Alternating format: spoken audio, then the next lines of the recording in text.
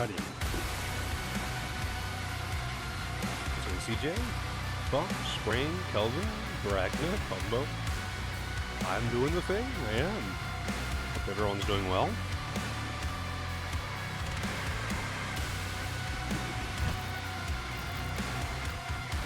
Only just got home not long ago.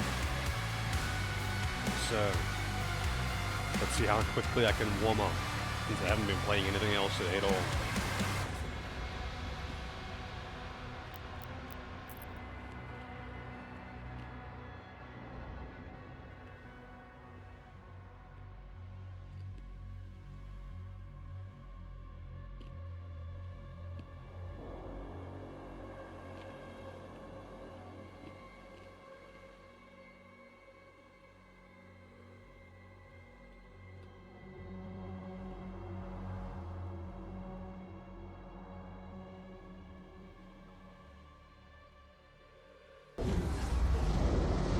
Alright.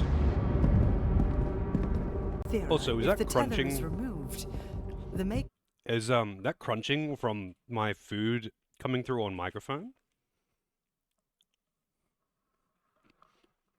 Because their directive was clear.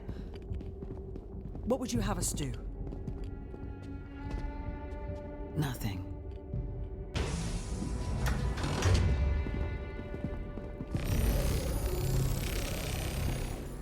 It can't be removed. We scanned it. It's wired to a detonator.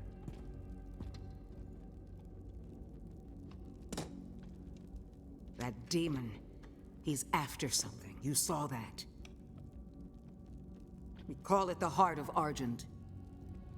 Anyone who wields it, they'd have the power of a god. Stronger than maybe even you. But the heart is incomplete. It's made up of 2 parts. The other half is a power source, and we don't know where it is. Valen's search party is still active. If he ever gets control of it, that much power in Hell's hands, none of us would survive.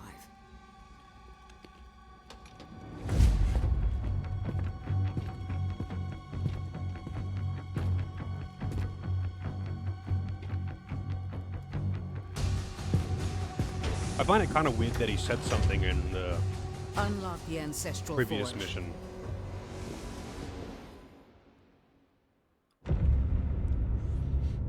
Oh, 1 second. Let me minimize this. People just call him Doom Guy because he never has a name. But I think in the comic or something, he had a name.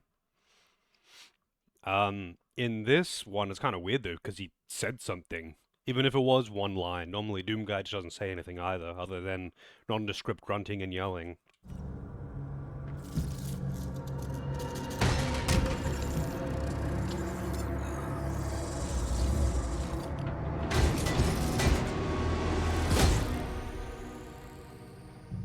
I ask only to be heard.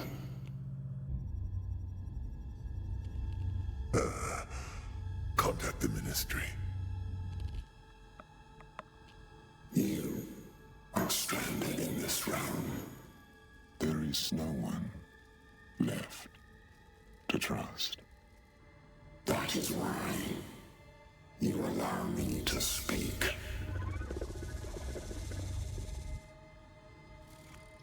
Help us.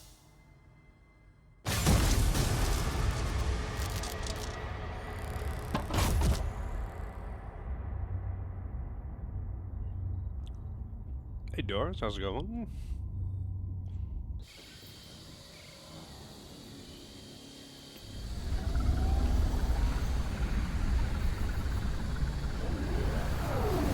Commander, he's on site.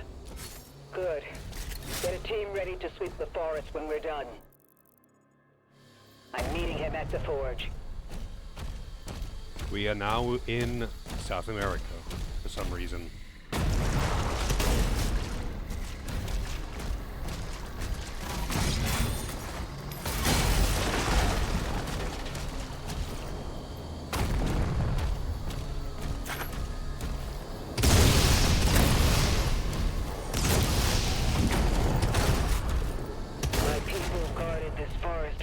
generations.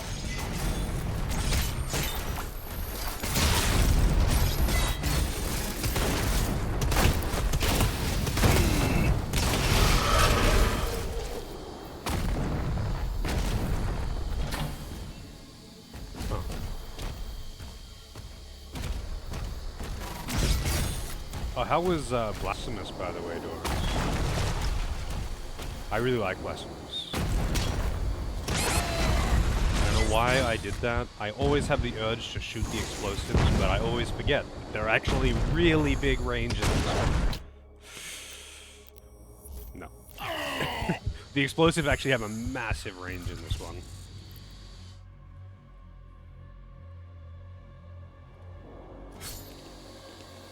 Commander, he's on site. Good. Get a team ready to sweep the forest when we're done. I'm meeting him at Nice. the forge. I don't remember the names of anyone in that game. But I do remember what everything looks like. My people guarded this forest for generations.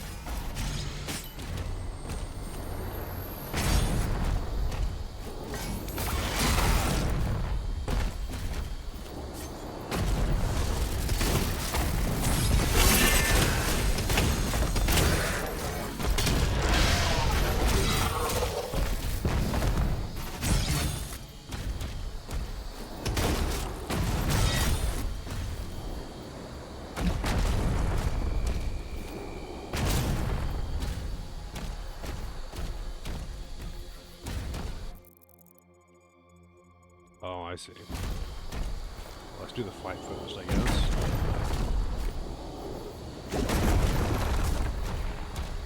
You'll Nope. need a key to continue through that gate. If they give me a full heal in the middle of a boss arena like that... Hey, can I not shoot them? What was that?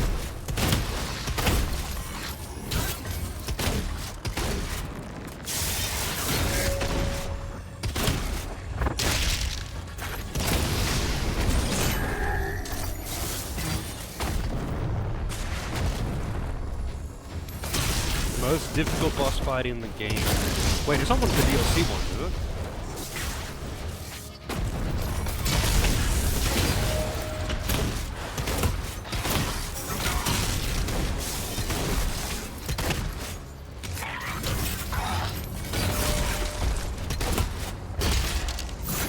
Yeah, because they did a free DLC, and I never actually got around to playing it.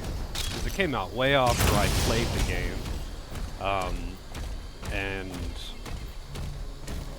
I kind of would have to replay the game to get good at it again. And I just kind of gave up. So I was like, I don't really feel like replaying the whole game just to do a few extra bosses like that.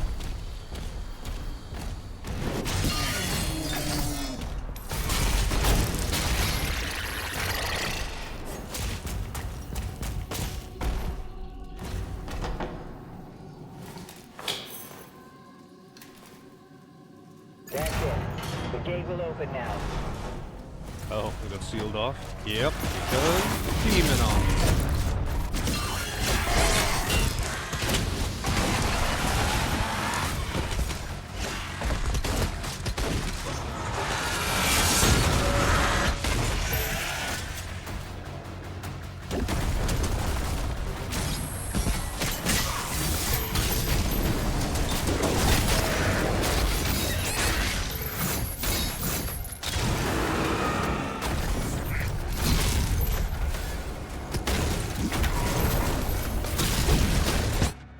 Whoa.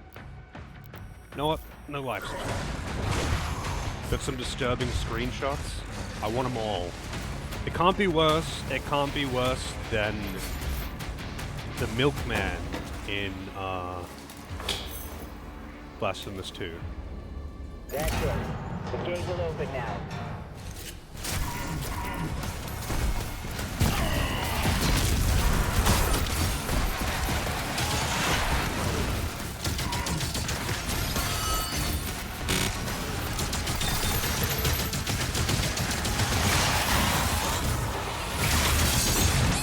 Whoa, I forgot how fast they are.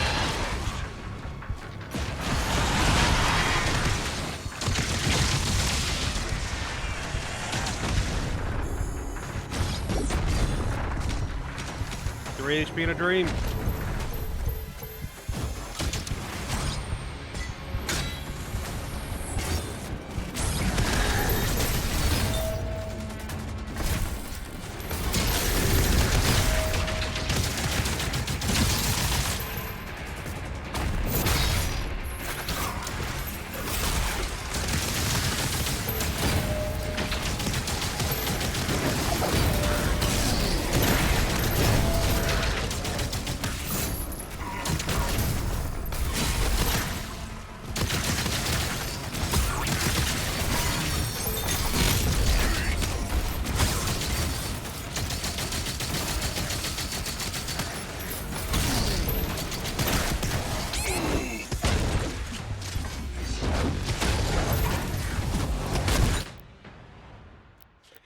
Fine.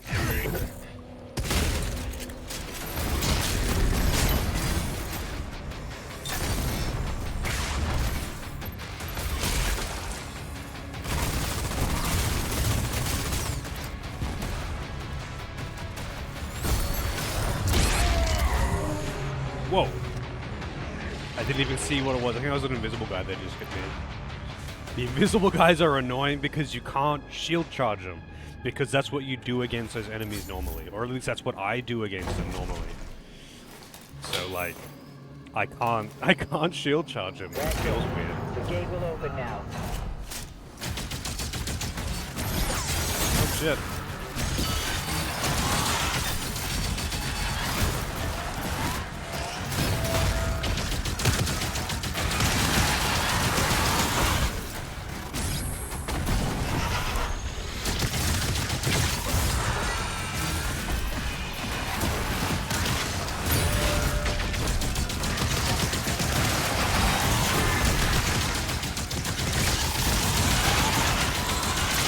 Fucking die already!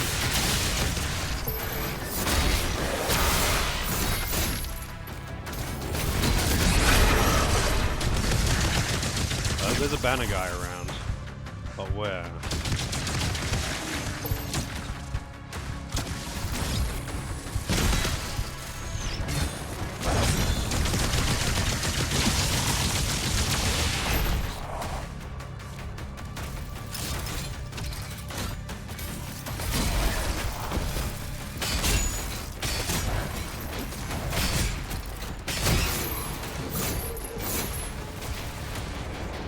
Oh, you're the banner guy.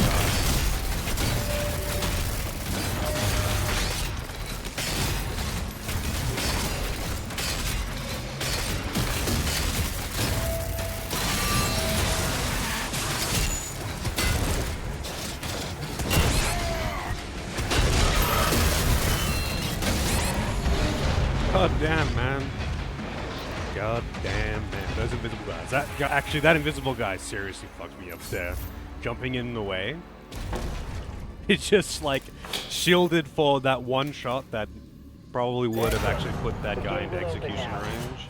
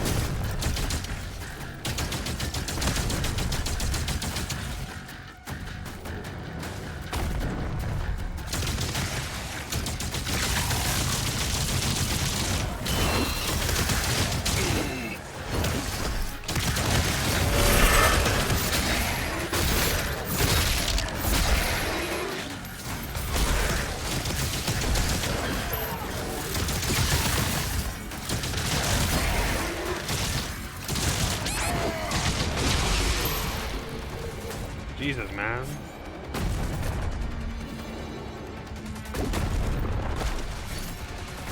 This game has a speed slider? Just to make the game faster in general?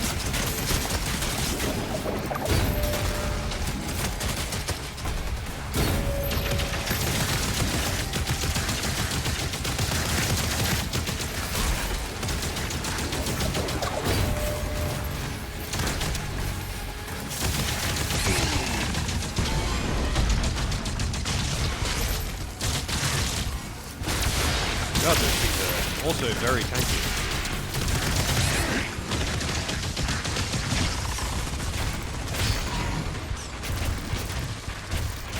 God, he's just got full range.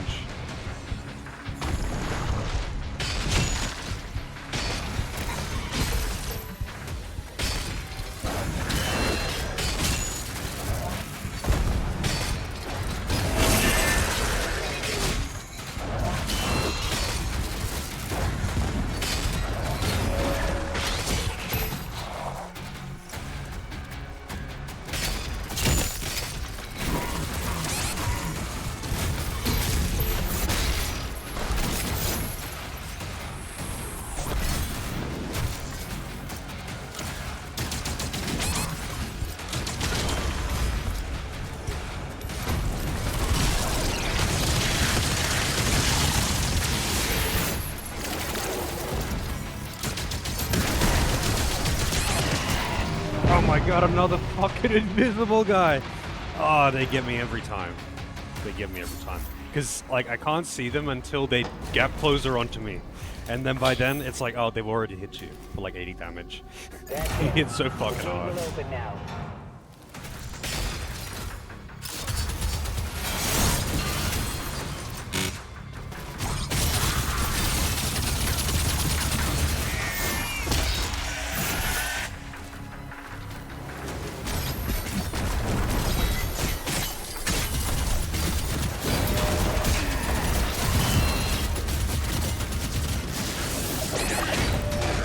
Can't parry everything at once.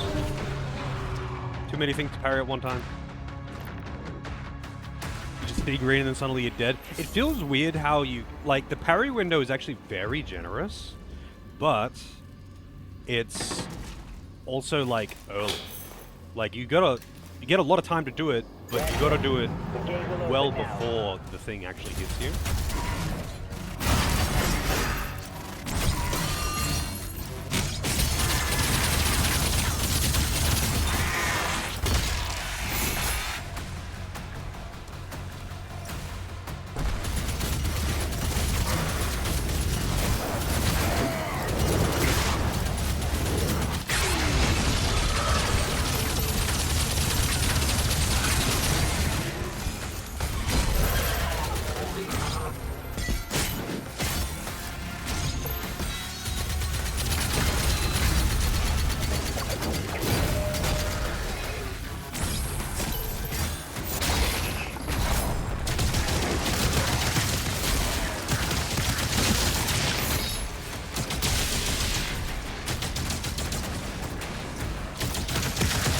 Wow, I just saw that guy spawn in.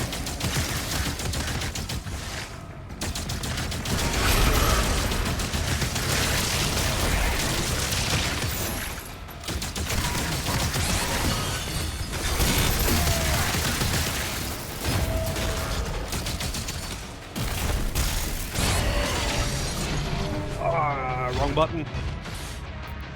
How to wipe sigils? Let's go to center. Yeah. I don't really like using the life sigils, to be honest. I kind of wish the checkpoint was after picking up this key, though, not gonna lie. That's it. The gate will open now.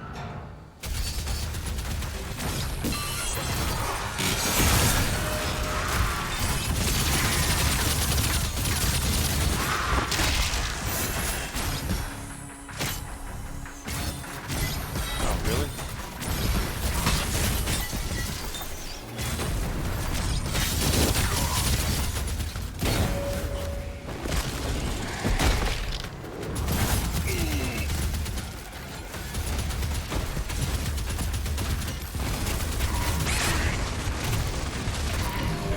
Motherfucker, I was trying to hit those explosive crates. The fucking brain machine things are actually really threatening in this one. Because they don't miss. If you're in line of sight, they're just The fucking gate will instant. open now. You have to just stop them from shooting you. Fine. But you know. I'm also shit.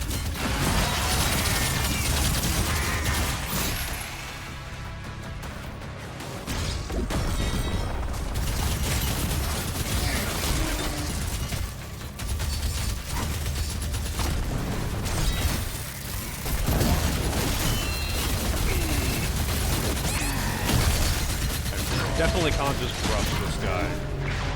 I need to take out those invisible guys before I can fight the banner guy. But I want to take out that banner guy as soon as I can. And I feel like a super slow approach probably isn't the right way to do this fight.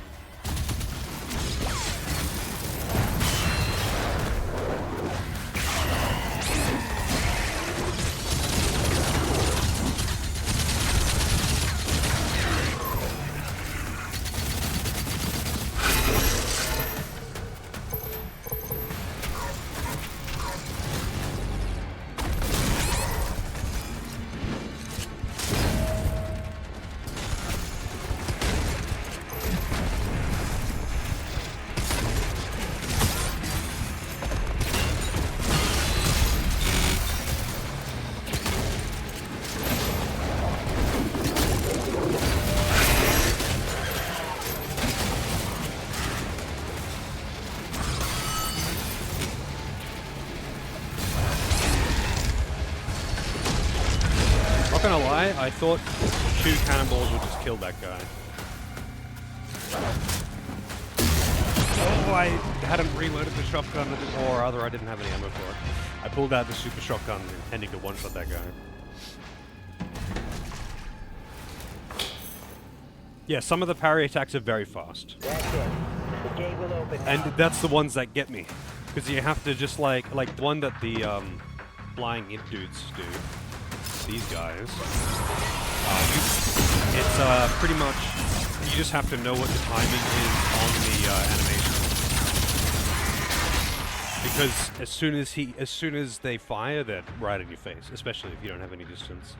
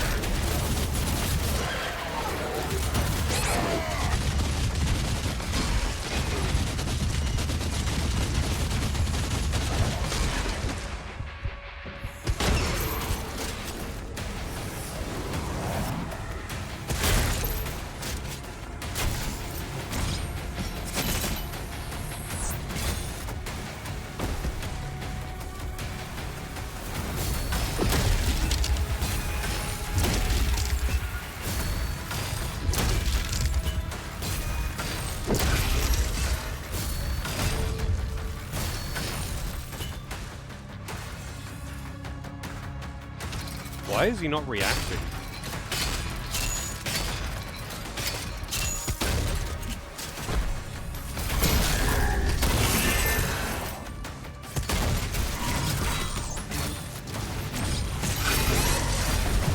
Fucking invisible guys blocking shots for non-invisible guys again, man.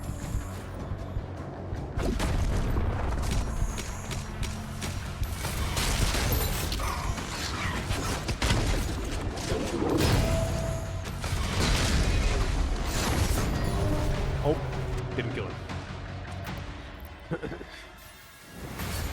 Actually, how far into the game are you now, Ragnar? That's it. The gate will open now.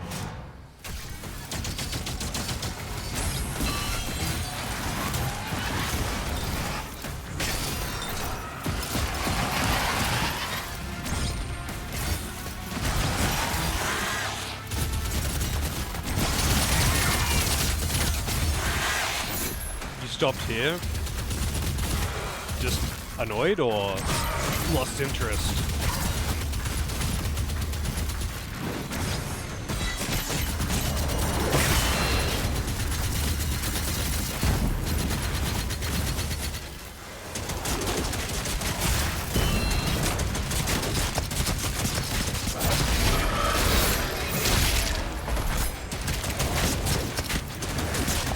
Oh, like you just stop playing for the day or whatever.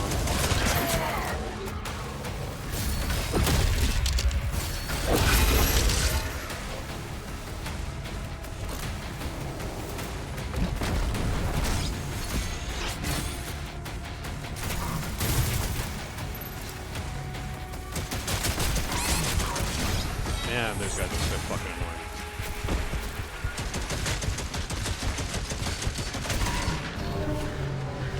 Anything with hit scan weapons is really annoying.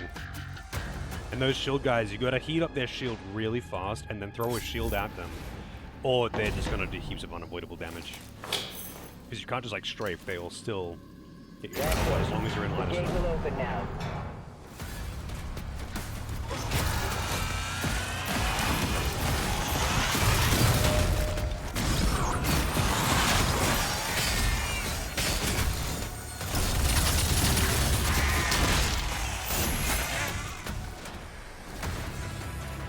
I feel like a slightly more measured approach to this is probably the solution though.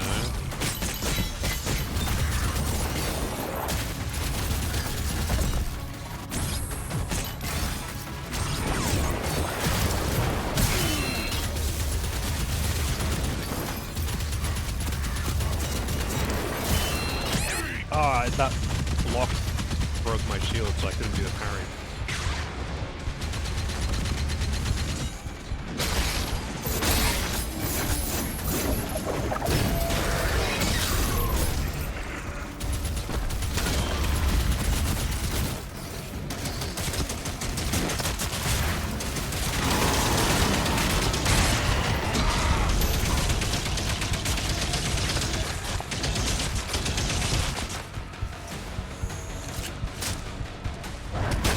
Oh, I thought Super Shotgun one-shot them too. God damn it.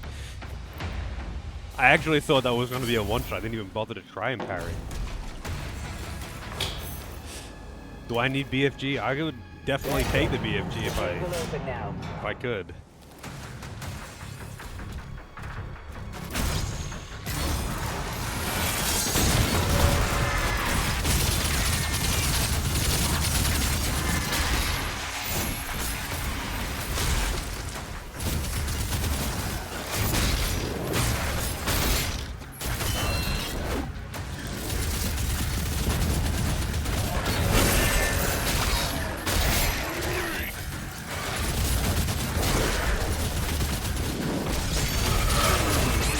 Whoa, there's another one?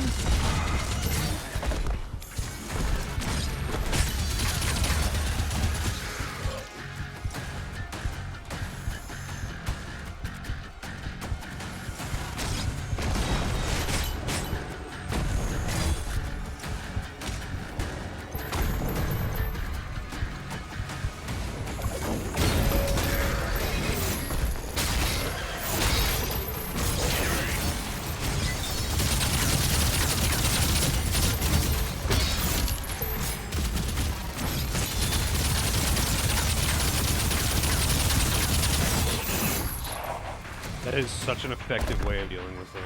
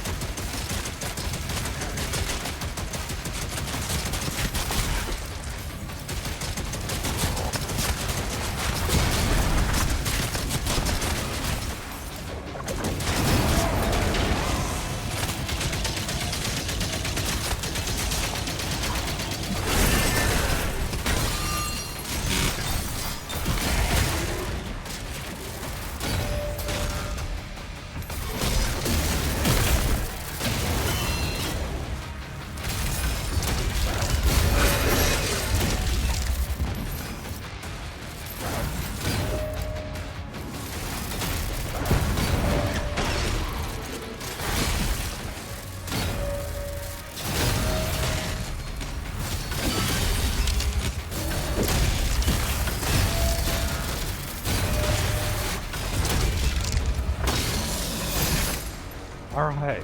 Fucking hell, man. Taking down the banner guy last just feels weird.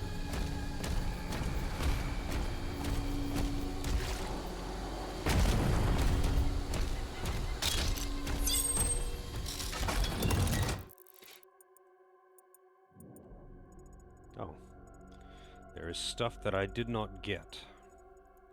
So how do I get up there? It's back where the yellow key was. I think that's how I'm going to get in there. Maybe there's a climbable wall in here or something.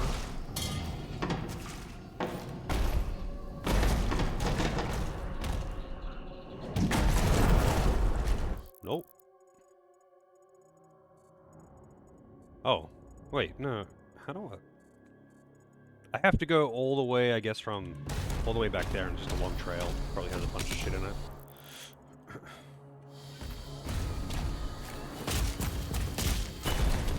Yeah, the fucking armored mancubus things are fucking annoying.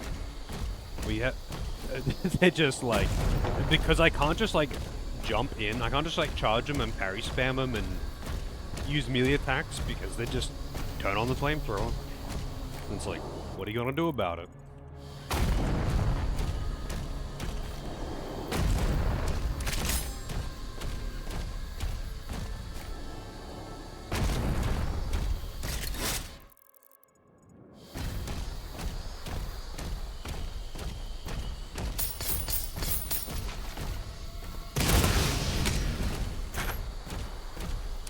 What the fuck he was doing there.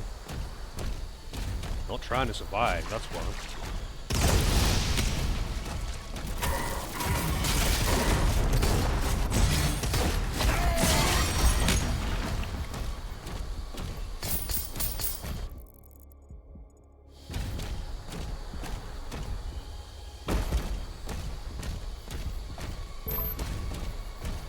I would like to be able to carry more ammo.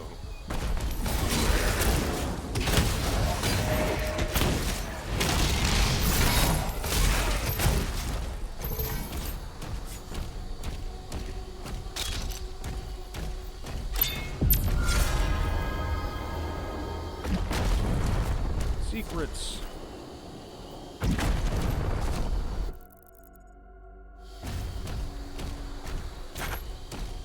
We lost hundreds when they took control of the mine.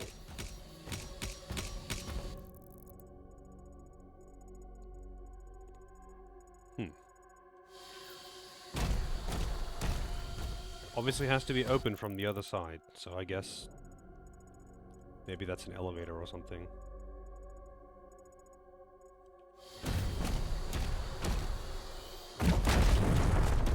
What damage when? Good question. That's right, I forgot that those guys don't actually get staggered by melee attacks. Whoa, something must have been behind me too.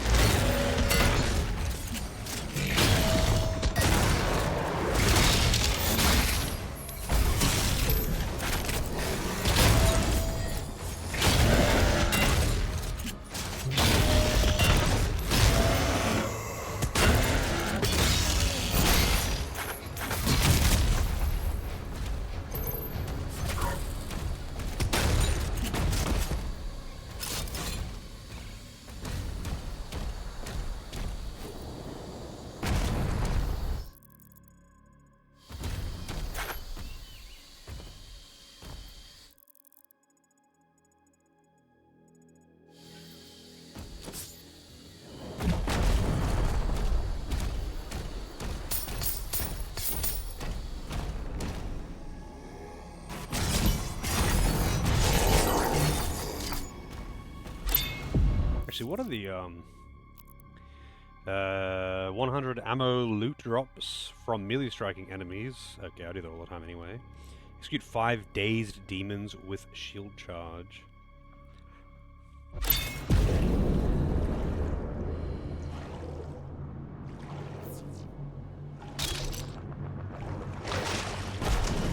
You know what though, Santo? To be honest, I'm not really a fan of the, like, huge buff type things. I like the, hidden full heals. Or, like, big armor or health things or whatever. But, like, quad damage is, like, so overkill and so big that it feels... I don't know. Just... excessive and rarely useful. Like, if you know exactly where it is and you can pop it at just the right time to be able to fuck up a particular wave of enemies or something, sure, great. But I never know where that is. I'm not fucking counting the enemies.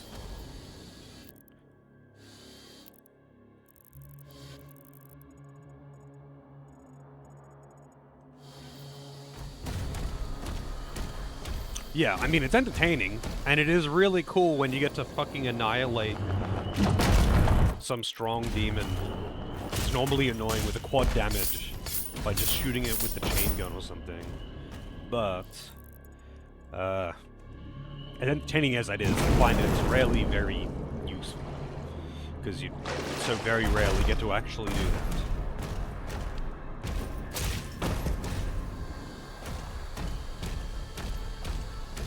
That being said, I like it being there. I don't know if this game has got them. I haven't found one yet, though. They weren't very common in Eternal. But I guess they aren't very common in general.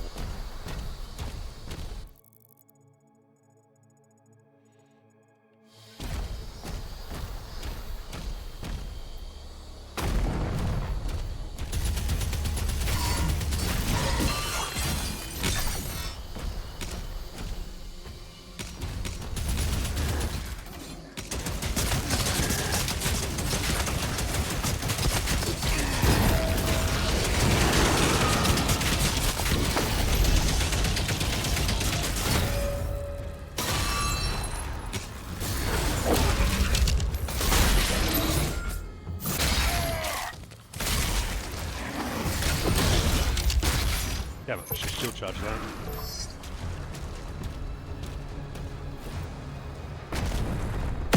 Whoa, I did not even see that.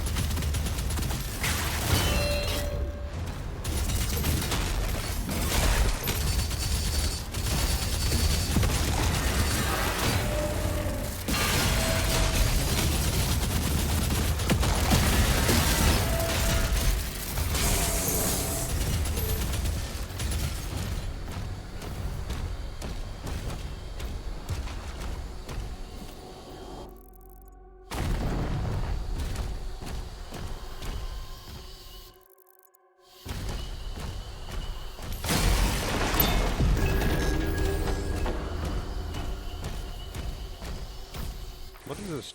God damn it. Oh, it's just a tiny little alcove with some armor in it. I like shit like that. I'd rather, like, if I'm gonna find a little alcove like that, I would rather find a full heal or something than a double damage. Just, like, every time I'd rather a heal. Because I'm shit and I get hit all the time.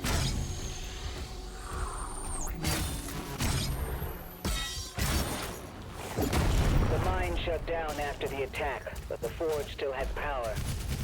The demons are drawn to it.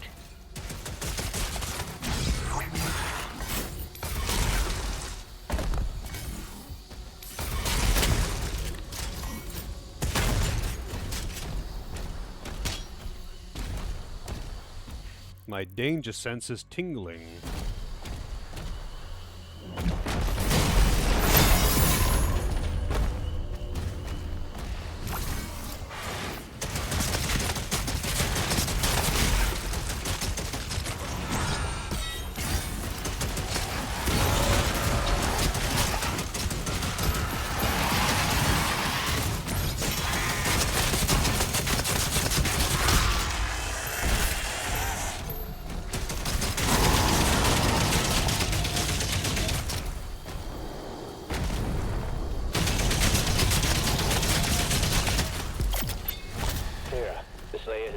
Cliffside Barracks. I really like that gun for mowing down weak enemies. Is it this one? No.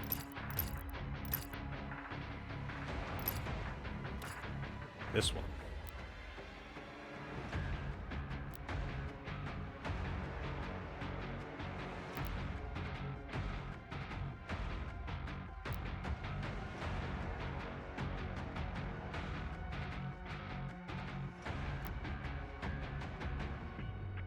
how many rubies do I have?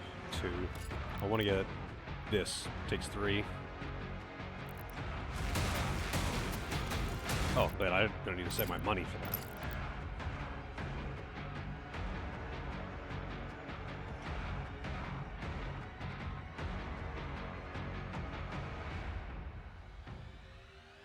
that. That's really specific, but okay.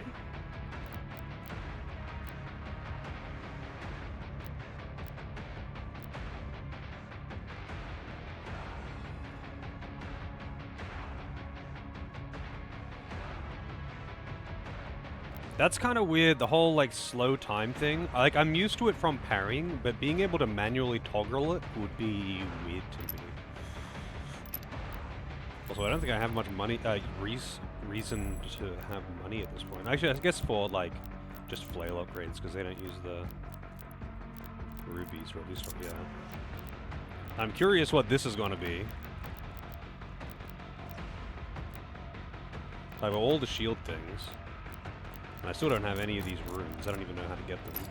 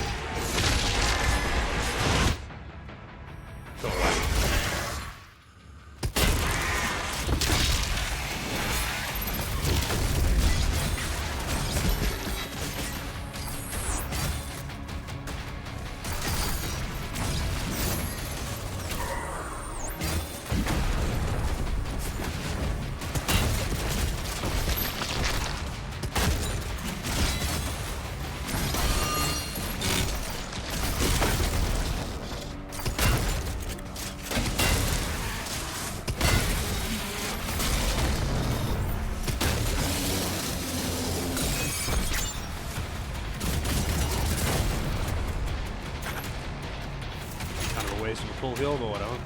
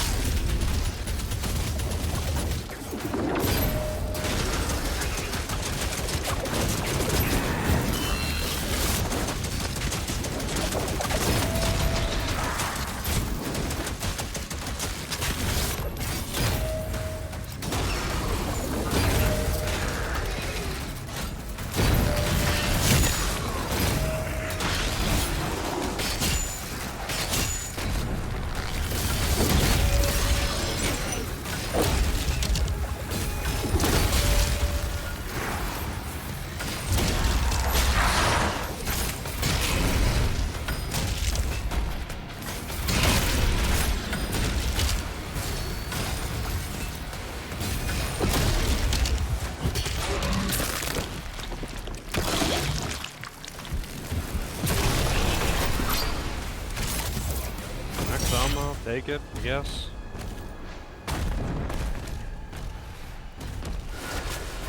cannons in the watchtower can clear a path.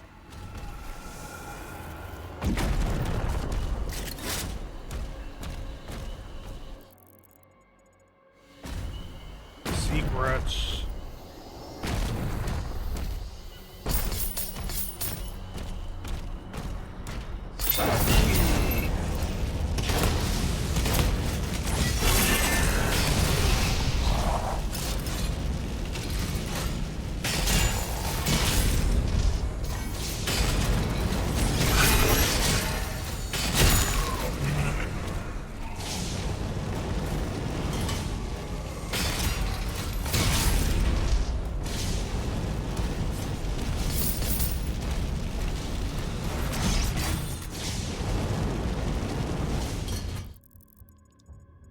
I wonder how I get into that.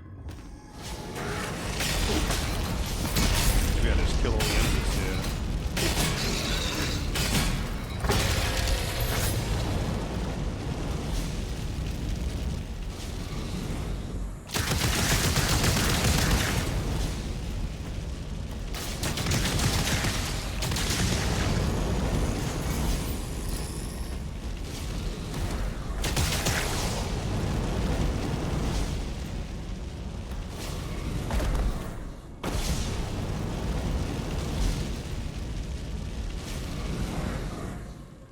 Well, clearly don't know how to open it here.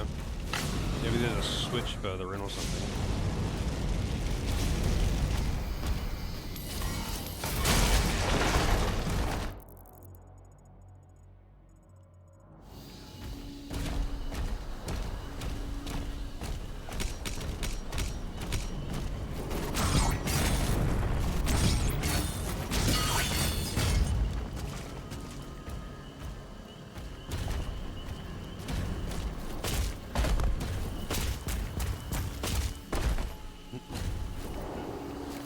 You would be pretty fucking cooked if you went in there. It would be so fucking hot in there. With all of those, like, flame jets going, like, just repeatedly, it would make that room an oven. Like, it really would. No. Oh well.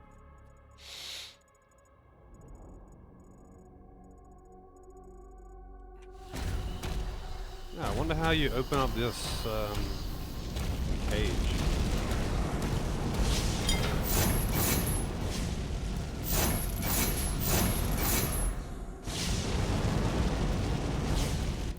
It isn't like connected to anywhere else. I can't see like something to break.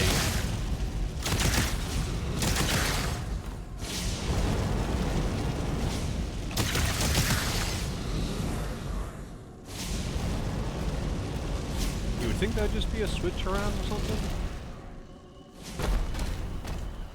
No idea.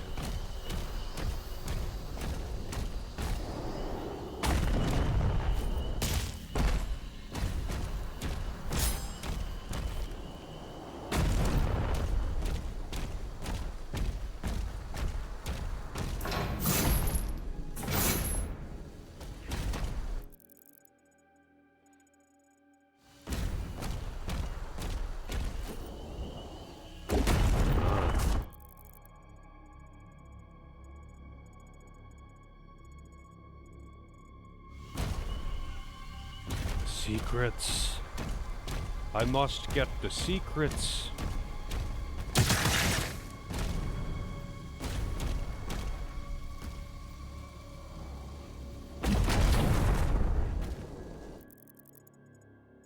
More secrets, all closed off. What the fuck? How do I get into any of these places?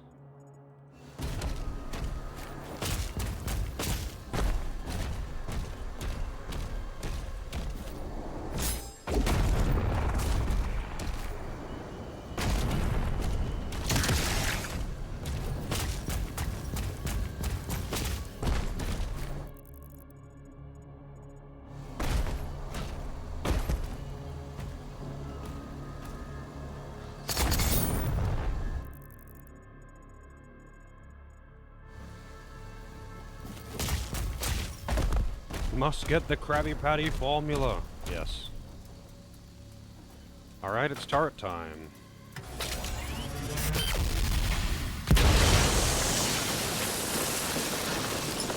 Or not, I guess.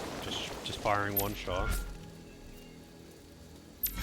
I prefer it when I can fight off a few waves of enemies with that gun, just because it's satisfying. So I need to get back up there.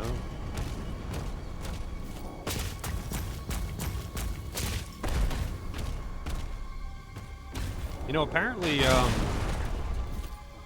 the voice that they used for Plankton was also considered for SpongeBob at first.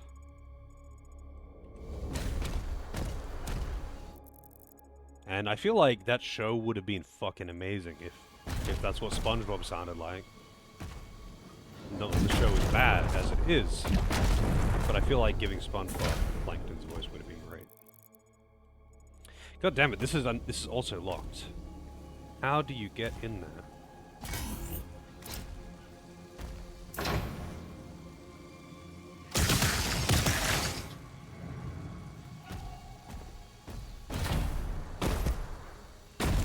Nope.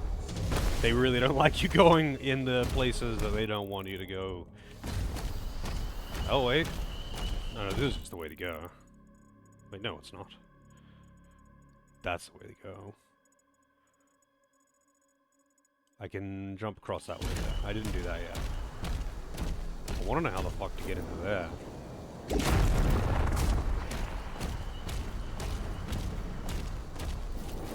Yeah, too bad I can't just phase through walls and shit.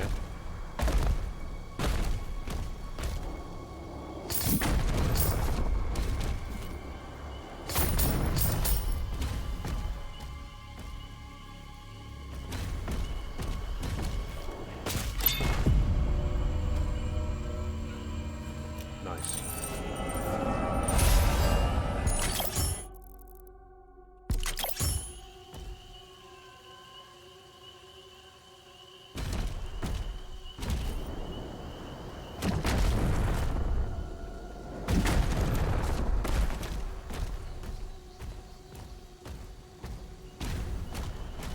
Must be something to open them around. Either open the gates or drop down from above. Maybe there's a hole I can drop into or something.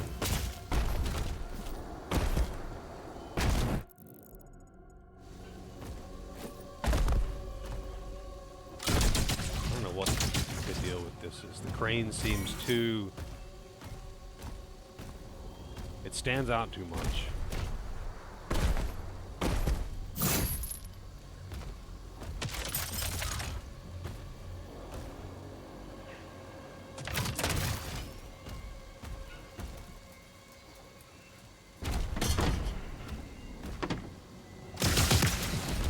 Any holes?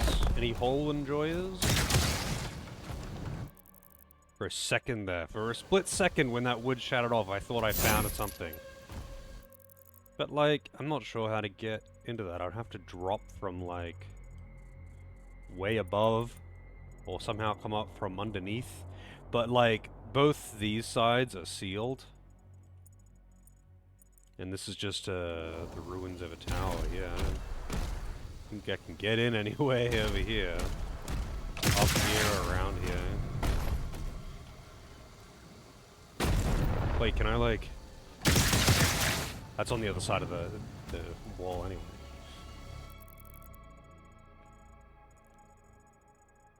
And that's locked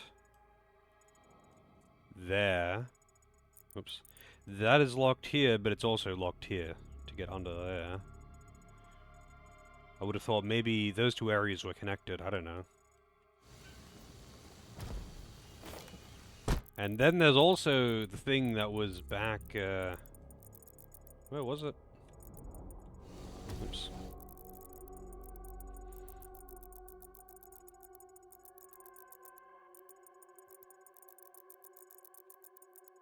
I can't even remember where it was now.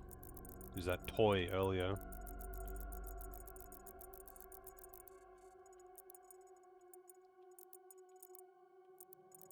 And I just left it in the cage. Oh well. You know what? Fuck it. I don't care about collectibles that much. I'll deal with that shit later. Otherwise, I will get way too sidetracked. This site is ancient. These mines were built to harvest the raw materials of the ancestral beasts. The forge is inside.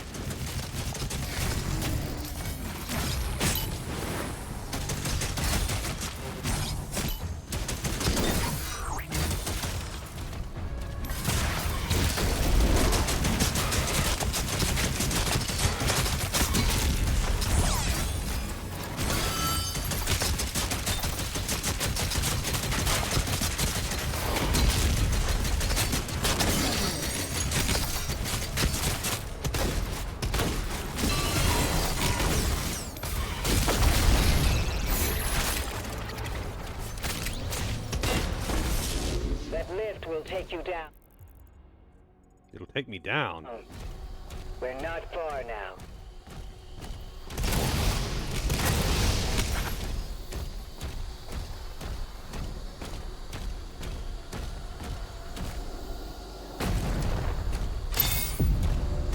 That's a secret? Alright.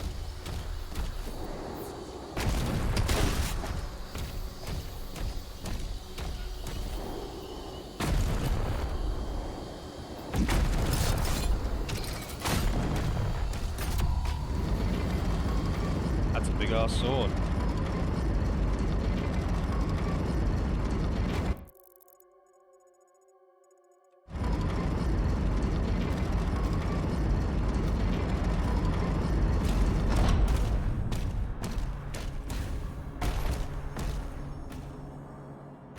I guess the lift won't take me back up.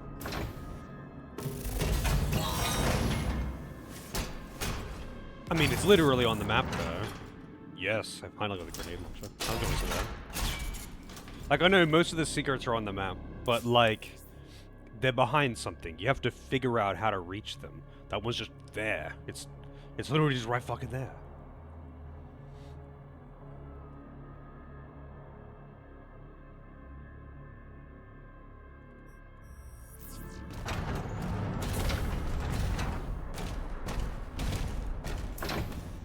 No Gep gun. I mean, I really like grenade launches specifically, so I'm okay with You this. can enhance your weapons inside the forge.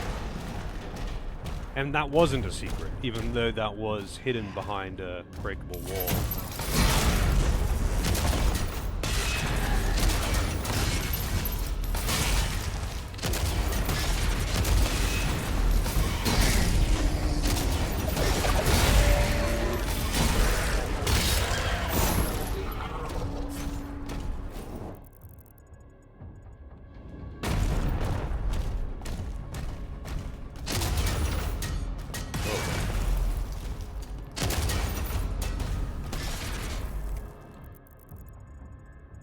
Oh, I see.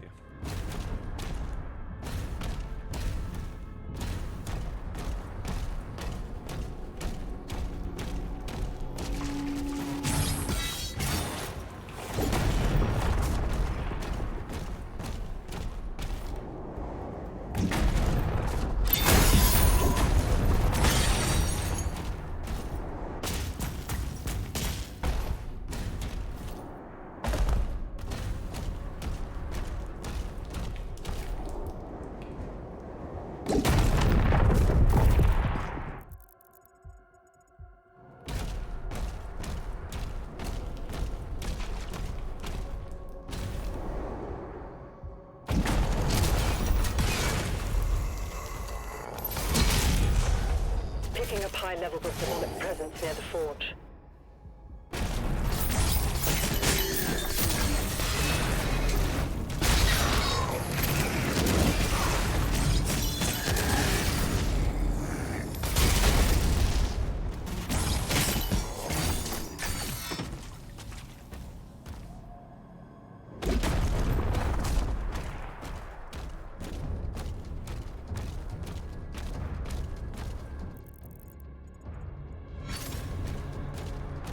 Another one. I should have just turned around. I should expect it every time. And that one wasn't a secret. But it was the exact same thing. It was just there. It's on the map. It's just underneath the ledge that you drop down from.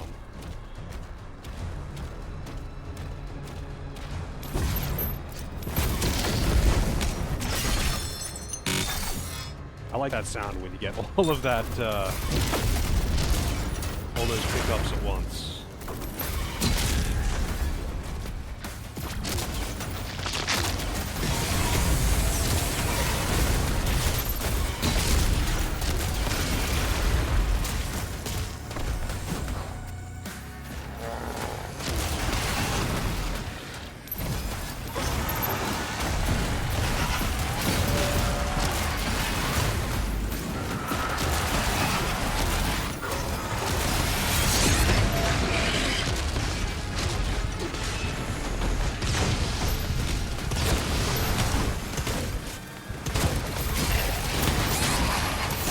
God, I hate those revenants.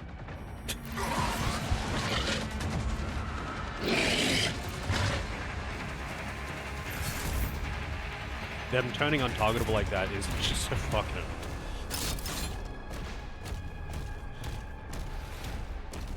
And you have to deflect, you have to parry their projectiles, but the projectiles are always mixed with unparryable projectiles.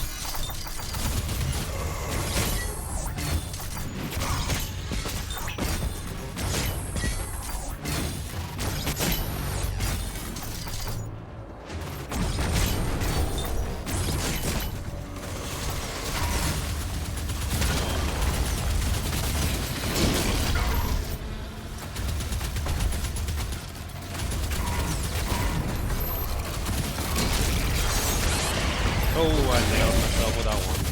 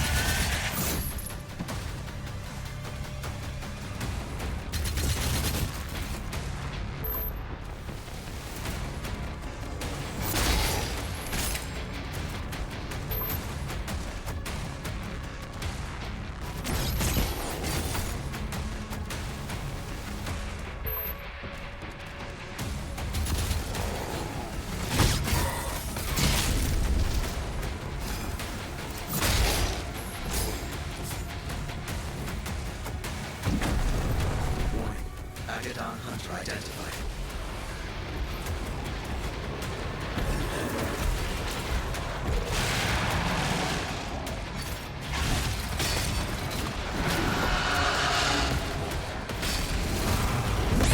Whoa, yeah, that's way faster than I expected.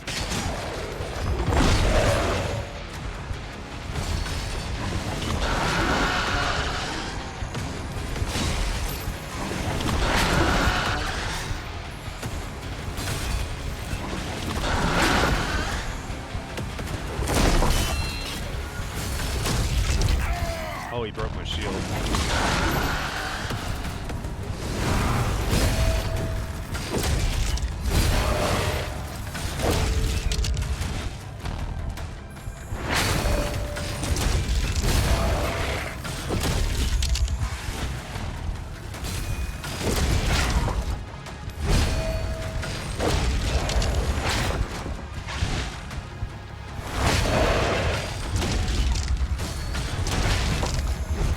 Oh!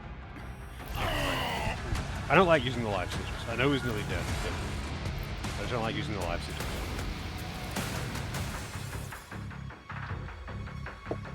Warning. Agaddon Hunter identified.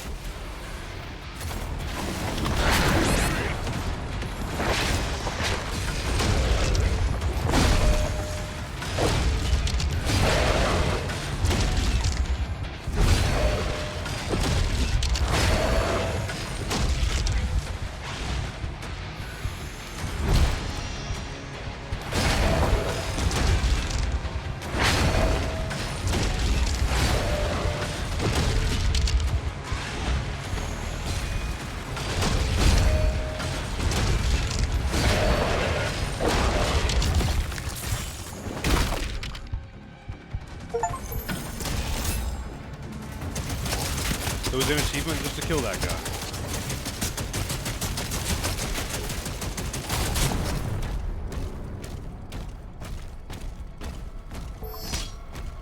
I kind of like the enemies that you just have to just fight in close range and parry them constantly. It's kind of just fun to fight. Parrying isn't exactly super hard in this game, but it still feels satisfying and I don't know, it's just fun to fight things in melee range, I guess. Especially with a shotgun.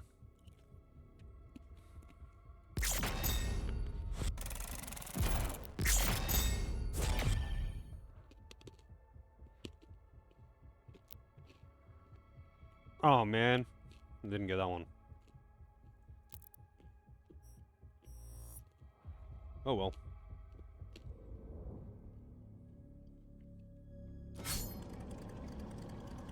Wow. The mine No is cutscene. open.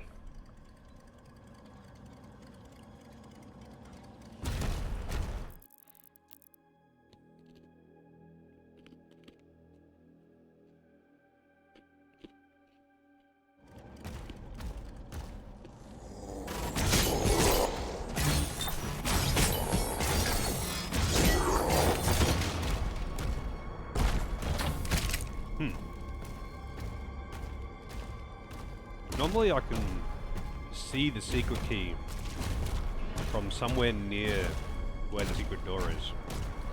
That heart powers the forge.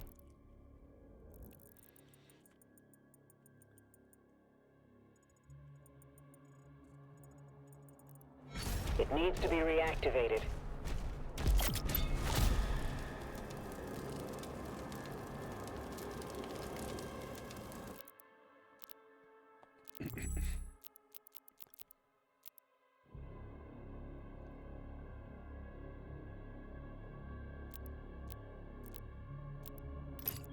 Alright.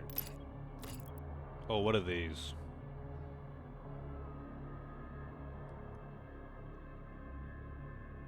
Every third. It's kind of weird. That's really good. Just to, like, make it even more rewarding to shoot things with... Like, they really want you to use the shield sword to stun enemies, and it is extremely effective.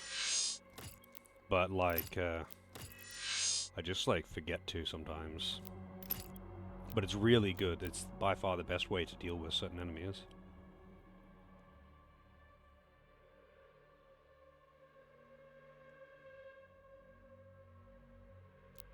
Also, that one is really good too.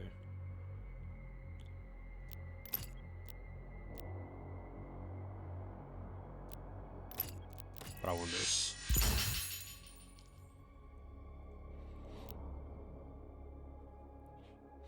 Hey Celine, how's it going? I definitely want that one, but I haven't even seen one of those currencies. Not yet.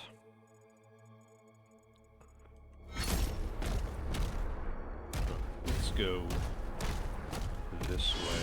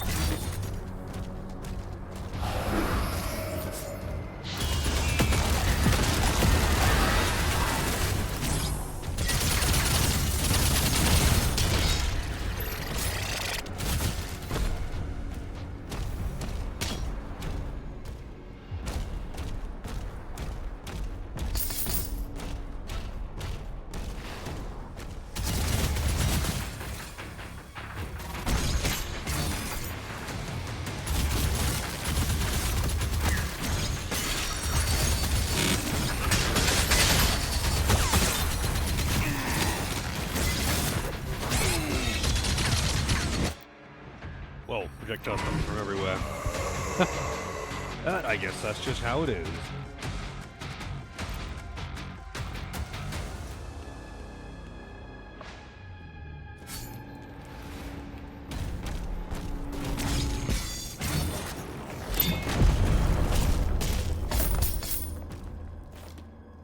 God damn it. I wasn't sprinting.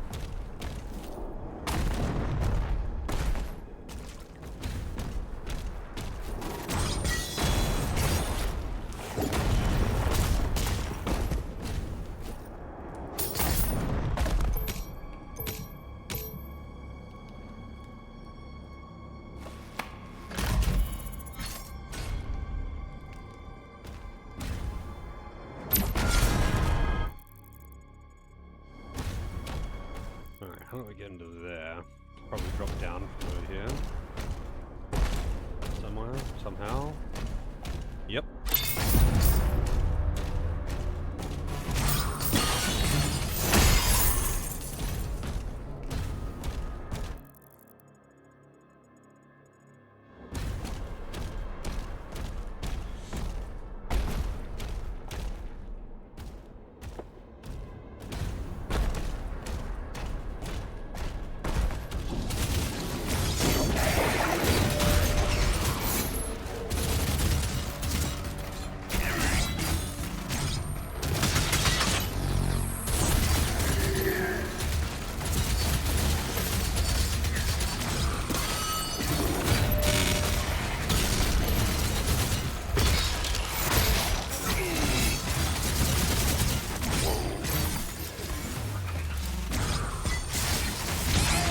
Damn, he actually hit me at that range?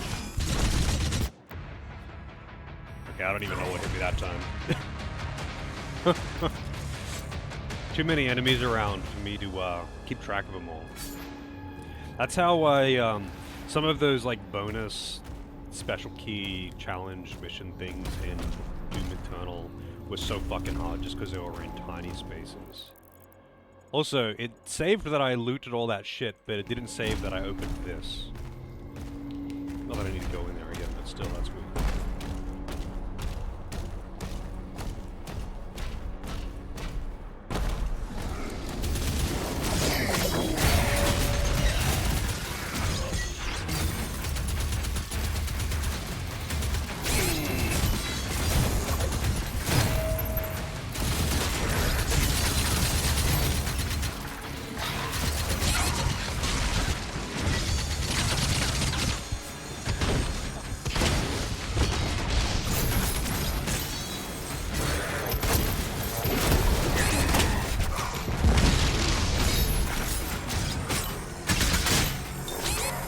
Wait, what the fuck? You just spawned in on top of me?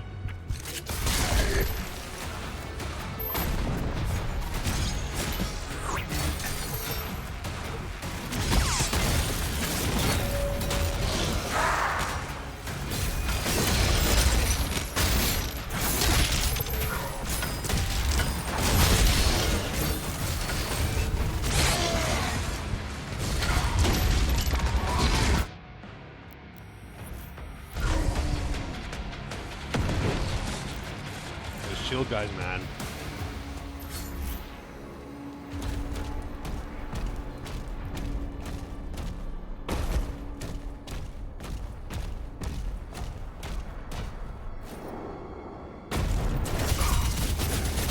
Oh, really? Is that a thing in Doom 1 and 2? I mean, I've played Doom 1, but I might have played Doom 2, but I still remember that feature, to be honest.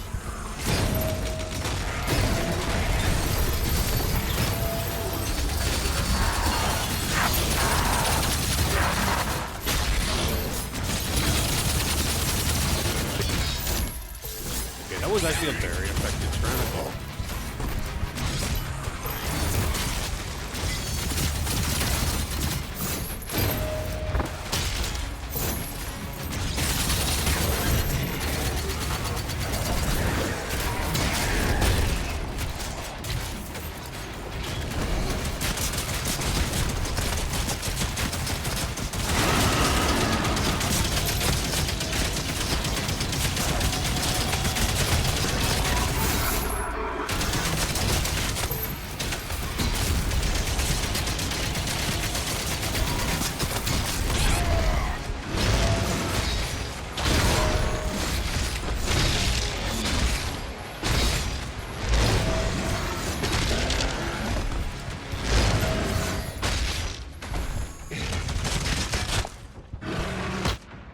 That wasn't a parry.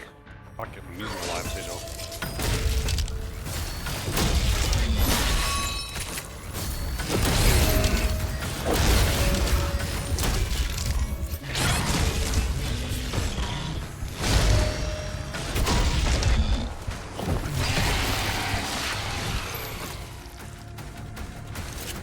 Yeah, there is a lot going on here.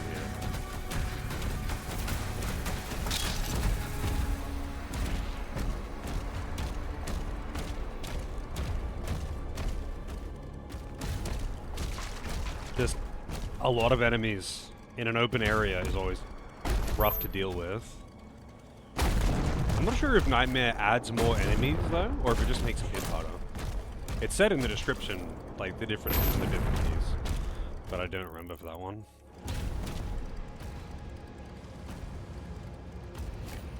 Oh god. I probably don't even have to jump around that way. Oh wow, it just put me down here anyway.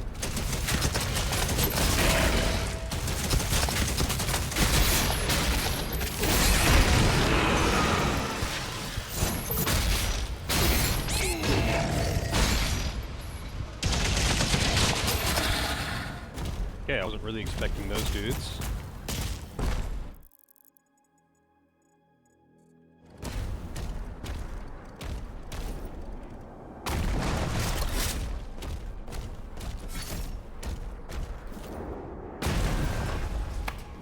I really appreciate that rather than having, like, they've used each weapon slot twice rather than just, like, using more weapon slots. Power activated. 2 more switches left. Like, the shotgun and the super shotgun are on one, but you can alternate between them, rather than putting this, you know, the super shotgun on 2 and the regular shotgun on 1. Just because I don't like pressing the buttons beyond 6 on the keyboard, because it's awkward. I have to move my hand. And that's not really what I want to do if I want to switch to a... Obviously I could use the wheel, but I don't really like using the wheel. I would rather use the numbered buttons. It is a small quality of life thing that I wish more games had.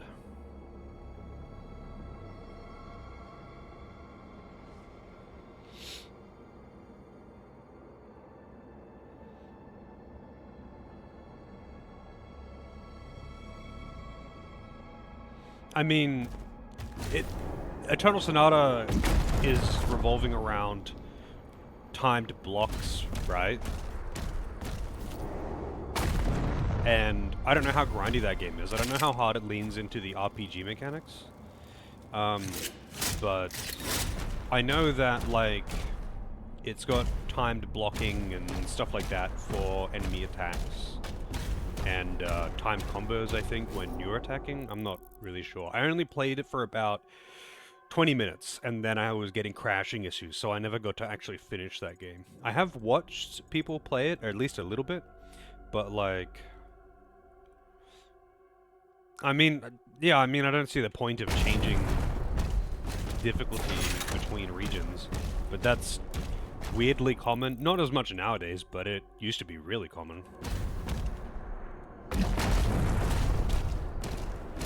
I wouldn't call, like, that bullshit design that they would raise the numbers. I think that's just stupid if they're doing that between versions. But, I guess that's on the publisher, right?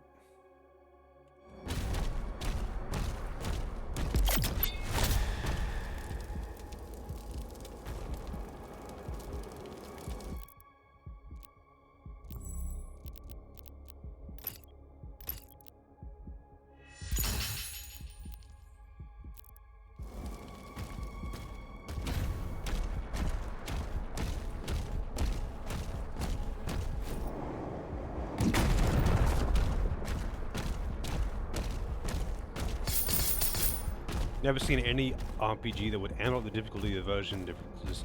I mean, that's... So many games do that. So many games have done that, rather. When releasing to NA versus the JP release.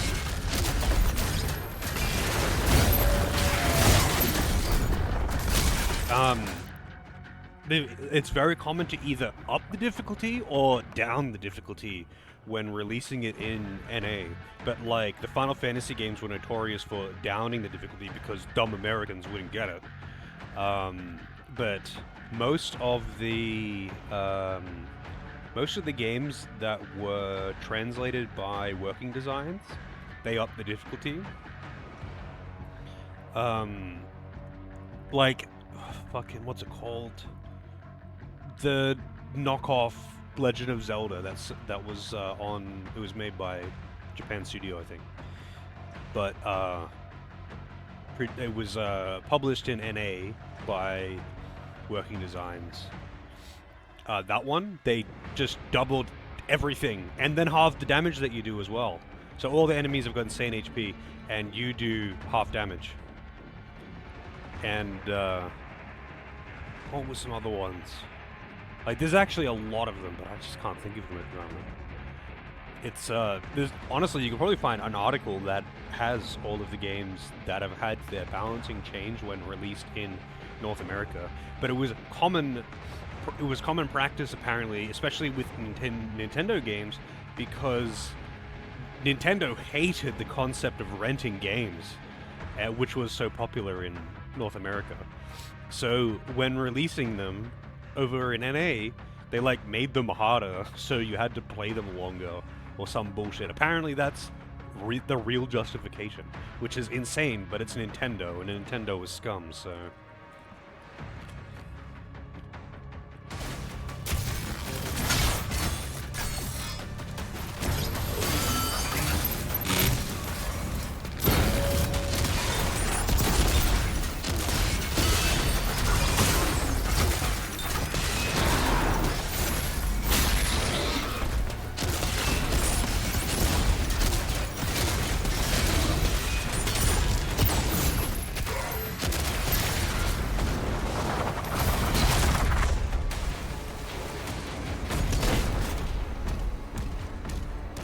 Yeah, I mean, it's just...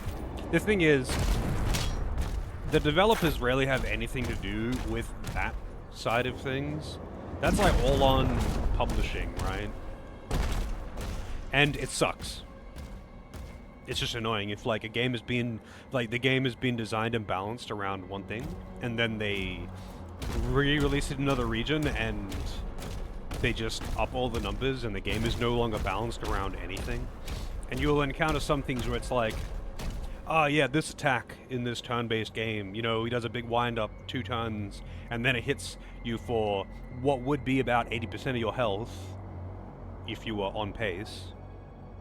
But because they just doubled the numbers, now it kills you, and you have to you either have to grind more, or you have to find some way to reduce it, which in the most cases of old RPGs, there was no way to reduce it. You just had to ground.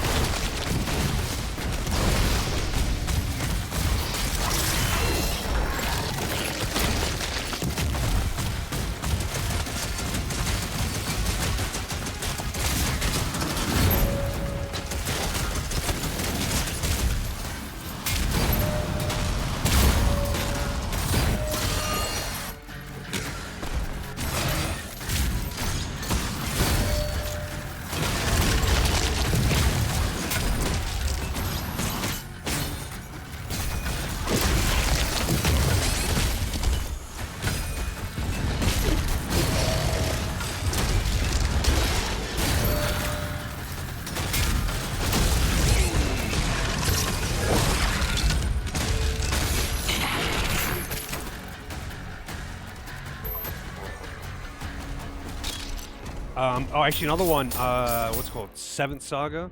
The NA version, everything's just doubled. It's infinitely more grindy, and the numbers are massive.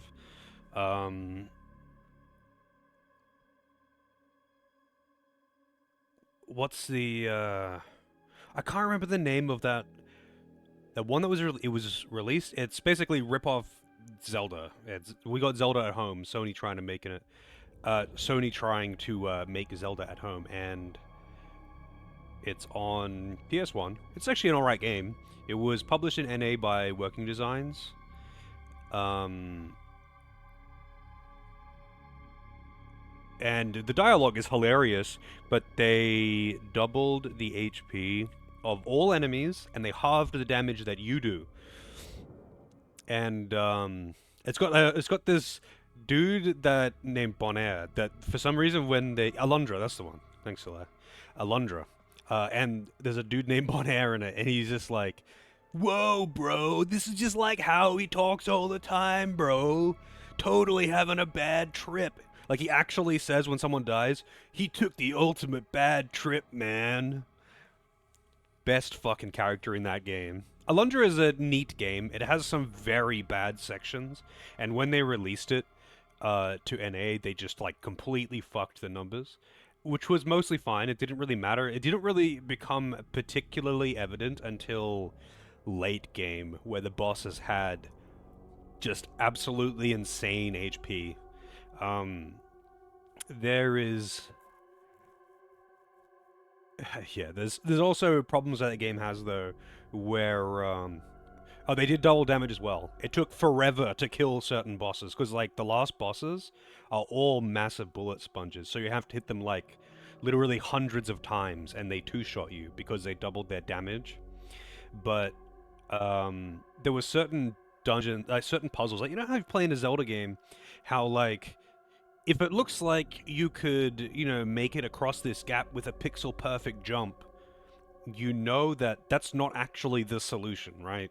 There's another way. There'll be a block you can move or something that you can climb up. You don't have to do the pixel-perfect jump. You might be able to do that and, like, cheese it, but that's never the solution, right? But in Alundra, 95% of the time, that is not the solution. But a handful of times, it is the solution. You really do just have to make that really, really tight jump. It doesn't look like it's the solution, but because of that, it makes you question every single puzzle. Because you might think, oh, surely it isn't asking me to do that pixel-perfect bomb jump off the corner of this platform to land over on that other pillar.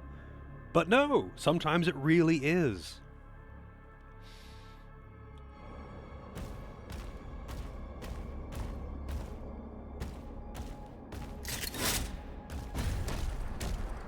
Yeah, it was common. It was pretty common to have that kind of bullshit.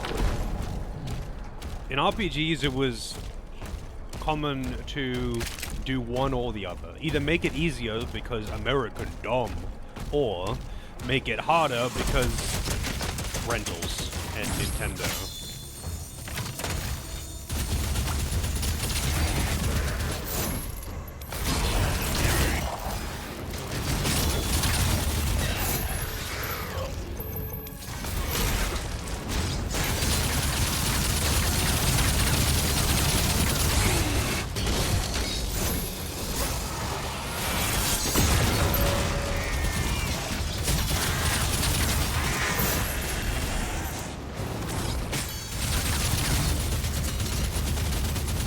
Died way too fast. Yeah, I mean, I don't know shit about Eternal Sonata. I know a few people who have played it and liked it and were disappointed when I couldn't play it because it has crashing issues. I tried to emulate it. It has crashing issues. Every load screen was like a 50% chance of just crashing. And it was RNG literally killing the game. But I wanted to play that one. It looked pretty fun. Like, I've watched a bit of Lar playing it, because she's the one that wanted me to play it. And I watched a bit of her playing it, and it looks fun. And I played around with it for a while, so I do like the combat tutorial and a few battles and whatnot. And it seemed fun. Like, it may be super anime cringe, but, like, it did seem like a legitimately fun game. But I just never got to play it. Yeah, on the original hardware you wouldn't have any issues with, like, crashing or something. But it's a game that's locked to PS3, so I can't buy a digital copy of it or something. Yeah, I remember, like, Blah was saying the game was quite easy. So, but, I don't know, maybe she just has high expectations of me.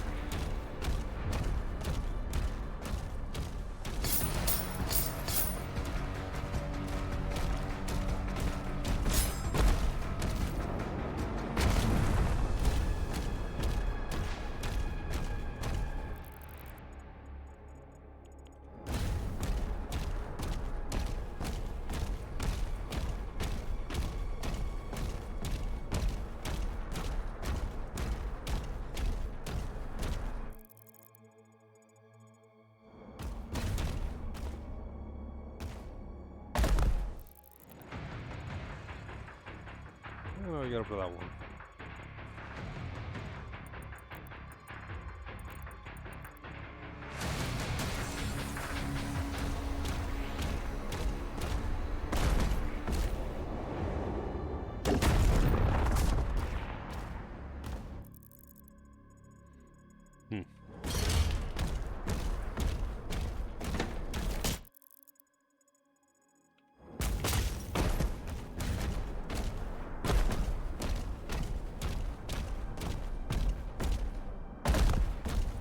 Like, this is only what the secrets are like. It's like figuring out how to actually get to them. That's why it's weird when it's like, oh yeah, it's just behind you when you jump down off this ledge. It's just sitting there. And then it's like, secret unlocked! But it isn't always like that. Like, most of the time it isn't like that. It just sometimes is. I guess if they just wanted to have more secrets in a level and couldn't find anywhere to put them. But it's just kind of odd. Oh, I guess from over there, but how do I get up there? I guess from there I jump over that way, and I'm gonna get them all, like, at the same time. Maybe it's just a matter of getting used to the parry and block timings or whatever. I really can't comment the difficulty of the Tunnel Sonata, just because I played it.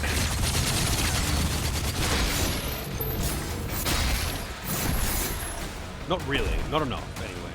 As much as I wanted to.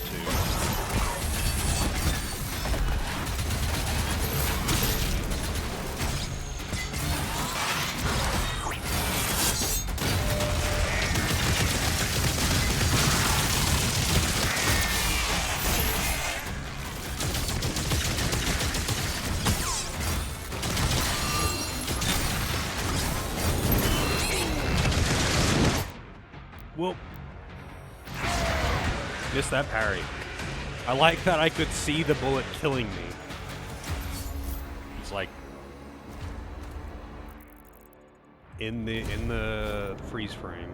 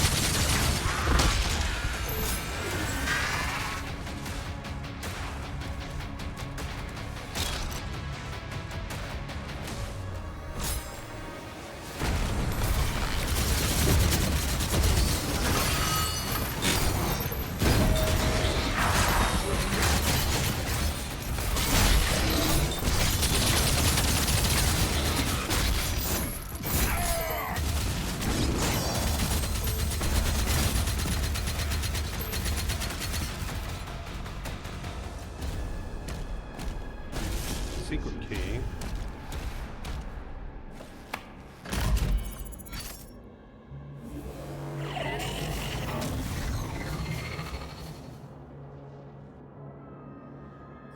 Almost finished. One more switch.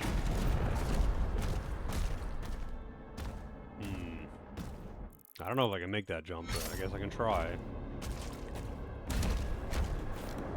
Oh, that's not even close. I don't have the secret key, though. God damn it! Where is the secret key? You can, like, see roughly where that shit is, because they give off an aura. But, like, or rather, it has, like, a fucking Batman symbol in the sky. But I haven't seen one.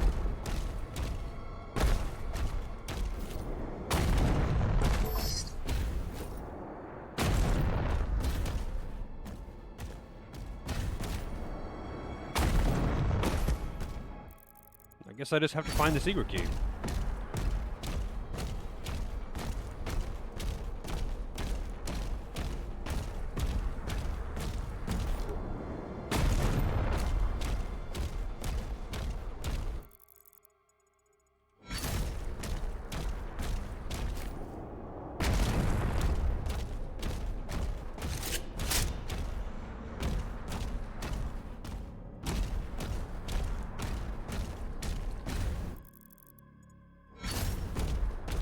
Oh shit, that's one of that tier 3 currency.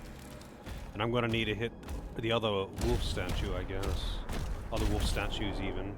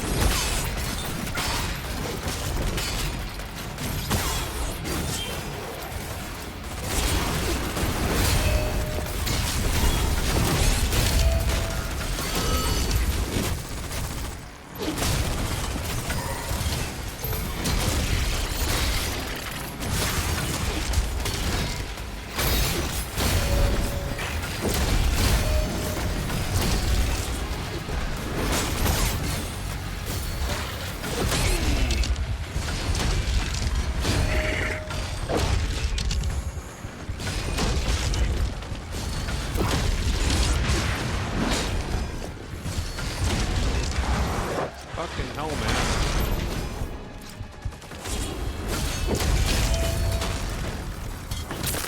Oh. Stop breathing for a second, man.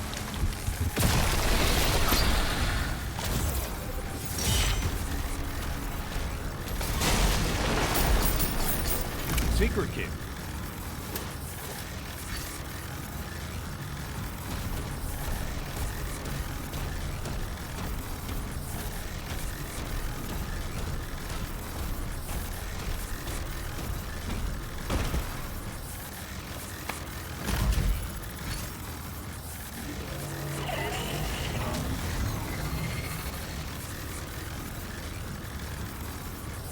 The heart has been primed.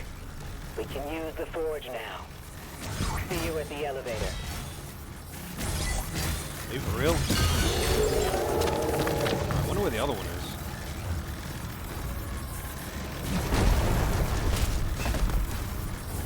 I wonder if they also have some kind of proximity rule.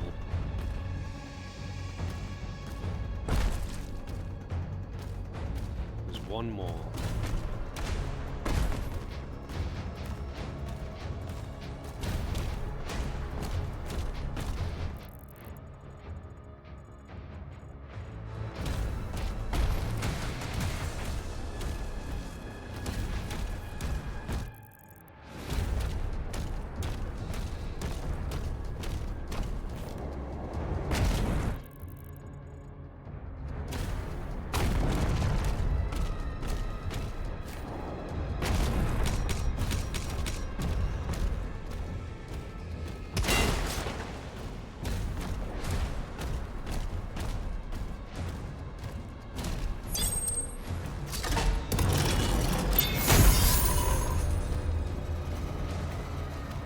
really feel like I gotta be on the lookout for these fucking wolves. Oh. On the other side of that. So I don't think it's a proximity thing then. That thing's fucking ages away.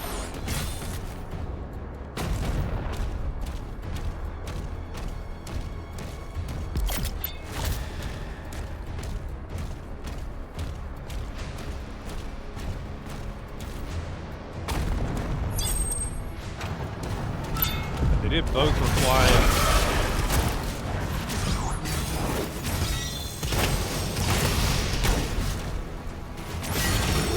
Not expecting that guy at all. I mean, calculated.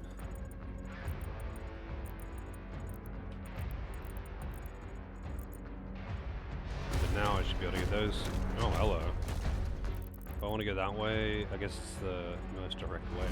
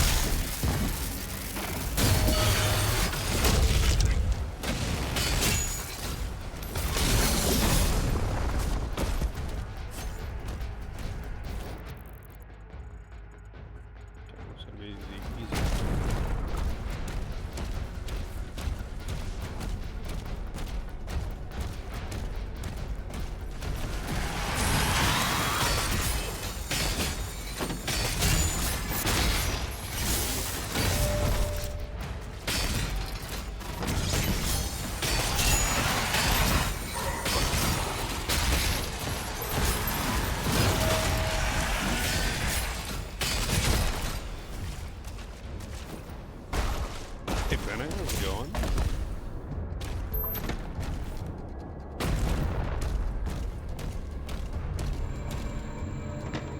I haven't got one of these before. Wraith Stone. Alright, so I guess that one's just a path I have to take. First time I've found one of those things though. So I can unlock like a final tier upgrade for one of my weapons. I wonder if different weapons like actually have more expensive final upgrades when it comes to those Wraith Stones though.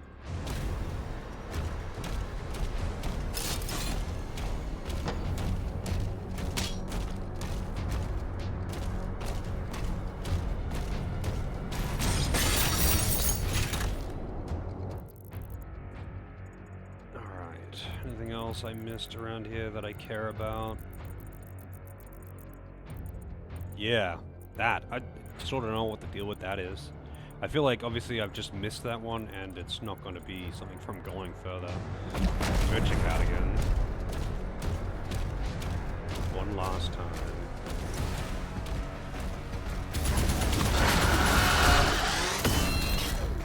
Damn, that just instantly breaks the shield. Just like that.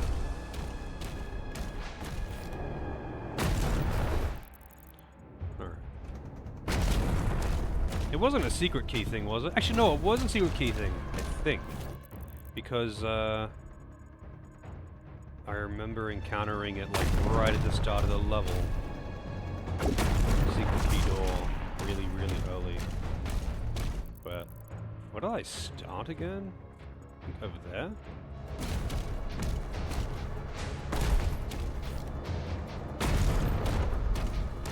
Oh, so I didn't want to reveal the map. In case there's any gold lying around. Gold!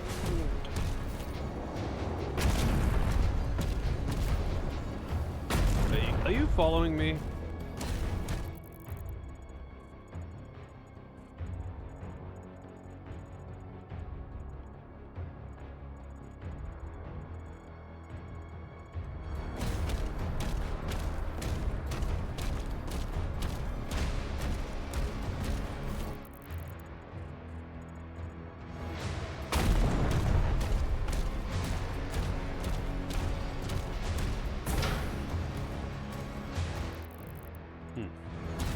One that was a secret key door like really early in the level.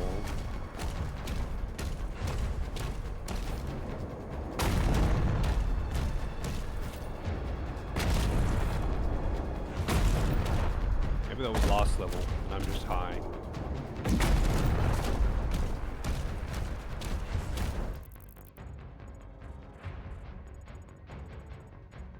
Oops. That's wrong. There we go.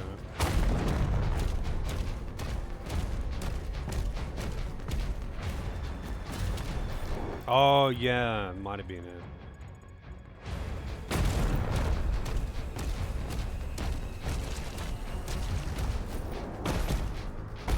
This one I'm unsure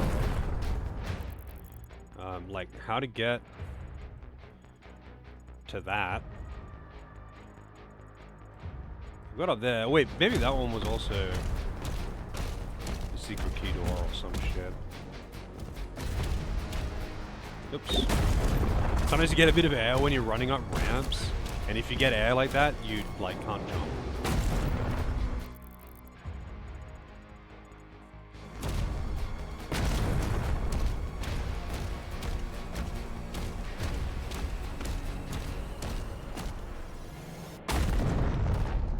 Okay, where I get up over here. Do I just go this way? Wait, no. It's this way. That's right, you jump across this ledge, and it was a secret key. I was like, why did I stop there and not get everything else? Oh shit! No, I wasn't sprinting. Tapped the button too late, and I tried to recover, but too late.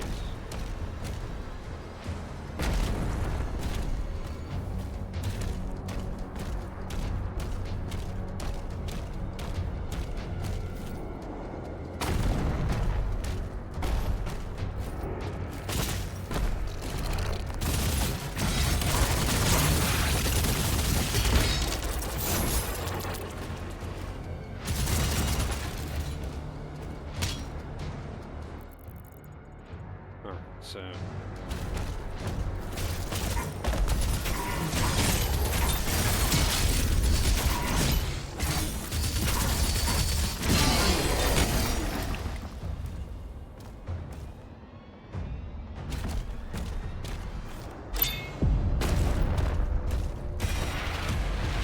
toy.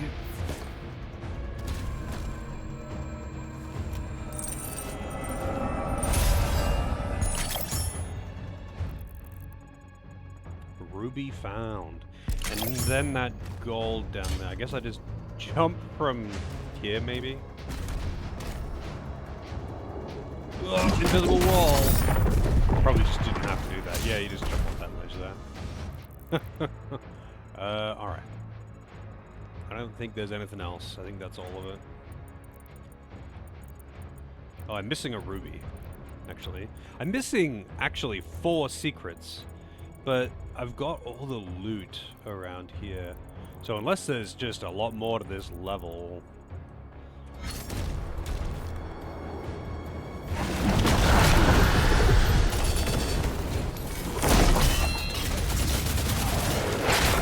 Oh, put the shield.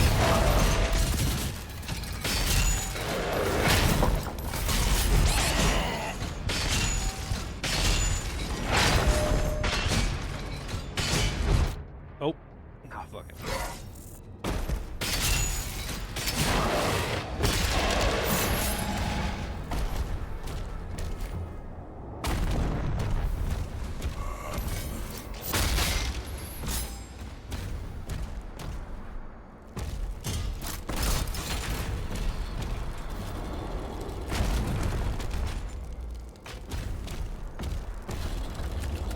No, motherfucker.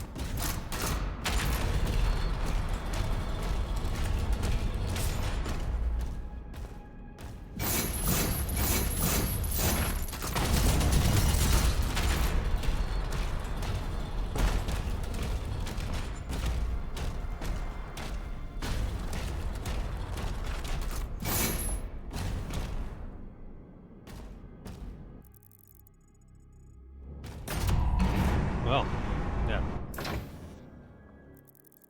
Oh, there's more stuff down here. Okay.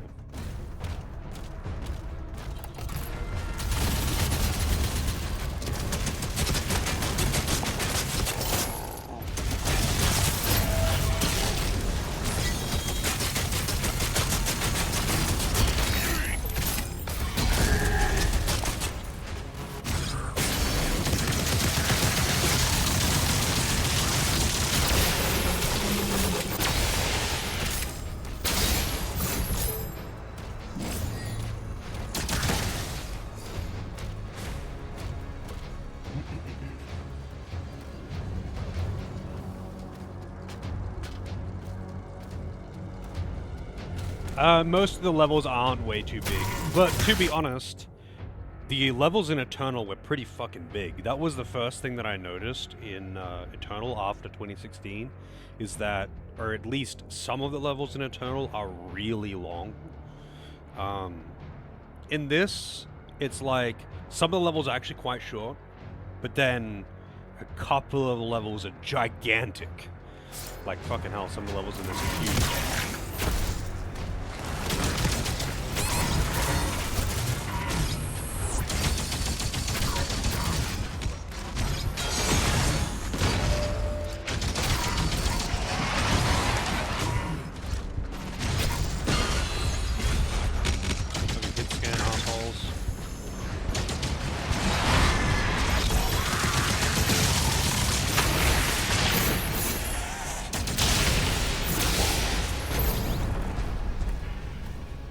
I think the music is a bit less intense in this, which is not a win. I mean, the music's good, but it's not as intense.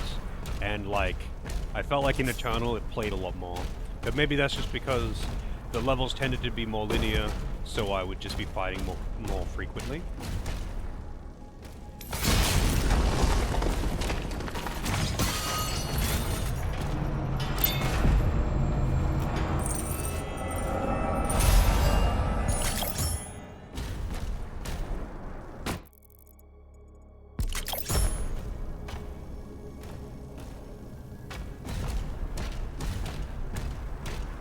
Really? And how did they piss him off? I think in this, like, they try to do the whole, oh, this is the Dark Ages and Nordic and stuff, and they've tried to put that into the music in some ways, and it's like, nah, man, just keep Doom music, because Doom music, please. I mean, it's still good music, but, like, I would rather regular Doom music.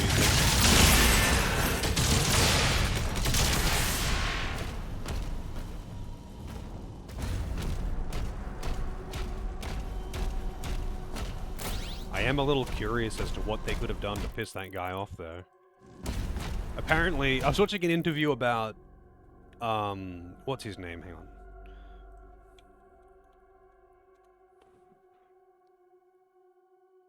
I was watching an interview about Darren Korb, the guy who did the soundtracks for Supergiant games, like Hades, and the guy who was doing an interview with him, but then he started like gushing about the guy who did the Doom soundtracks setup and just how much shit he's got in his studio and how much he wish he had that set up.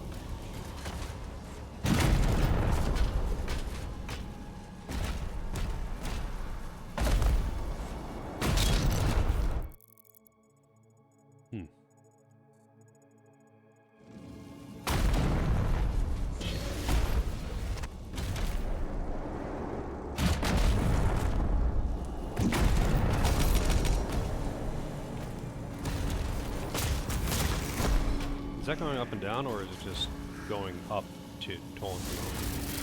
Whoa!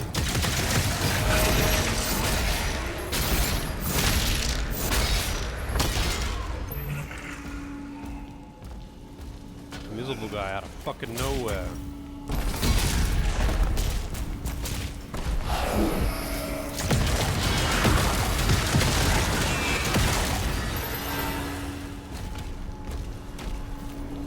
Oh shit.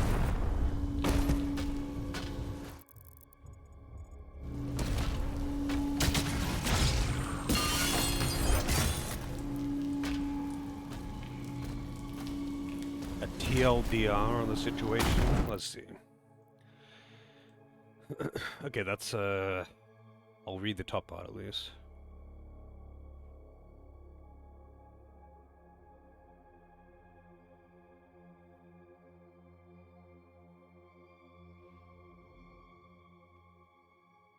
Huh. That's a bit weird. I'll have to... I would actually like to read, like, a full article, but, I don't want to, read all of that right now, obviously, on stream. But that is interesting. Literally just some guy being a douchebag. Whoa!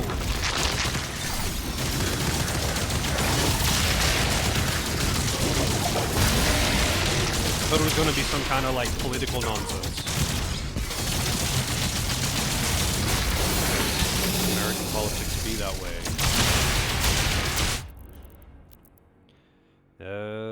Yeah, that's right. I just need the secrets. Show me your secrets.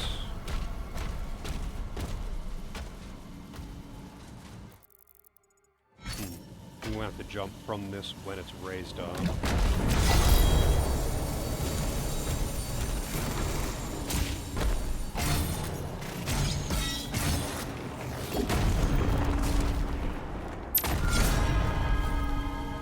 Oh, again, I wasn't sprinting.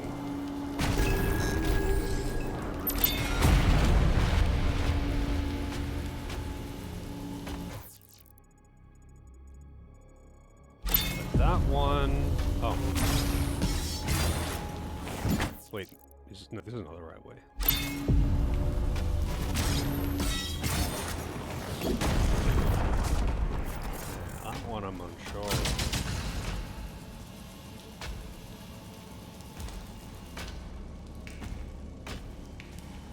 Oh. All the way down, please. Now the game has to suffer. I mean, this soundtrack is... Whoa, what the fuck? It just put me down where I wanted to be anyway. This soundtrack is really good too, though. Like, I'm not saying this soundtrack is bad, but the soundtrack for Eternal and 2016 were both really, really good. But I think it's more that, like, they were just generally more intense, and also, not just that, they played more often. Or at least I feel they played more often, but it might be because the level design in 2016 and Eternal was considerably more linear in the... Like, this one has got linear levels kind of designed like this, right? And then it's also got huge open areas, like the area before this map is actually a pretty good example of both. Most of the levels in this have been pretty linear and short, and then there's like 2 or 3 that have been really big and open. Hey, Pound, how's it going?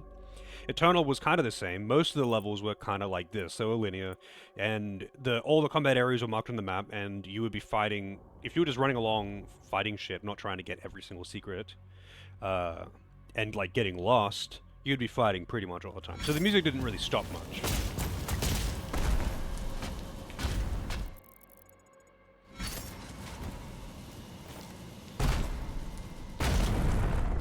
But in this...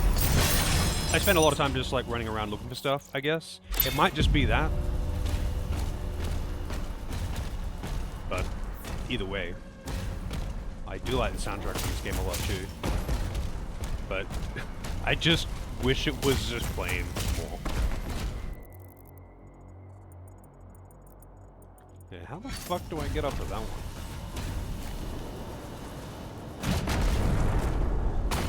I am...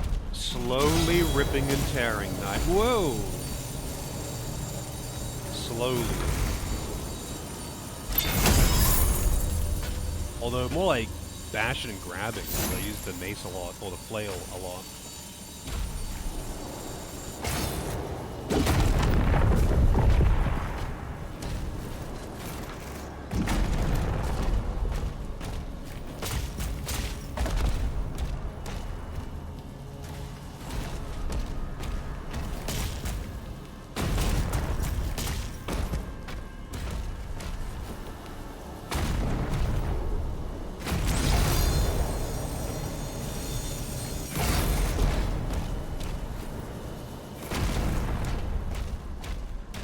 Although, not gonna lie, obviously I haven't read, like, fully into the thing with that previous composer.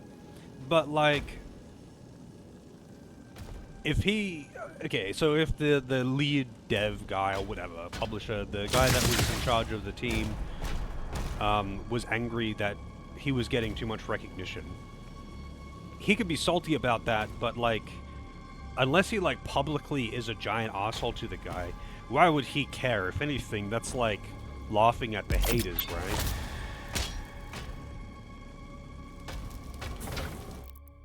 Because I'm assuming if the reason why he didn't do it is because he was angry, that's kind of odd, I guess. You're hungover? Why are you hungover? What irresponsible shit did you do on the weekend night?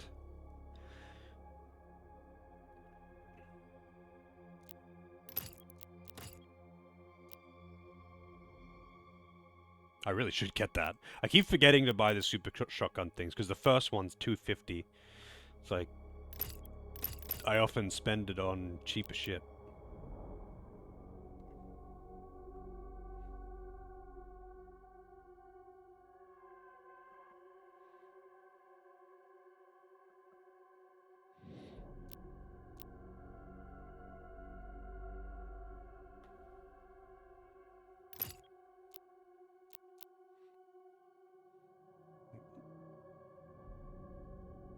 Oh man, I want that one, but that's expensive as hell.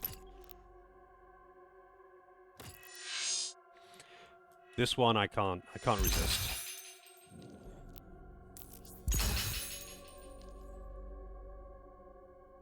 Cause explosive cosmic breach damage to demons with fully charged chain shot Reaver impacts.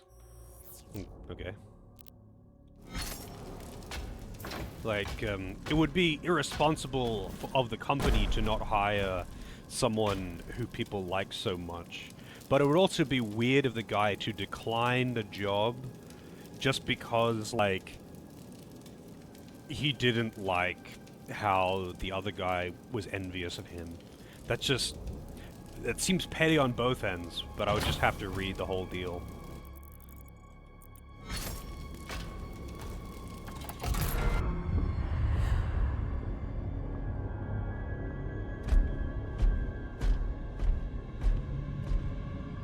No signs of the demons, Thera.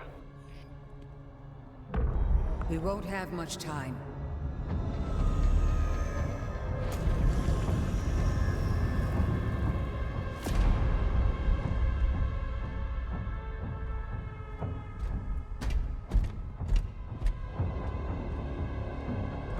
The Ancestrals never really die.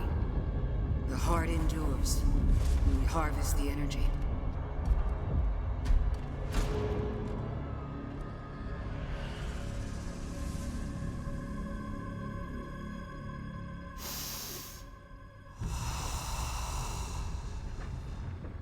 Svara. Nim unve anme. Veseque. Svara. Nim unve anme. Veseque.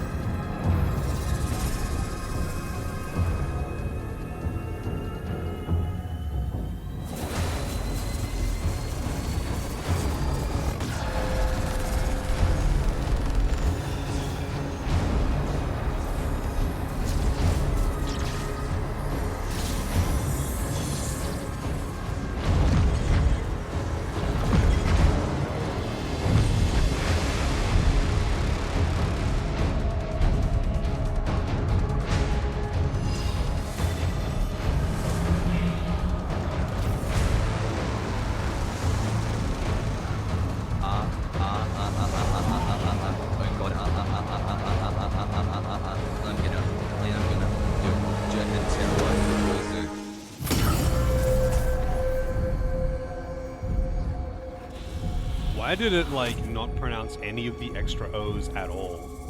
How's it going, Wolf? It pronounced all the A's, or most of them anyway, but not any of the extra O's. They're here, falling back. We'll meet you at the exit.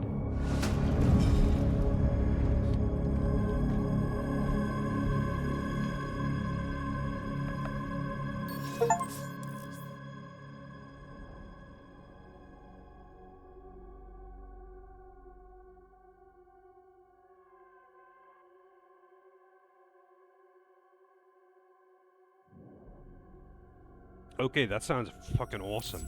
You have awoken. Did you sleep well?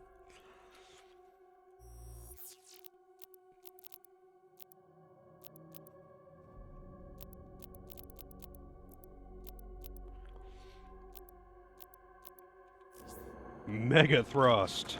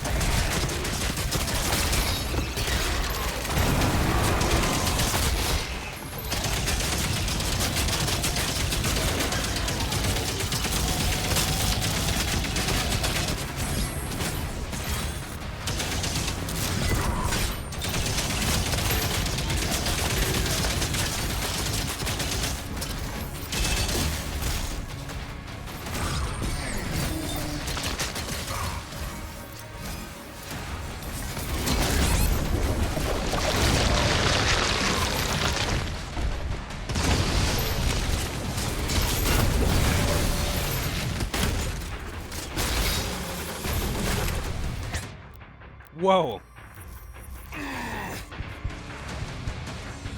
Just enemies everywhere. I will destroy you.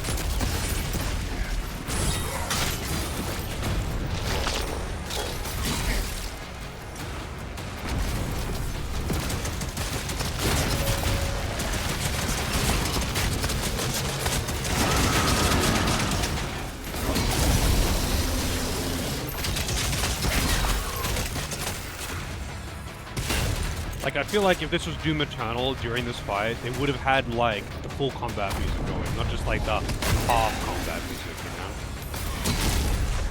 And that's not even on the composer. That's on whoever the fuck the sound designer was, who just makes the music, who decides when the more intense music plays, because it's just based on combat. But this is apparently not qualified as intense enough combat.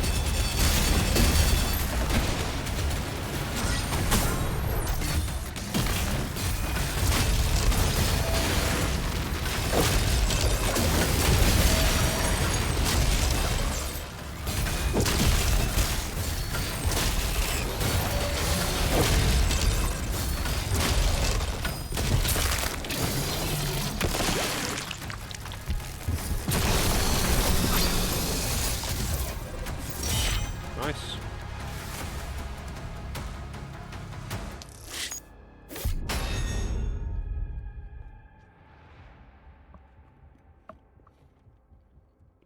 Hundo.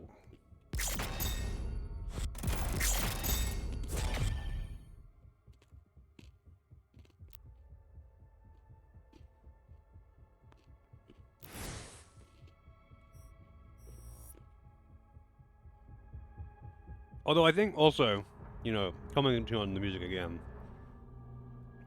I think people like slinging anything at the guy who they hired instead is very misguided. Even if you preferred the old one.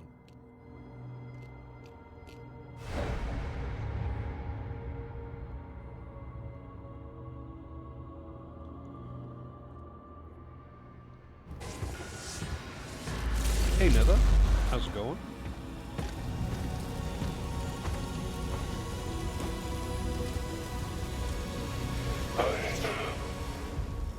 I can help you target her location. And the Slayers, using the tether. Yes, that would be most useful. We're struggling, Nether. Getting my ass beat, that's how it's going. No harm must come to her. She is the heart of Argent.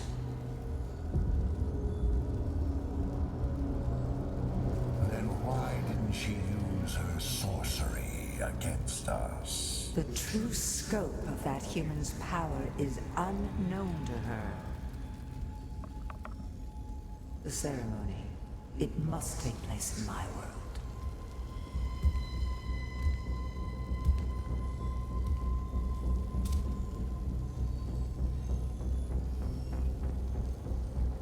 Of course. The heart is found. Now give to me what is owed. Return our god to us. Close the gate.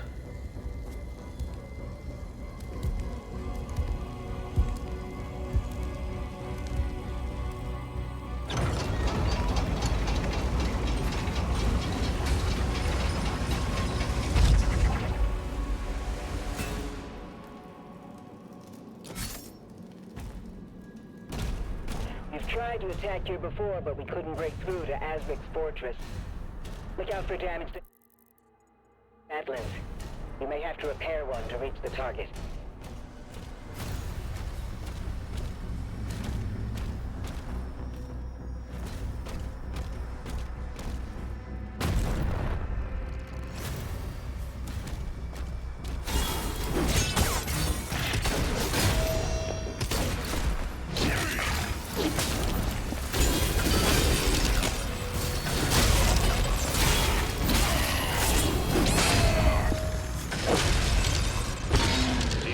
Almost died.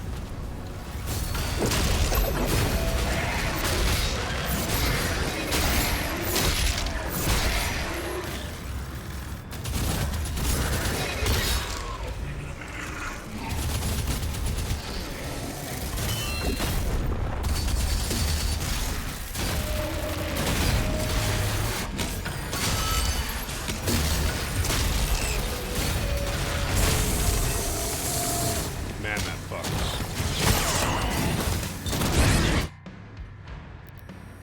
Wow.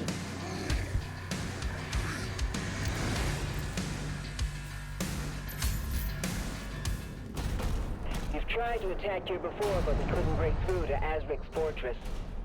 Look out for damage to Atlas. You may have to repair one to reach the If target. you can use extra mouse buttons, I mean, I can use extra mouse buttons to throw the shield, but that's about all I would ever use it for, really. I don't really like using extra mouse buttons, to be honest.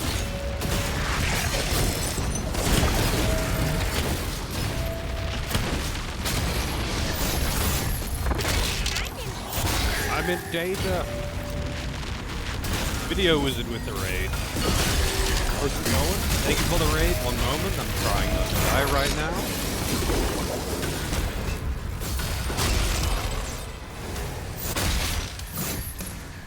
Alright. How's it going? How's the Journey of the Cursed King? Fucking Dragon Quest VIII is actually one of my favorites. Probably my favorite. Between that and 5.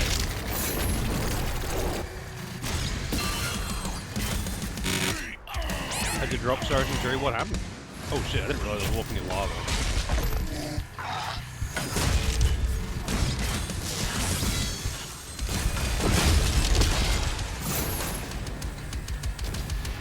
Yeah, I mean, I don't mind having extra buttons, but I don't like having more than like the ones I usually use.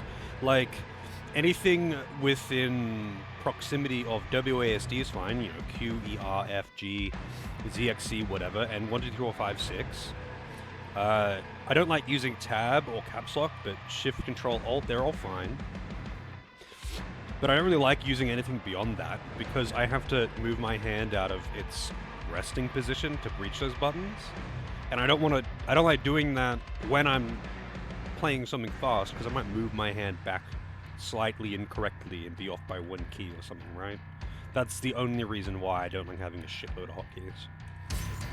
It depends on what it is though. Like for things like, you know, opening up the map or like quest log or something like that, I don't care where they are. They can be on like the other side of the keyboard. I really don't care. But I'm not opening those in the middle of combat. But I don't like having to press buttons like, you know, past G or 6 in the middle of combat. Very clunky and unfun. Star Ocean 3 is when they were trying to do 3D and it wasn't as good as Star Ocean 4, which was way better combat. 3 does get more fun as you get more characters and more abilities, but like some of the characters are just absolutely fucking busted and you kind of just turn on the I win button. Yeah, DQ8 is a good time if you, well, I mean, if you like Dragon Quest games anyway.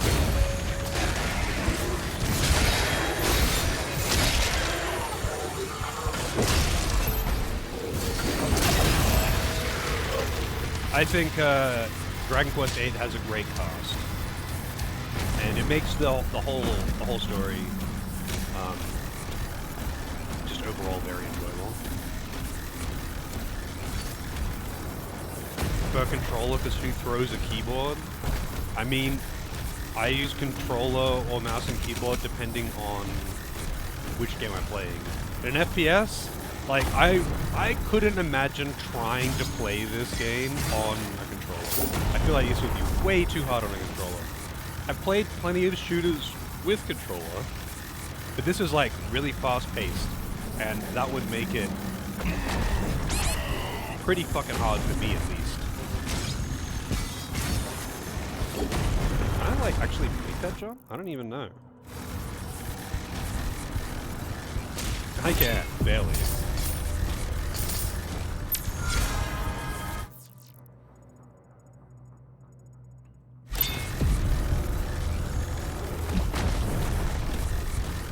I mean, they throw their headset. If I've learned anything from professional Dota 2, it's that people who are angry throw their headset. Oh shit, we get a rocket launcher too. The puppy special.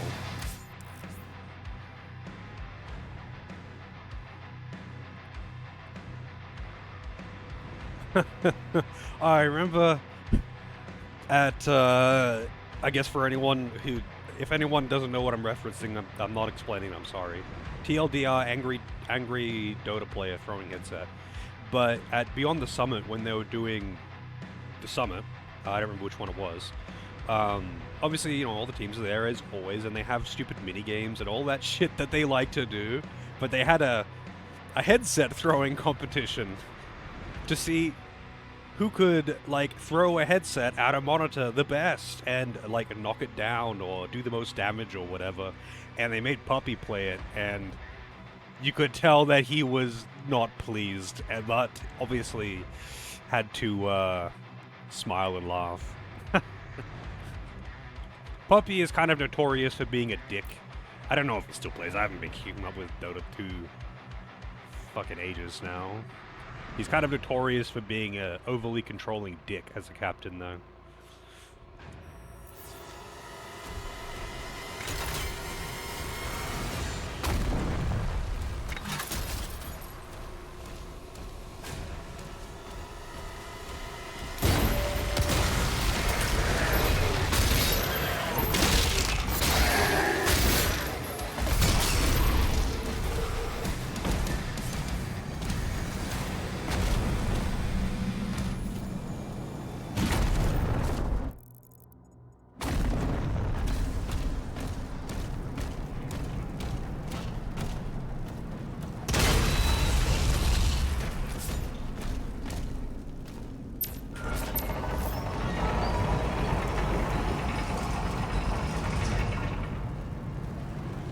Alert.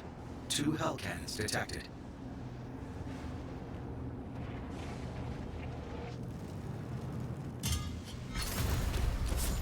Hell cannons. Much like normal cannons, but hell.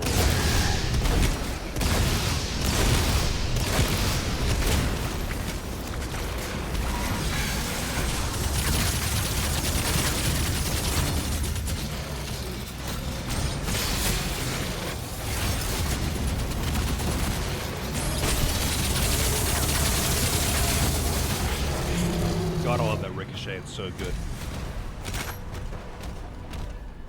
The pincushion would also be really good for taking down single targets, but the ricochet is so good for dealing with the ads, which are often the most annoying part about big enemies, is that they have a bunch of cannon fodder around them that gets in the way and just does chip damage while you're trying to avoid big attacks. Whoa, this is a pretty fucking big map. It's nowhere near as big as the outside the castle map, though. That one was huge.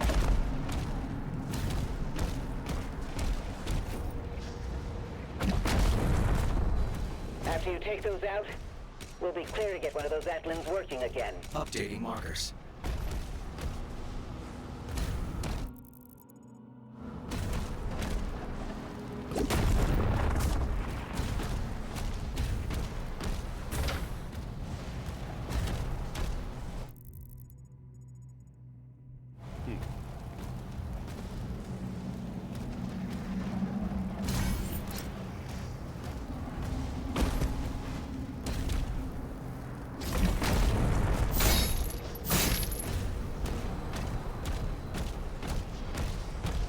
Is it better than the last Doom game? It's hard to say, honestly.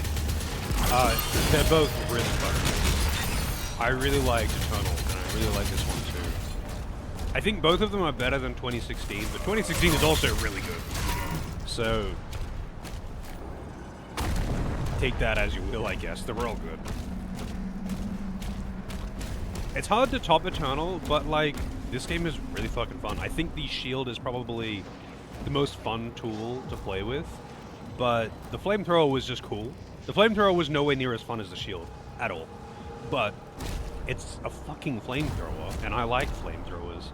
But the shield is actually a very fun and engaging mechanic because of how it interacts with half the other shit that you can do with it, like throwing and parrying, doing other things. Like, for example, with this gun, if I parry, I get an instant full charge on my next shot.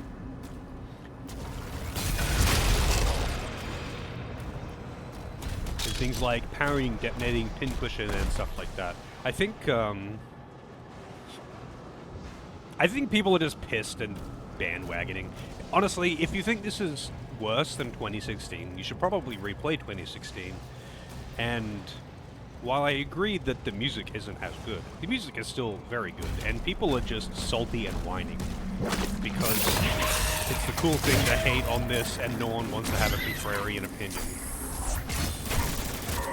Whoa.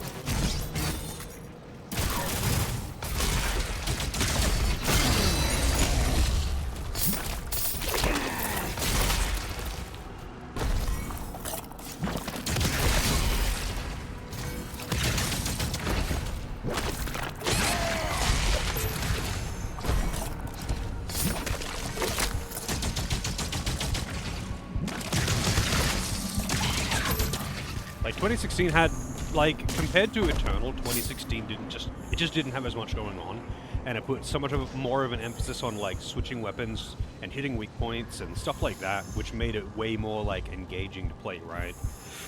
And this is the same. Like, it's got a lot more going on in the way of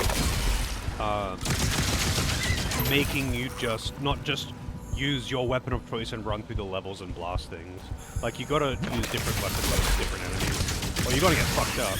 Or at least you will on hard, or even on normal to some extent. But in 2016, I just used whatever gun I liked until I ran out of ammo. And then I'd switch to something else, and by the time I ran out of ammo on that, I'd switch back to the first gun, and it was an endless cycle. I only really used my weapon of choice. And of course, some people like that, but for me, I want it to, like, actually make me use the tools I have. Because if it doesn't make me, I probably won't.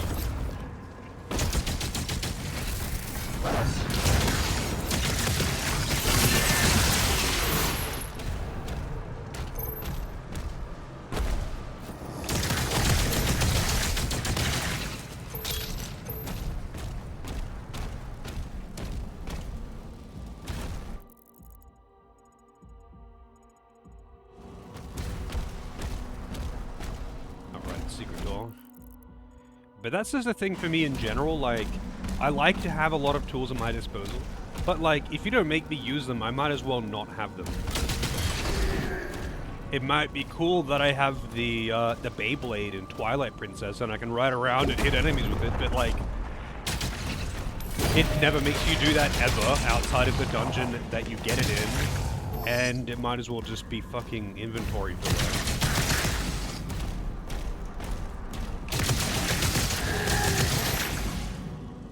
In this, it's actually kind of weird, because you never have to use this gun. I have found a reason to swap to many other guns. For the most part, like, this one is really good for groups of enemies.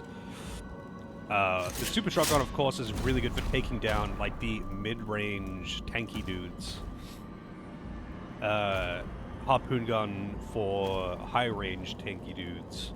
But the Plasma Gun, which in Eternal, you really needed to use versus energy shield guys, otherwise it would just really hard to deal with. I don't need to do that because the shield takes care of it. So this gun, I mean, it's still a strong gun that does a lot of damage, but like, I don't need to use it. Like, you needed to fight these guys, that's how you had to fight them in Eternal. Those shield guys, you had to shoot them with the plasma gun until their shield exploded and killed everything around them, and they were like fucking grenades. And it was great, but like, it was pretty much required. Otherwise, you weren't killing them, or they would be too much of a pain in the ass to kill. Whoa! Kind of like how, like the things in this, I forget what they're called, but those brain things with the big chain gun on top of them. They are really annoying to deal with. They're extremely dangerous in Eternal if you don't snipe the gun. In this, you have to throw your shield at them or they'll just annoy you. Like, they'll just fucking destroy you, actually. Yeah, but I think that's not quite the same. DQ9 is totally different than 8, and also way worse. And people are all with 8, Final Fantasy 8 though. People are just fucking bandwagoning on that one. So many, like, I think the majority of the people that I have seen bitching that like Final Fantasy 8 sucks haven't actually played it. They have just seen bits and pieces of someone else playing it, and they're like, "Oh, that game's awful. I watched like an hour of a stream of playing it, and you know, he said it was shit."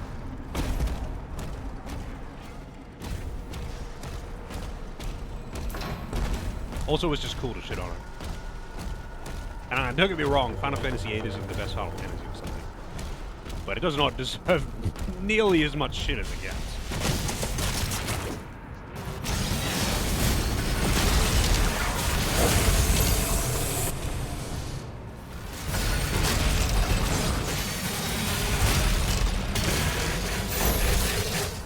People really like to just bandwagon when it comes to hating on things, though. That's just how it is, I feel. Because nothing unifies people like shitposting. And, just how it is. Like, it's easy to bandwagon at laughing at something, and you instantly feel included.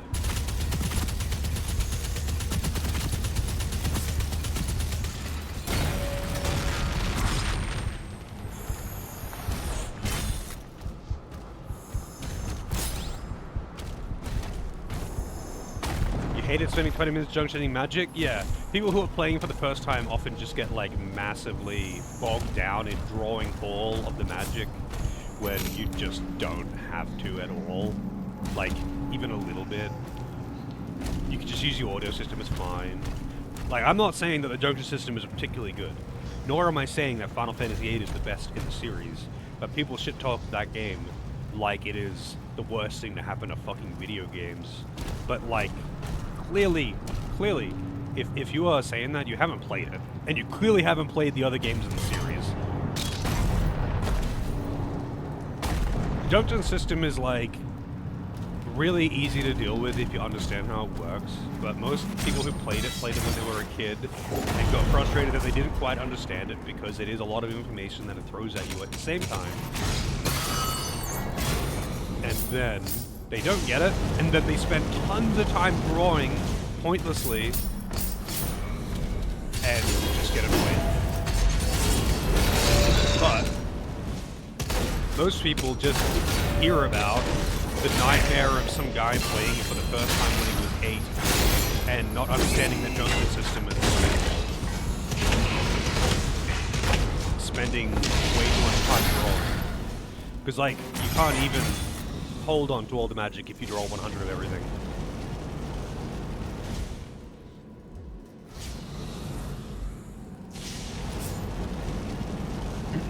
20 minutes junctioning until you get the card one ability. Well, I mean, you mean drawing, not junctioning. But, like, not really. I mean, honestly, casually, you do not need to abuse card mod to play at all. The most effective, like, if you want to abuse magic and just be OP, I know in the speedrun they do use card mod, but, like, all of the best spells that you can get early game are just monster drops that you refine into spells. Usually in bulk. Like getting 5 fish fins to get 100 waters. And that's like the best thing that you can junction to strength until you get Quake, which is a late game spell. And you'll never have to touch it until you get 100 Quakes, which you will just refine from Dino Bones. Like, obviously that's game knowledge that you don't have if you're playing for the first time. But like, drawing is really not necessary to spam. And I understand why people get bogged down in it. But it is very necessary.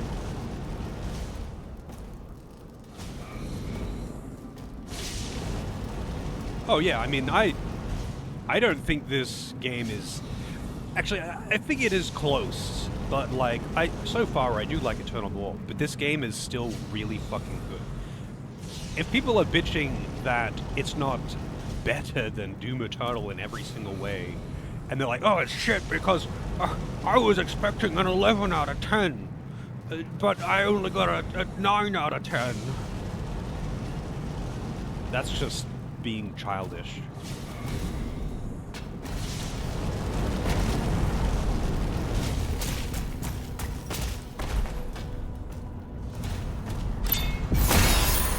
Like, people bitched about Eternal when it came out as well. Because, oh, it's making me swap my weapons all the time, I hate doing that. That was the thing that people were bitching about endlessly with Eternal. And now they've just found a new thing to bitch about. It's like, actually, you know what? It's like with Elder Scrolls. I remember when Oblivion came out, and I wasn't an Elder Scrolls fan, but I knew a bunch of dudes that were really into Morrowind and Elder Scrolls in general, and everyone was bitching about how, oh, Oblivion's so shit compared to Morrowind. Oh my god. And then, when Skyrim came out, the same people, oh my god, Skyrim is so shit compared to Oblivion. Oblivion was awesome. It is bitching about new thing. Does people like to bitch?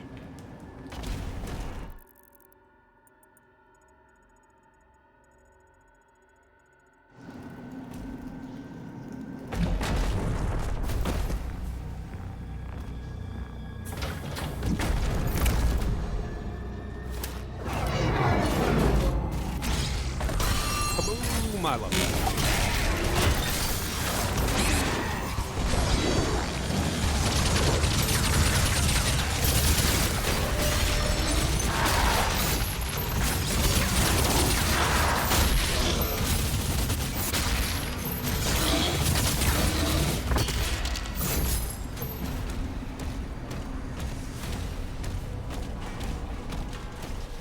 There's a secret key, or secret door rather.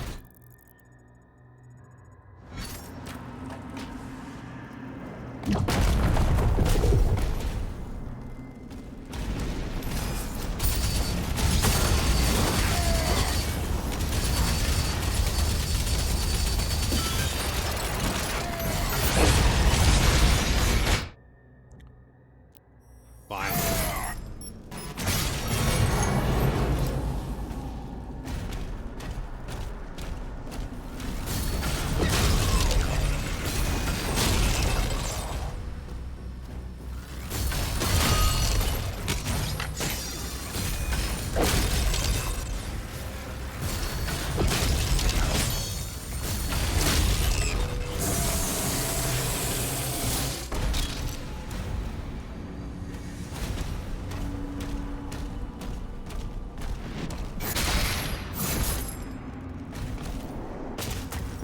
I'm only halfway into this game as well, though.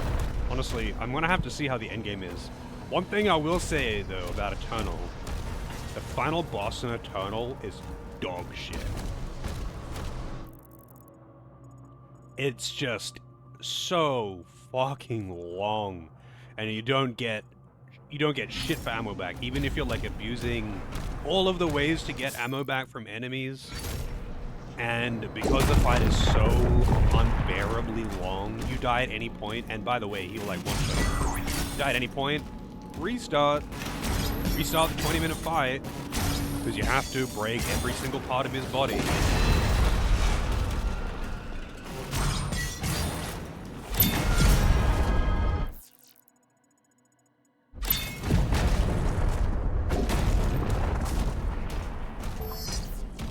I sincerely hope the boss of this game isn't like that.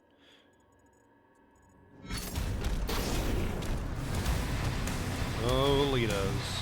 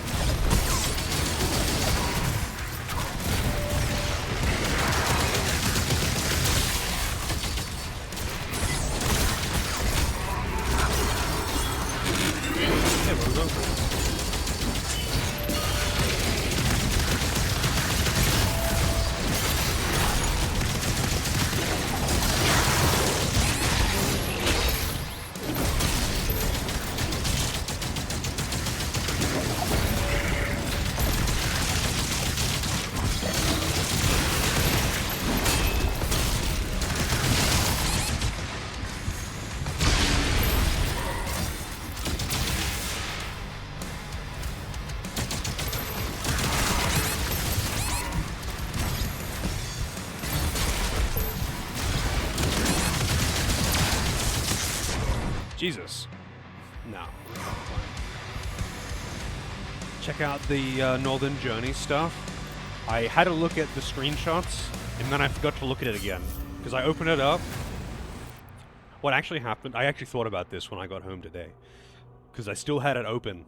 Like, I still had the tab open. So, last night, I opened it up after stream, and I was looking at it, and I'm like, I'm gonna go get a coffee. And then I switched the tab back to Discord. And then I got back and completely forgot about it. And today when I got home, I was like, oh yeah, shit, I was going to actually watch the trailers and shit. And this is how my brain works. You distract me for even a moment, and it's gone.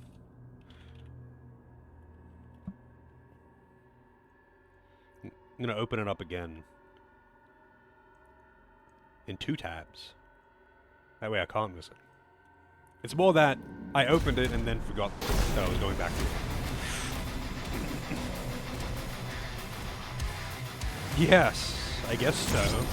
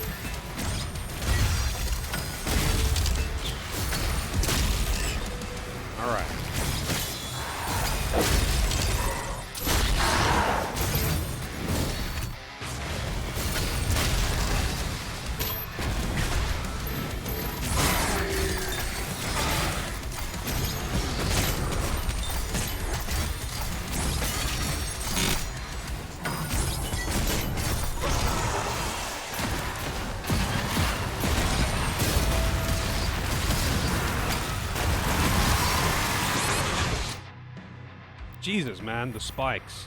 I'm not sure what summons the spikes.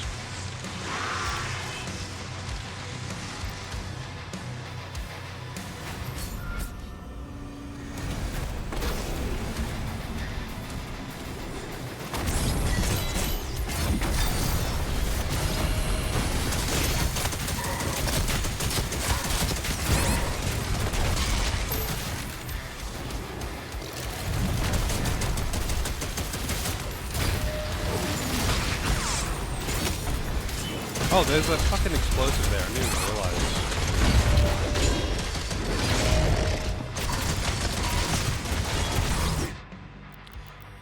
No. Okay, I gotta shoot the explosive thing. I didn't realize those barrels were there. It's really common for them to do that, actually. When there's like an annoying enemy on a perch, there's often an explosive barrel next to them or something, or behind them, if you are perceptive enough to notice, because you won't see it from like the front.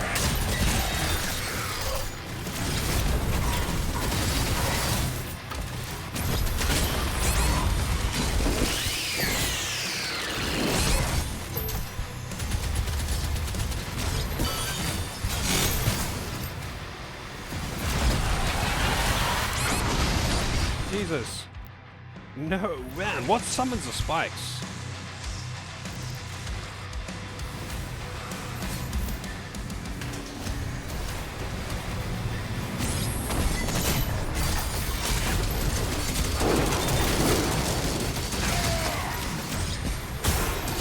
Is it this guy? I think it's that guy.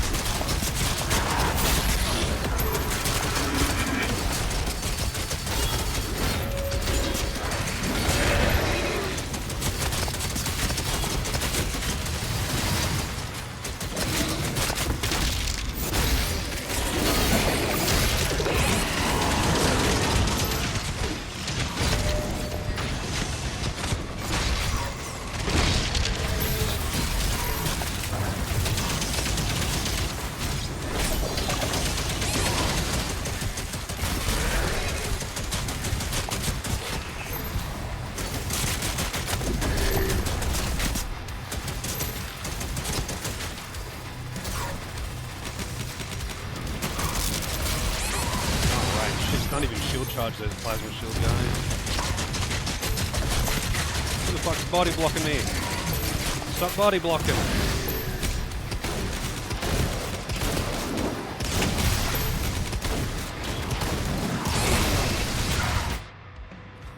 Alright, fuck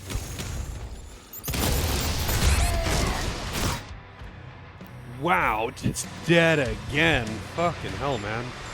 The enemies are like spawning in all around me. I have to kill enough enemies to make the boss vulnerable, and they keep going, by the way. Like, the enemies will keep coming. 2 Gornists. You know what? I should use the rocket launcher for this.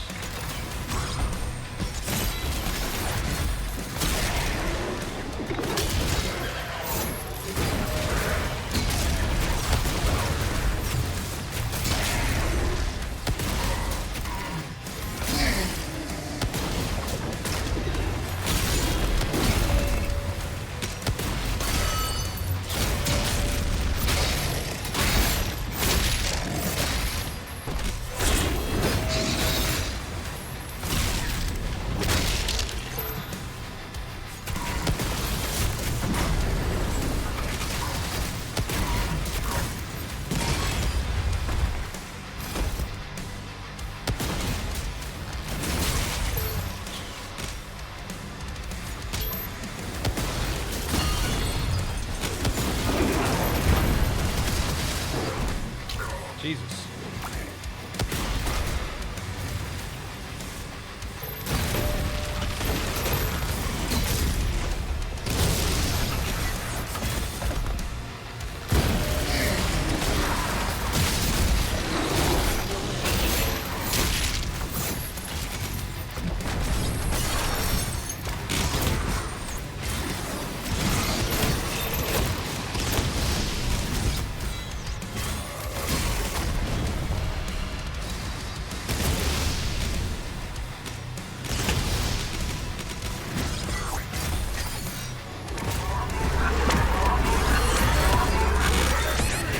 Jesus Christ.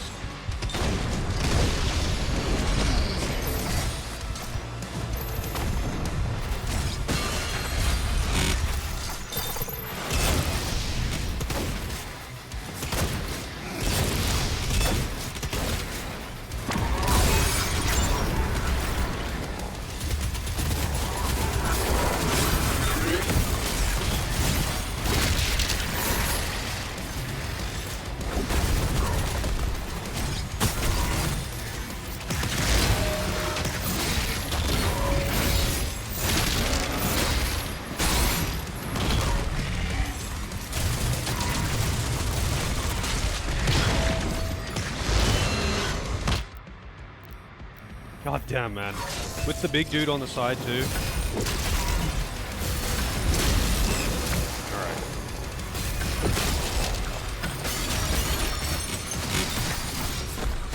I'm not dealing with you.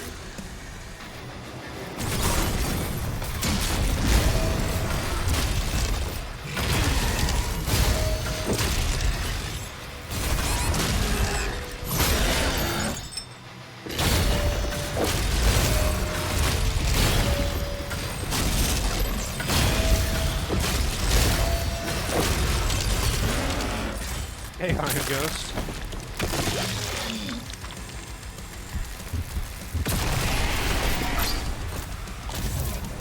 Hellfire core identified.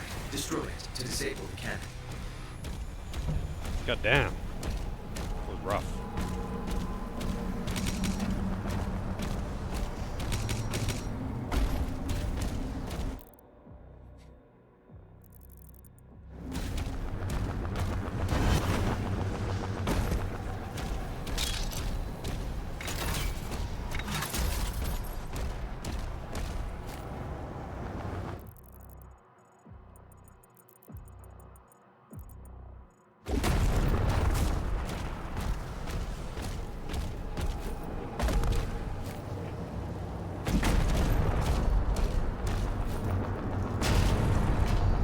Look at this big chungus.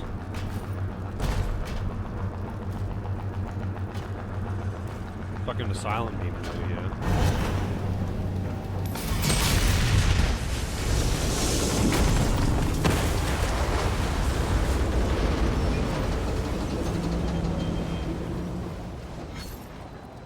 Updating local map. One hell cannon remains. Alright. Actually, you know what? I feel like it's coffee time. As much as I would rather do it on the main menu so there is music, I also think this level will take a while, so I'm gonna go get a coffee. I'll be right back.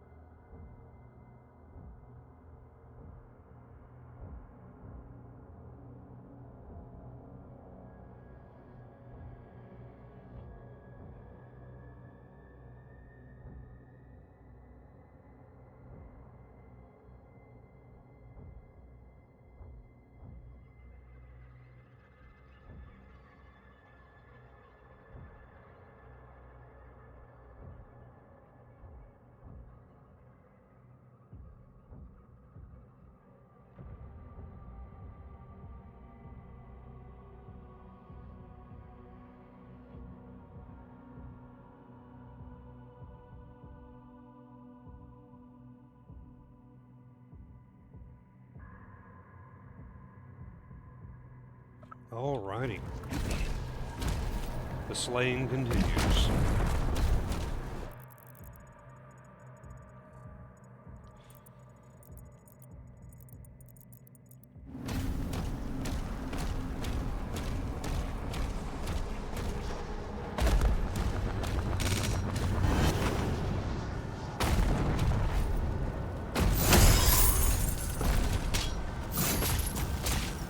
Whoa. Apparently, if you press the tilde key, it opens up the console. That's a lot of errors, man. That is a lot of warnings.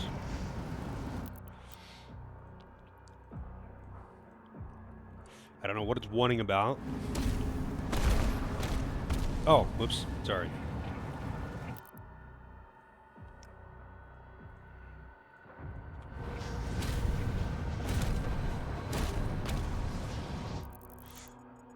Alright.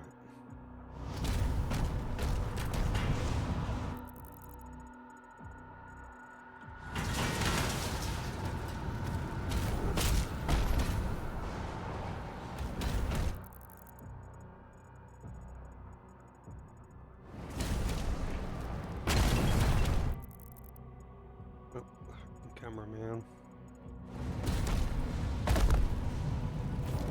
Oh, that's right. It was a secret key, though.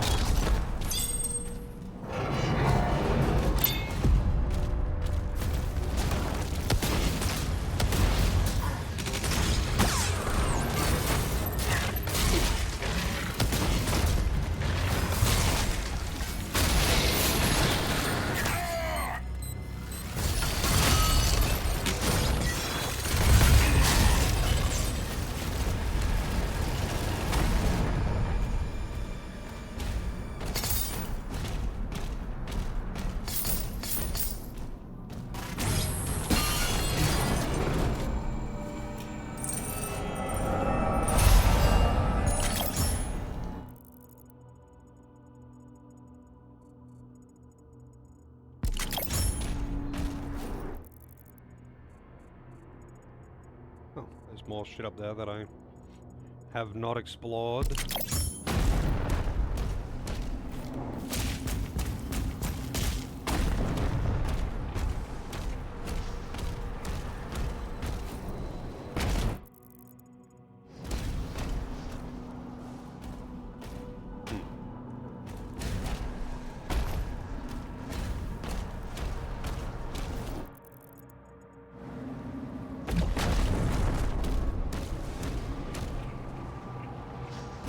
Another secret key door.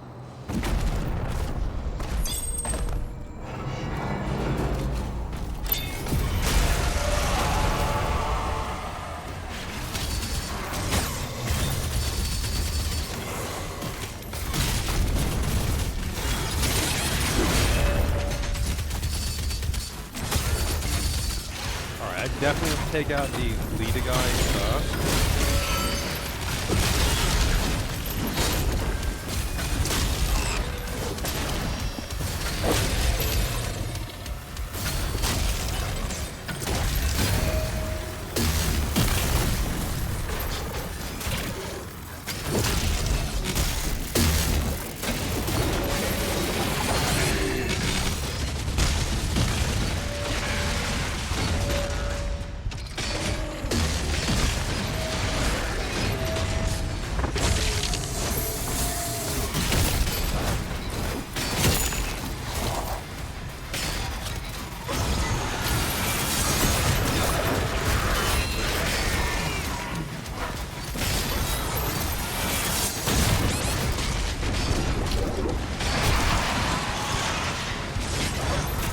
Goddamn, shoving me leader dudes.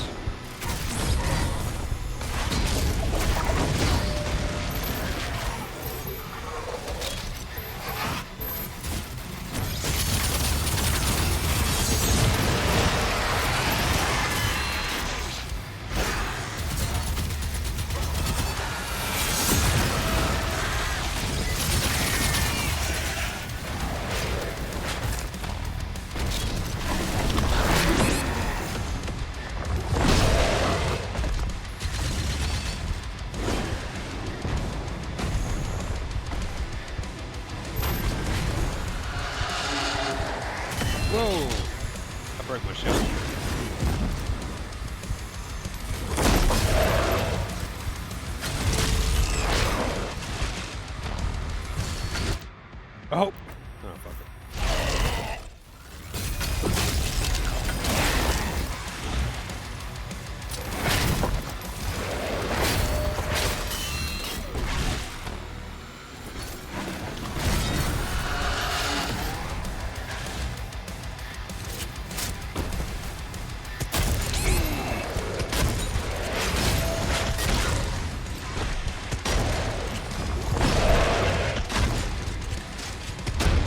Oh, god damn it. The quick swipe with the shield is just so fast. No wind up.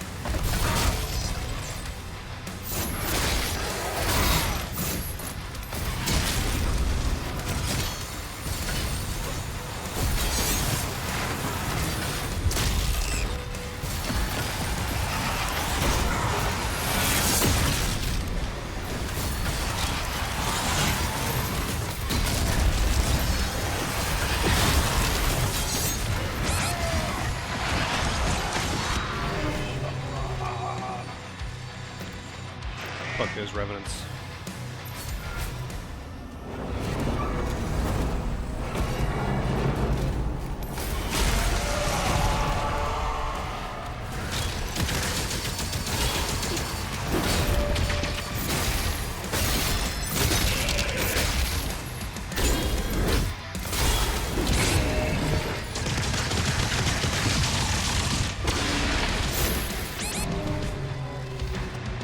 Not wise to fight that thing in range of the big boy.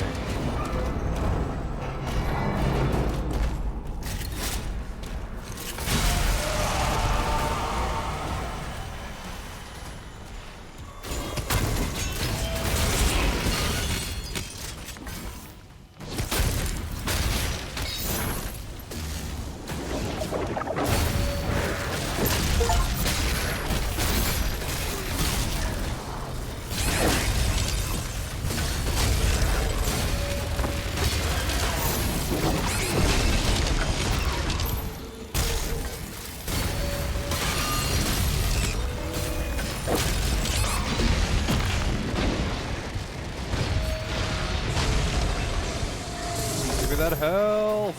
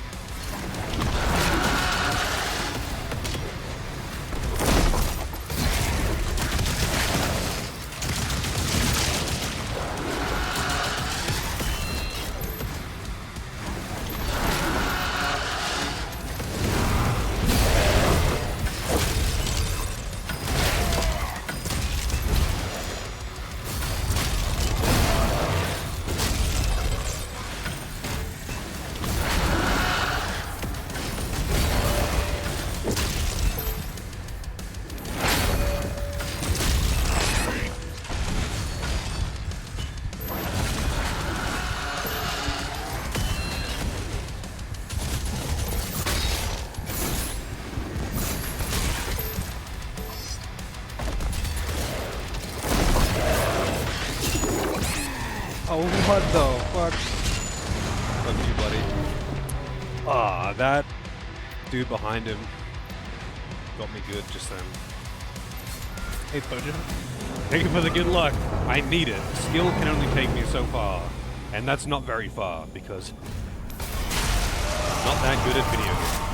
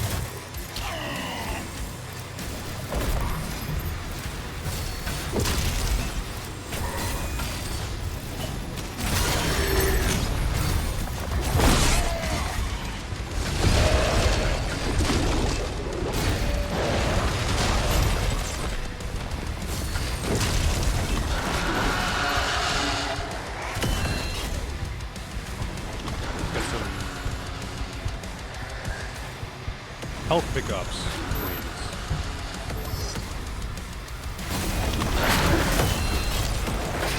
Ah, I broke my shield right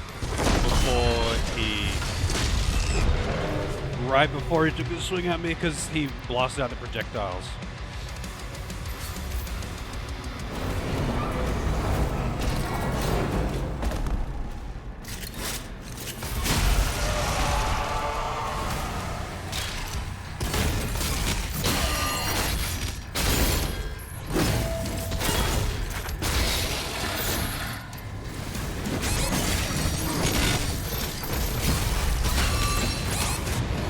Okay, definitely can't just rush him that hard.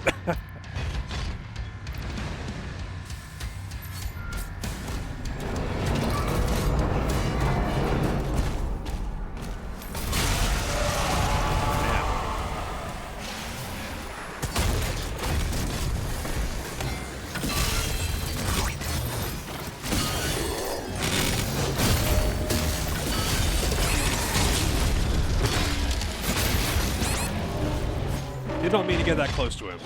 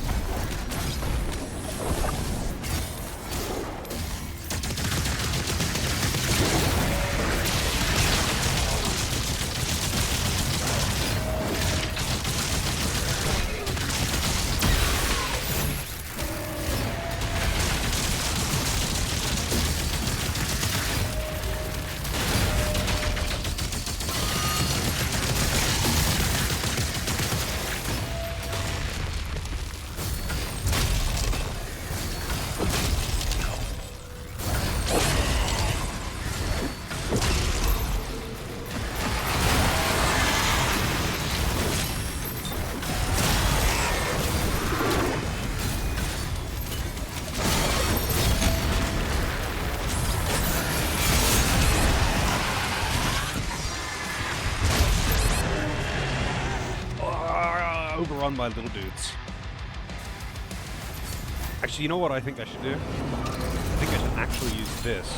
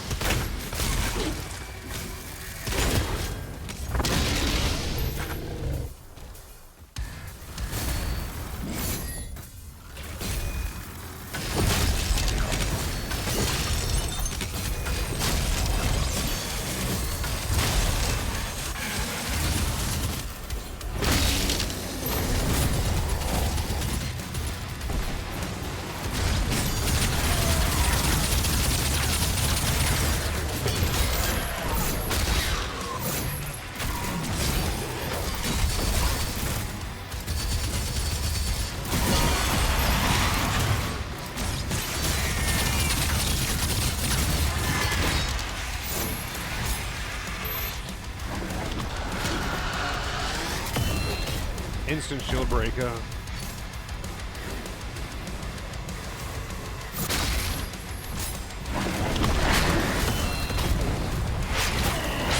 Oh, that's so awesome. Shield like that right before you go in and parry.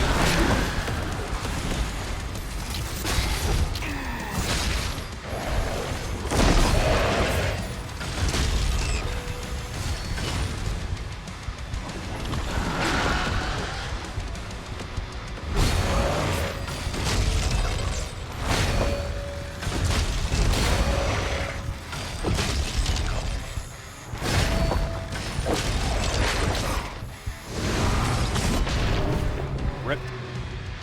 Didn't mean to throw the shield, actually. That was a fat finger.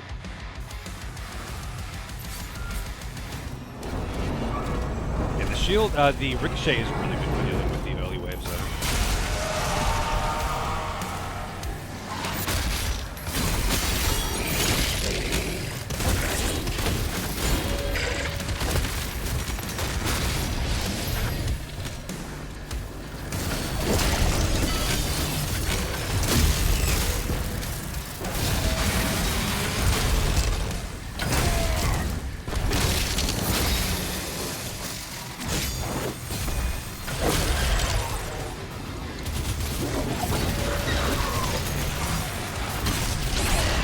Oh god. Heavy shield guy.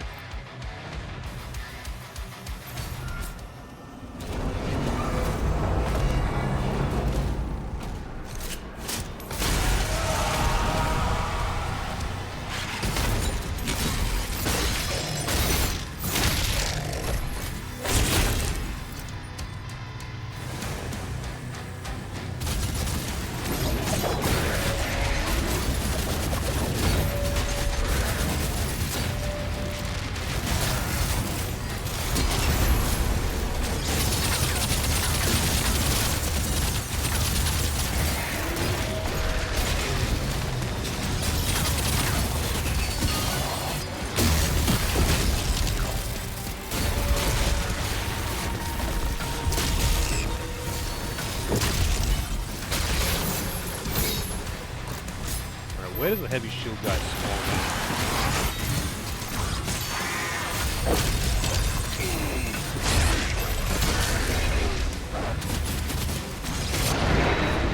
What? Second dude.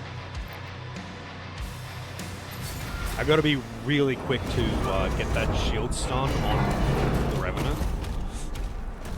Because without it, they're just so hard to deal with.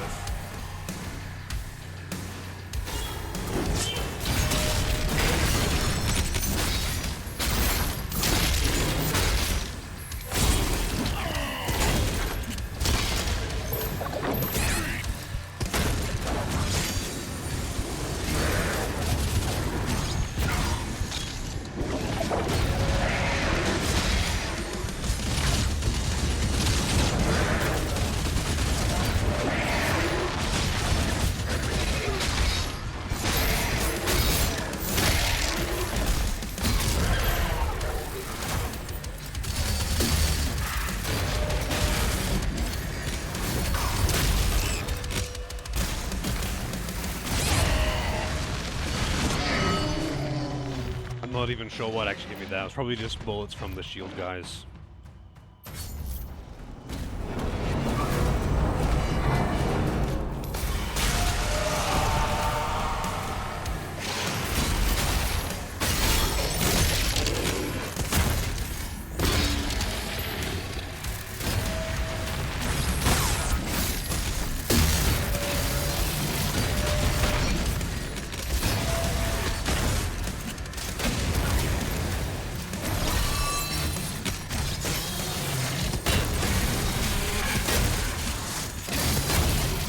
Wow, I thought the super shotgun to the face would do way more than that, not gonna lie.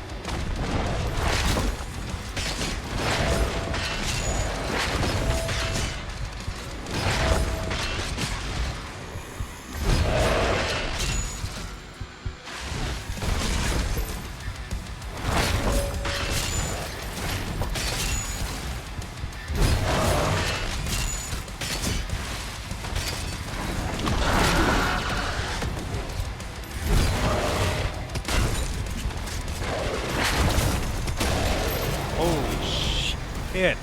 Took way too many tries. Way too many tries. Wasn't even like an unfair fight or something. I was just getting my ass beat because of this stuff.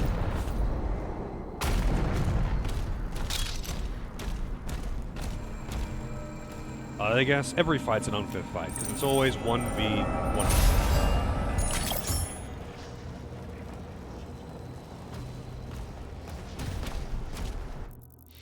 Alright. Now where to?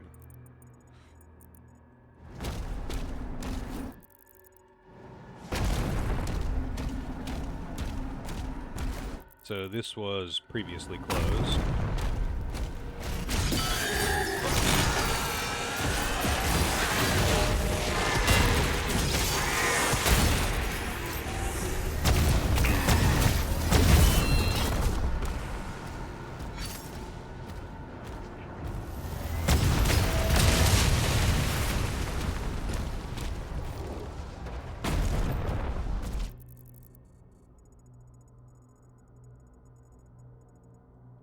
Well, let's go this way first.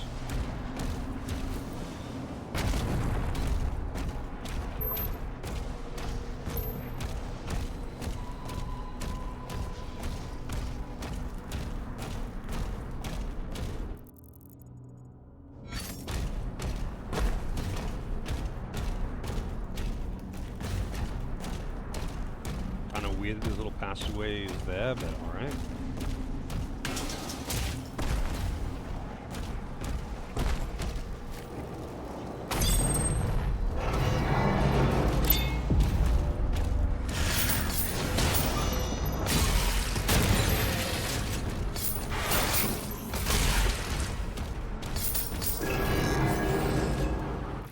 That's not what I wanted. I wanted to open the map.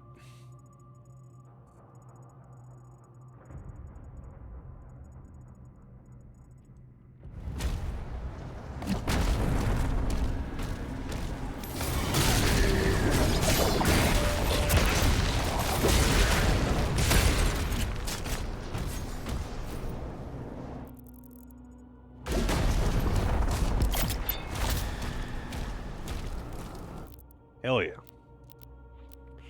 Alright, I'm getting this. 'Cause I keep forgetting to get it. And it is very good. Increased damage to armor, that would be good. Yeah, I want to get that.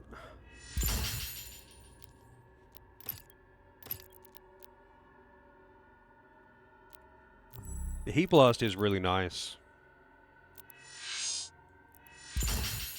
in Eternal.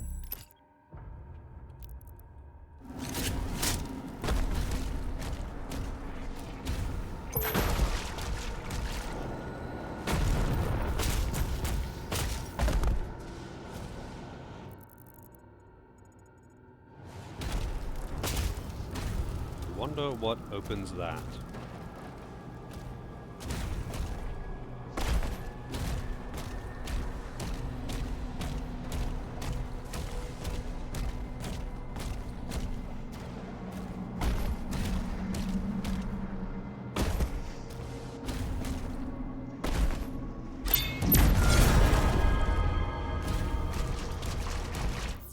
Cool.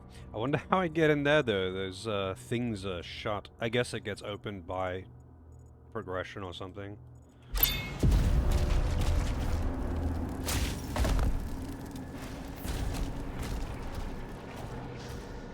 Otherwise, I'm not sure.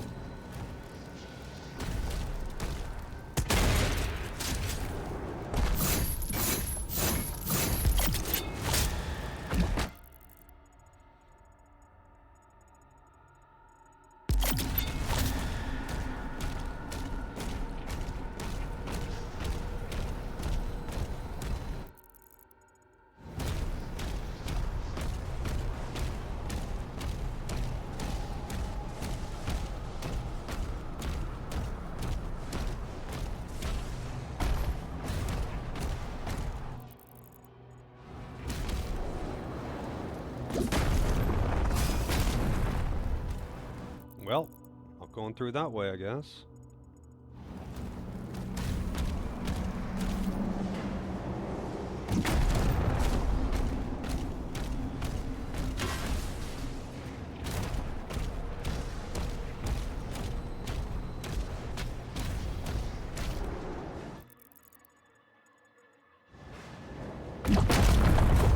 Actually, is that also a sealed door over there? I feel like it probably is.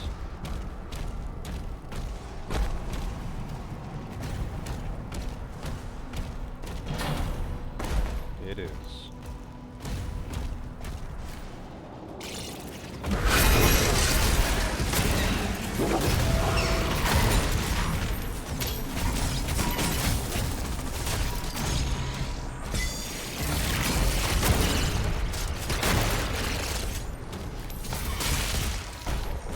Yeah, that was definitely not the intended way, but I'll take it.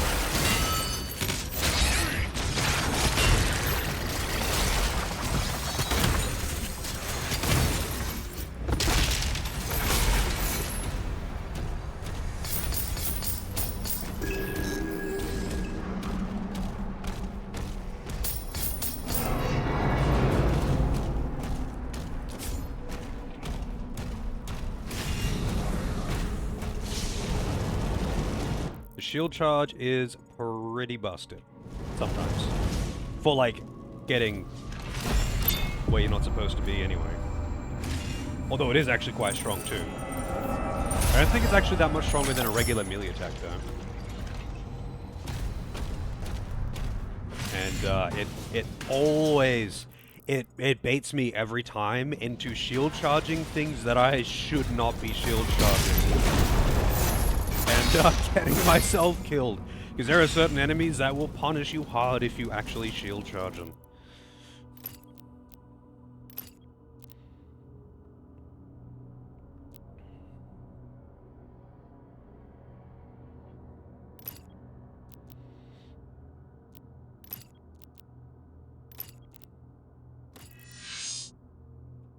Do I want to get that? I should know. I feel like I might as well just save up for the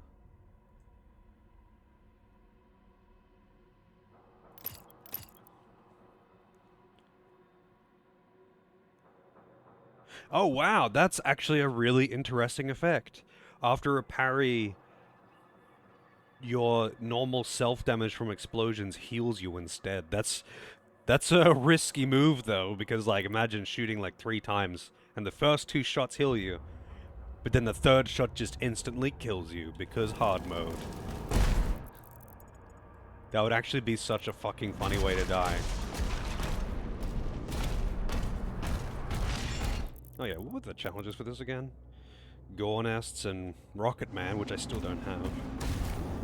I need to remember to pull out the rocket launcher in the middle of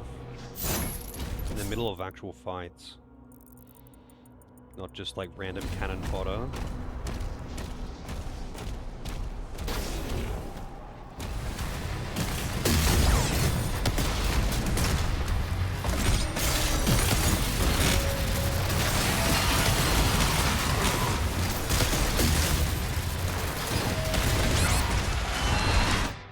Whoa.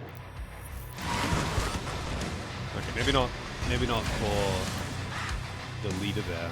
I can't do it with shield guys. This has to be like cannon fodder enemies, basically.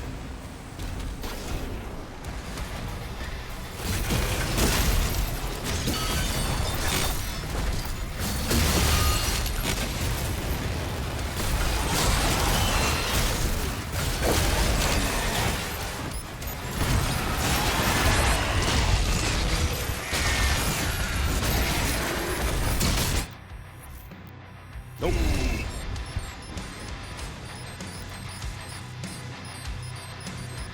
I wonder what the boss enemy for this section is.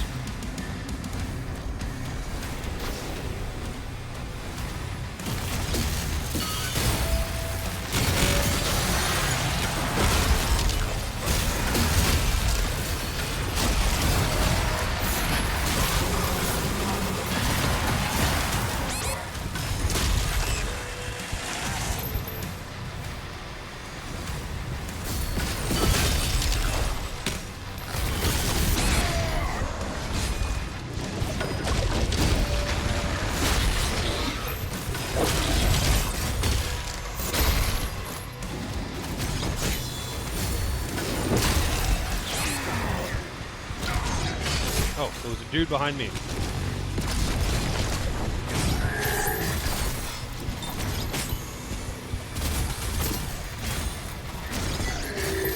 There's the leader guy. The big boy himself.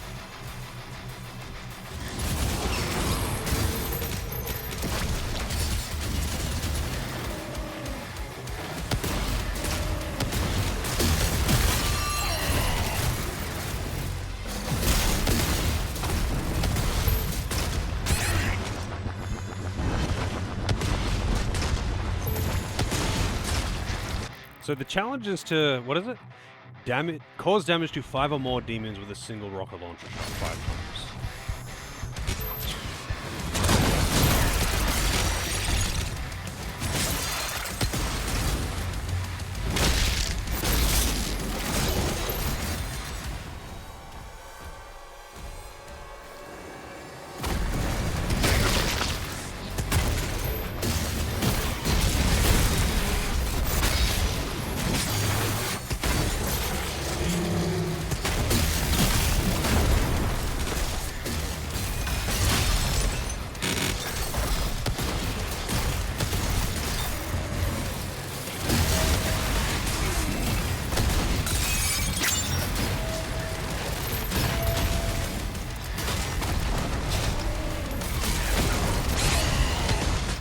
Oh, I killed myself this time.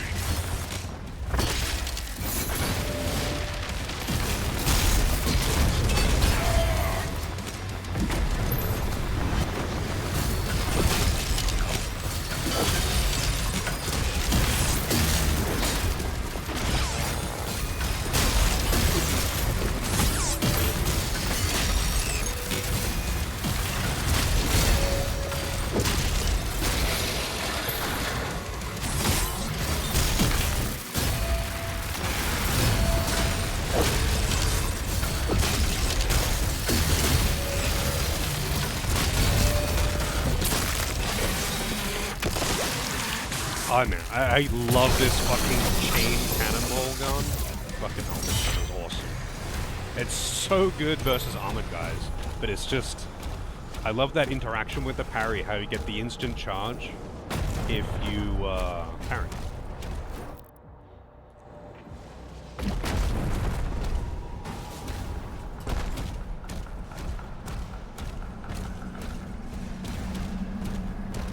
I don't remember if that's like an alternative thing or... I would have to check the upgrades again. I don't know if there's like an option to have something other than that one for this weapon.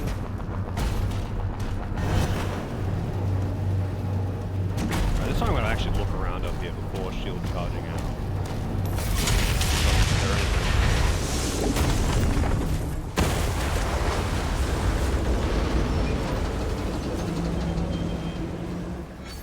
All Hellcats destroyed.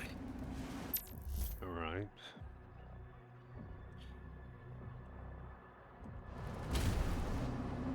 Oh. Now they open. So I did just have to do more. There's a power core nearby that still holds the charge. You can use it to get the other Atlas online.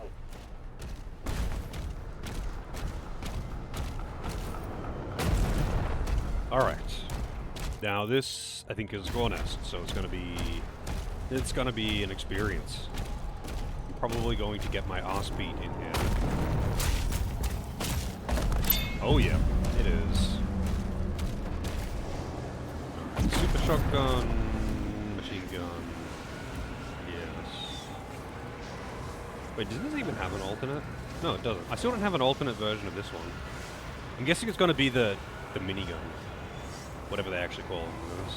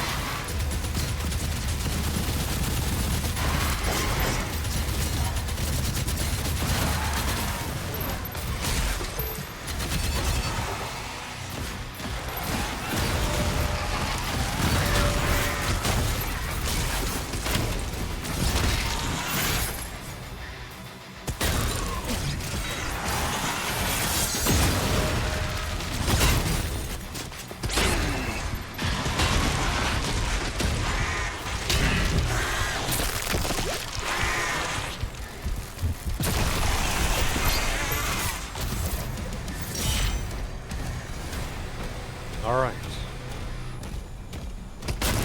Another ammo increase. That one was nowhere near as hard as the previous one. No fucking where near as hard.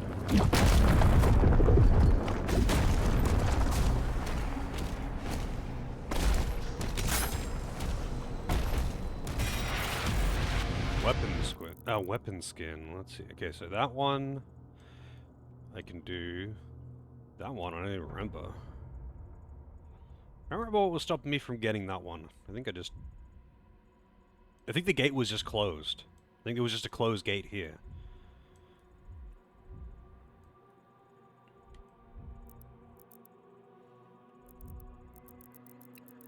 But other than that gold and that, I've got just about everything in this map.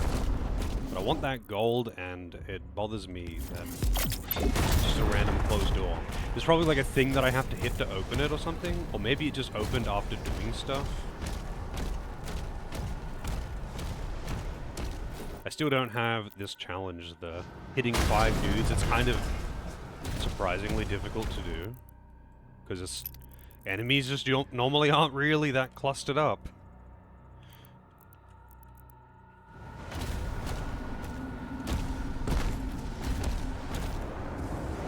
Yeah, this is still shut. There must be some kind of way to open it up. I don't know how to get up there. I would love a double jump right about now.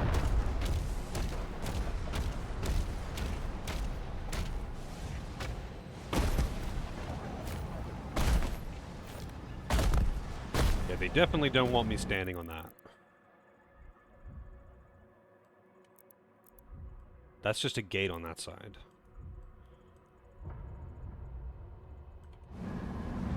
There must be something, like a thing that you can break to open the gate or something around somewhere. It would have to be somewhere moderately close. Otherwise it wouldn't really make sense. But I imagine it's like a shield lob to break a red hot metal or whatever.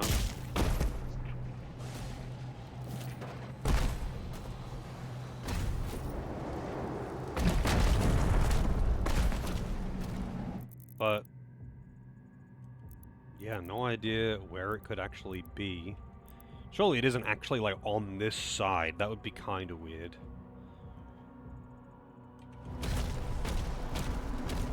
I hate those things so damn much.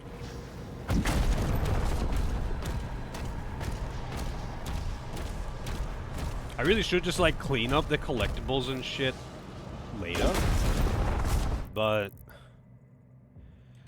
it's fun to collect shinies.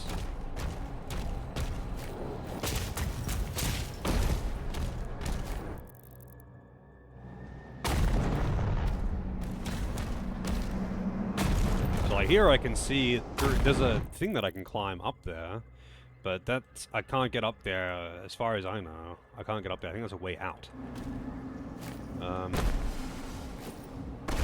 And that gate over on the other side is shut, but I can't see anything in there which would open it at the very least.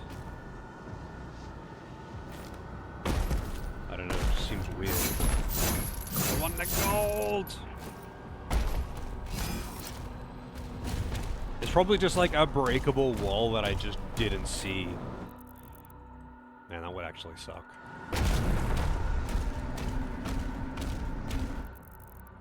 Just straight up a breakable wall that I didn't notice.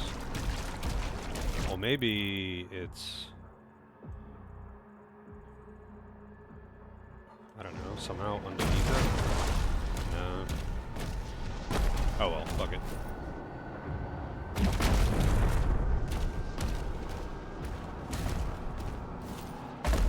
And I don't think I can climb up that arm or something. It'll just bump me off. Because it doesn't like you walking on anything that isn't, like, on the map. Like, if it's not on the map, it just, like, kind of bounces you around and you slide and invisible walls and stuff. Like, they don't want you climbing up rubble to get to places you shouldn't be.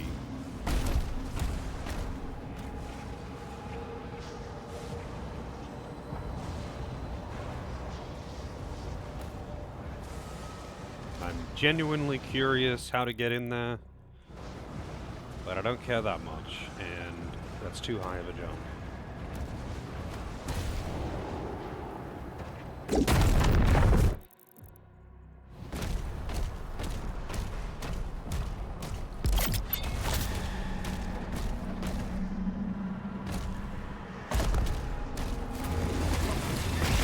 Whoa, hey buddy.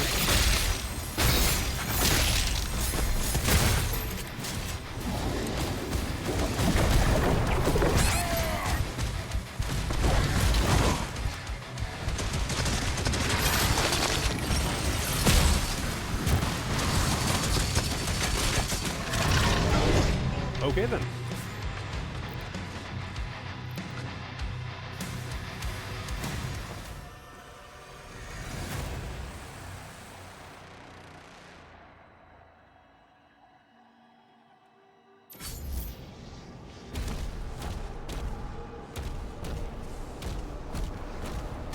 Wait. Why is the autosave all the way back here?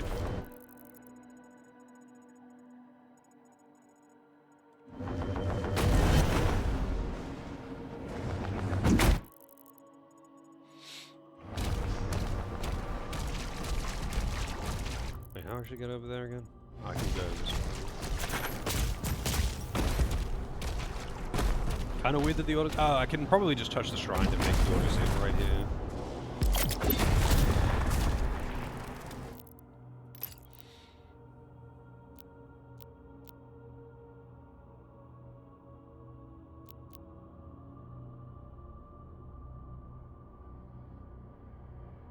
Wow.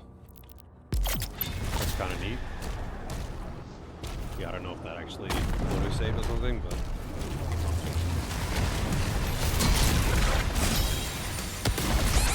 Oh, that's way bigger range than I thought it was.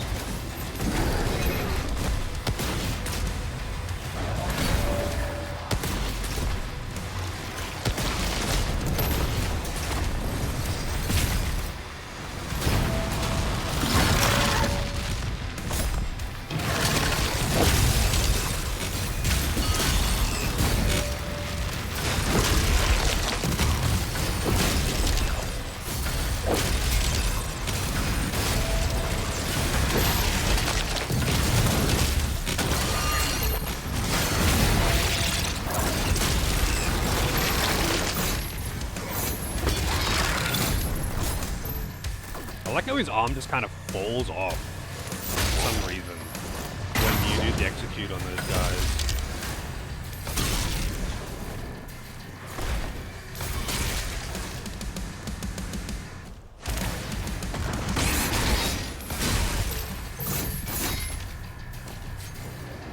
Wait, this isn't done yet?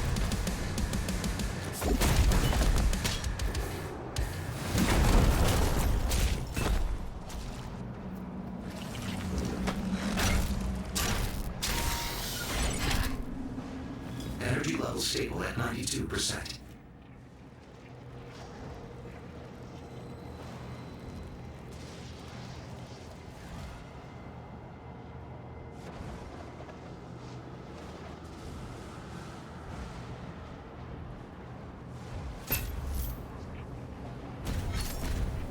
It's gonna be hard to get that challenge. Like, I needed to take advantage of the shield formation, guys, I think. Because, it just needs to hit them, it doesn't need to kill them. I thought it wasn't, it had to kill them, like it had to be a bunch of cannon fodder, but I can just keep shooting the shield guys to hurt them, but not actually kill them. That would meet the criteria. Oh, wow. That's... So I just had to progress, I was looking around for nothing, I just had to progress the story, because that door opens.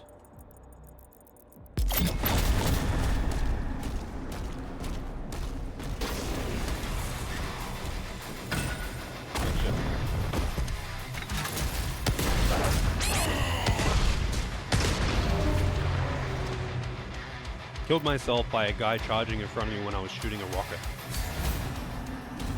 That's the real danger.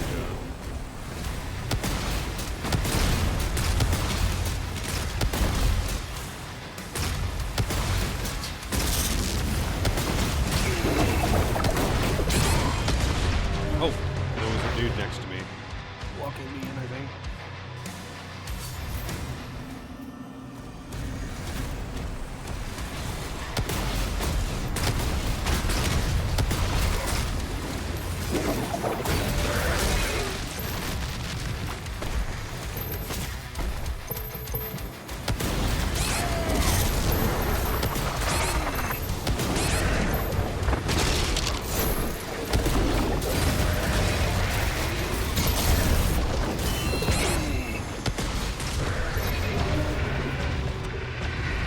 Guess there was someone behind me.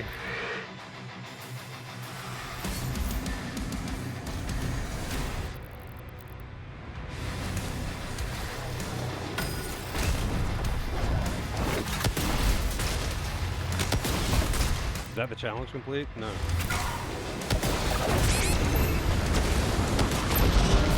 Challenge complete! Yes. Worth. Alright, I'm not going to try and suicide on my dead. I just really wanted to get the challenge done because this is one of the last fights of the map. Not that I really need to get the challenges or something, but I just like to.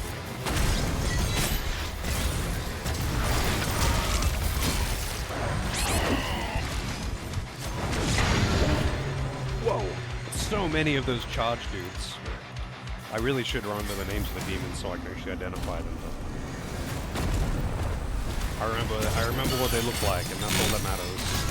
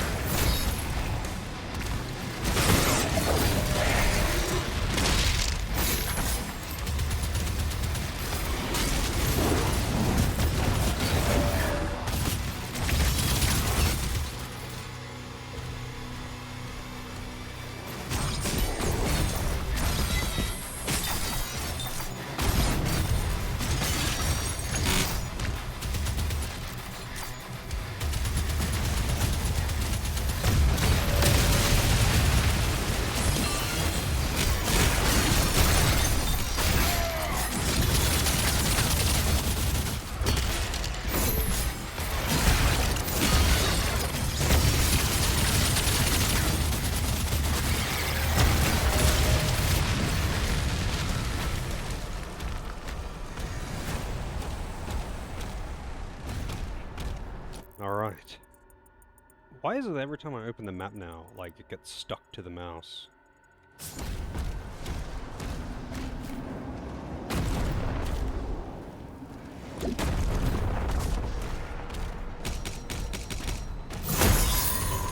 God, that was such bait. It was just for free at the end of the map, but I was trying to find a way in here. I didn't realize this was going to be the end of the map. But I guess we get to play with the mech again. 100%.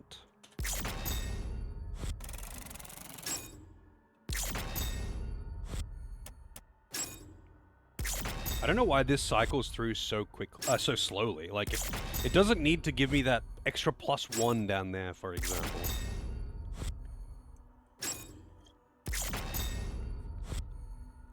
Like, I can just do this to make him all autocomplete so I can see the summary, but I like seeing it do the summary, but for some reason it's really, really, really slow. Also, we're finally halfway, as far as mission count goes anyway. 11 out of 22. But I feel like every level is going to take a little longer from here on anyway, just because the game's getting harder.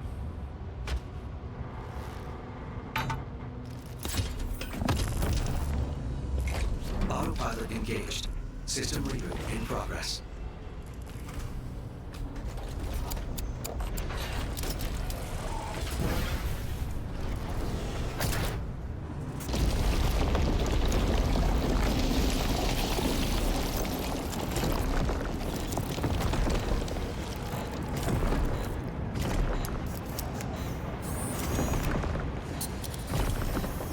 I feel like the screen's gonna go black, and then when it comes back, someone's gonna stare me right in the face.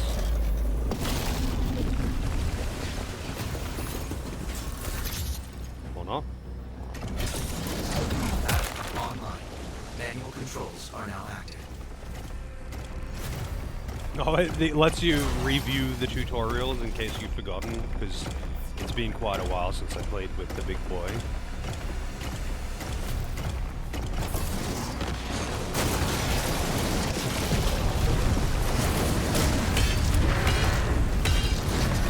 No parrying.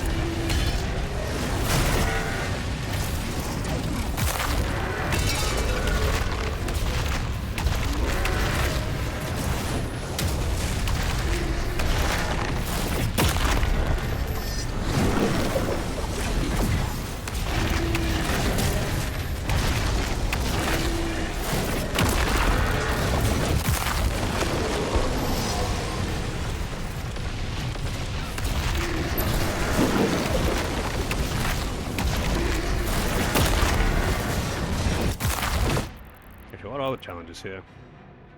Damage 2 or more times with a single stomp attack. Oh, that's not too bad, I guess.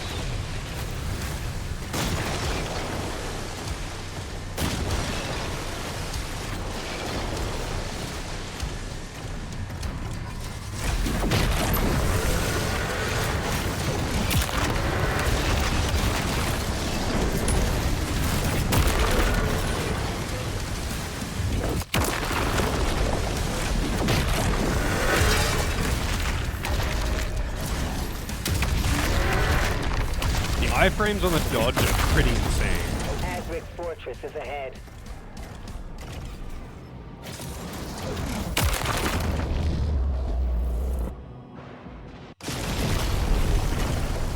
Oh yeah, we get a gun again.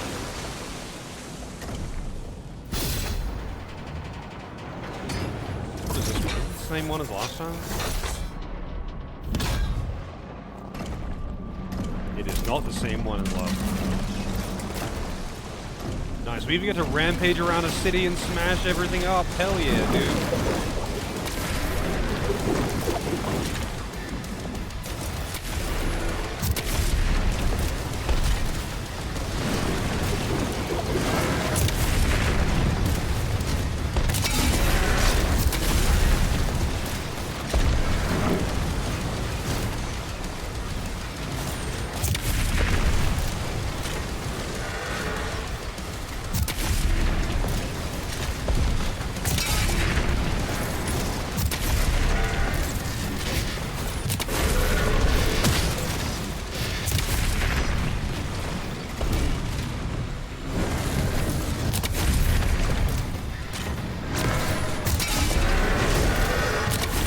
Oh, there's so many of them.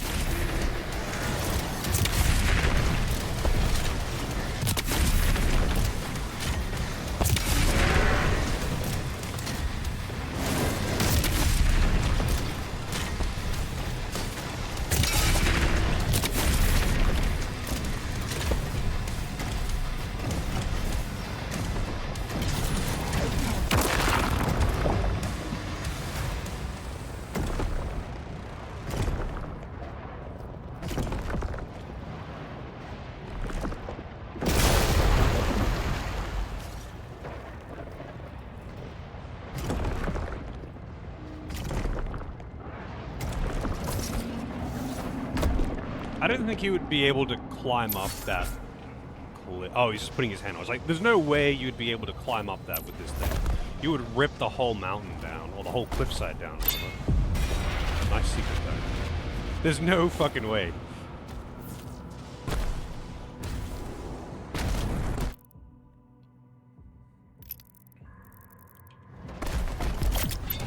The makers have confirmed that Azric's signal is still inside. Is it now?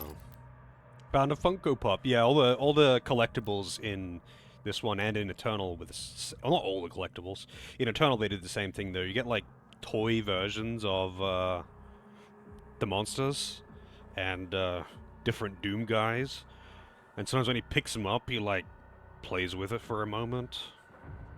It's kind of weird, but it is what it is, I guess.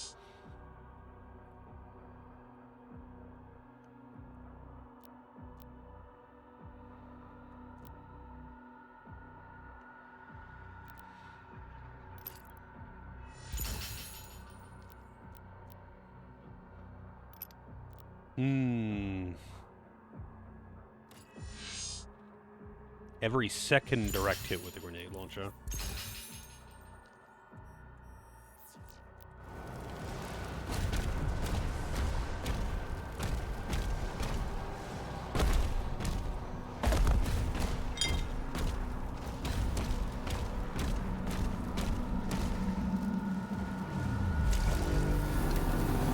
It's Doom in Pog form.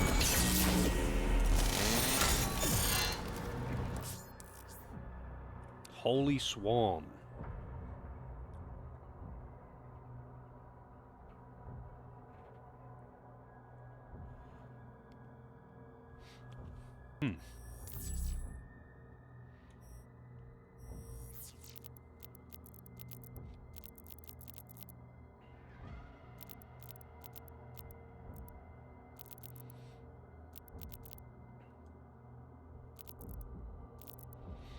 Might as well try it out.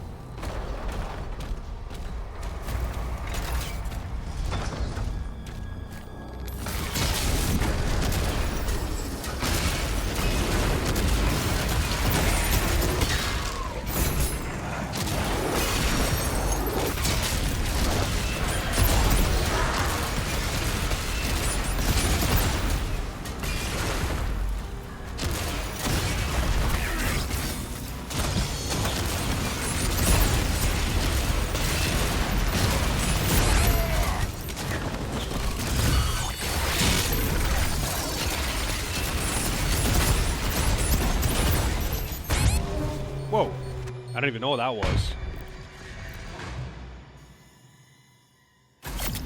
Makers have confirmed that Azric's signal is still inside.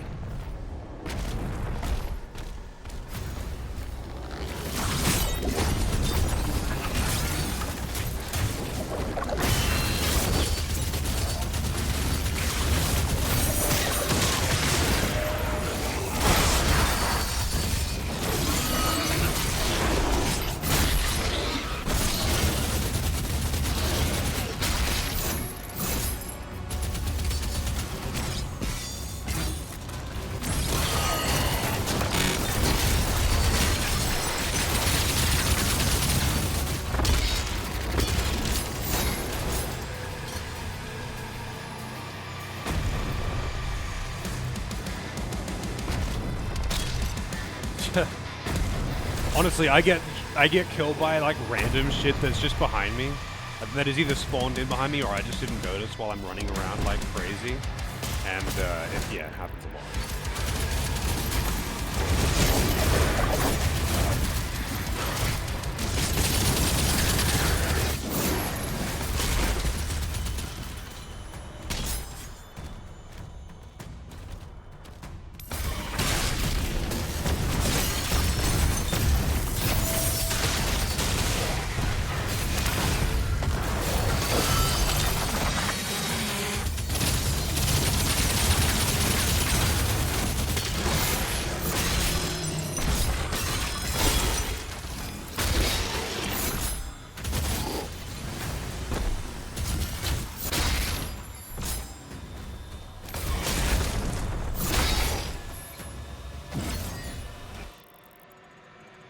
Whole area is just red.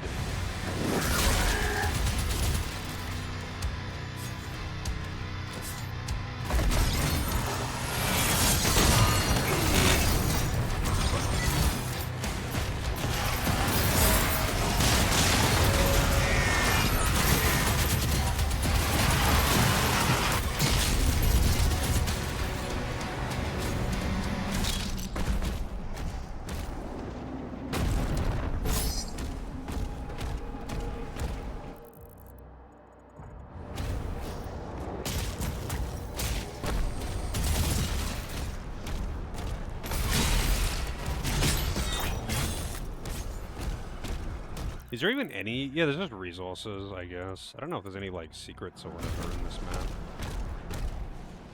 I guess there's this. Which is nice, although that wasn't a secret.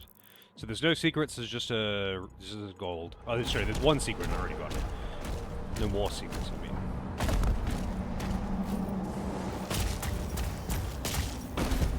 There's not very much gold. It's probably like...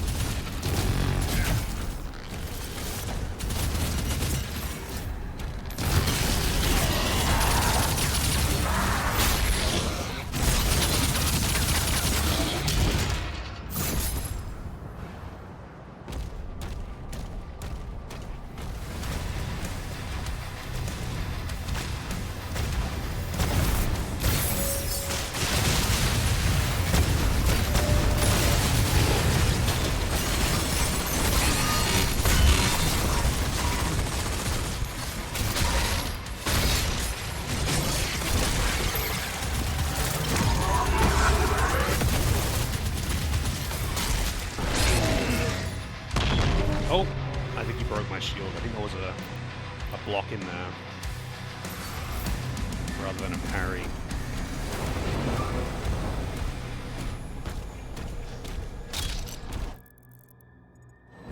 I can just get the full heal over here, assuming it respawns.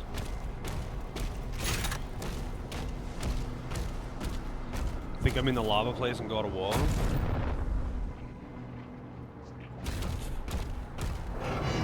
I gotta replay the original God of Wars at some point.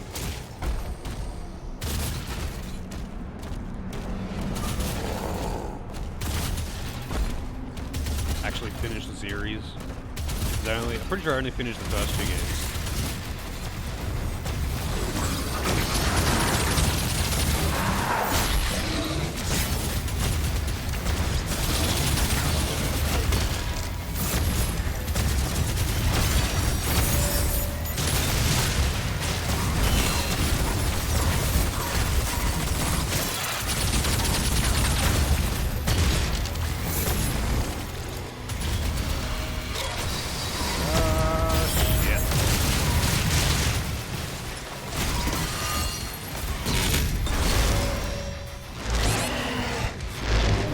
damn it.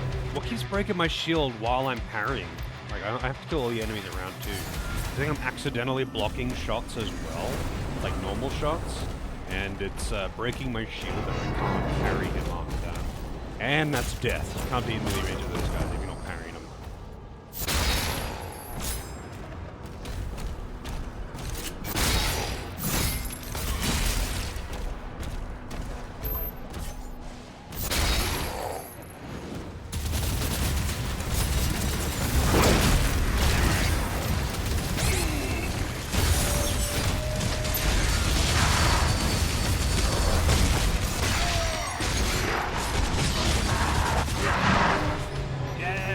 I gotta kill that asshole up on the ledge as well.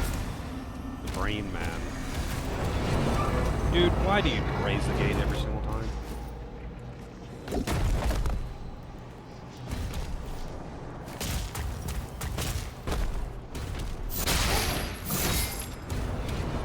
Oh, I could have grabbed the armor.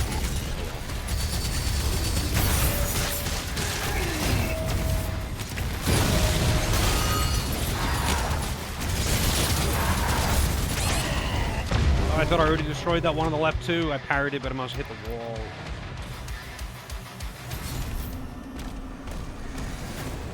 I made it past it that time. Wow. Before the gate closed.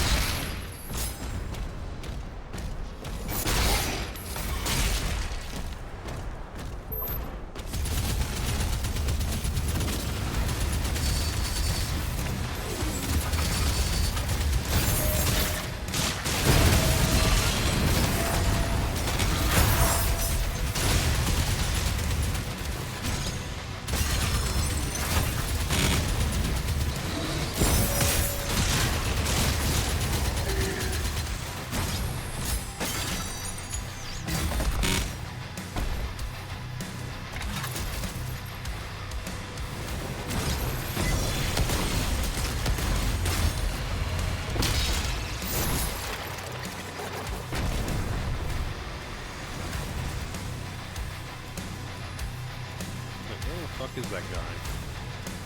Where are you hiding?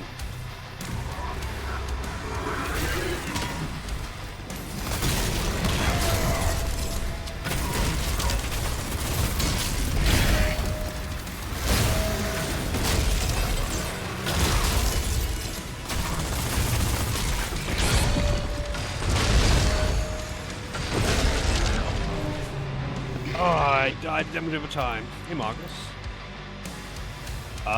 Parry is just a thing that's used a lot. It's not the new way to destroy weapons or something, but like any green projectiles or green attacks, you can parry them, and it does different things, like it deflects and does damage, and sometimes it staggers them.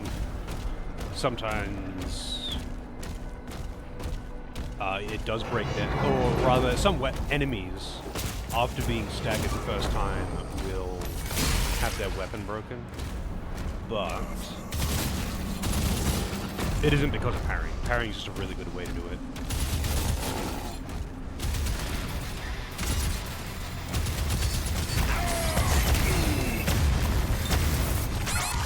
Jesus. The fight hasn't even started and I'm already nearly dead.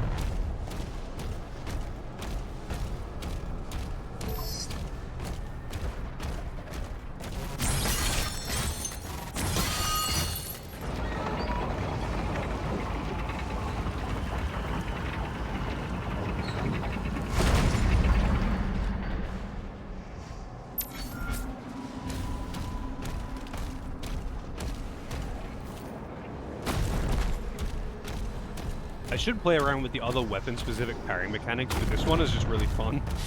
I just like this weapon a lot. The idea of a fucking cannonball on a chain that you just shoot at enemies is awesome.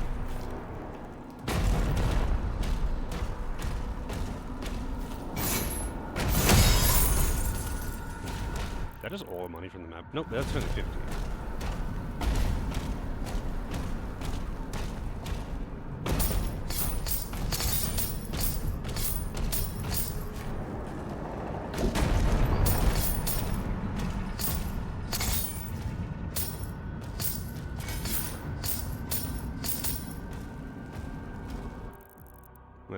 Okay, and the last special enemy, I guess, is where I'm gonna get the health upgrade.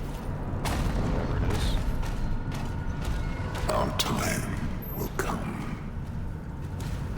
He really left a hologram there just for that?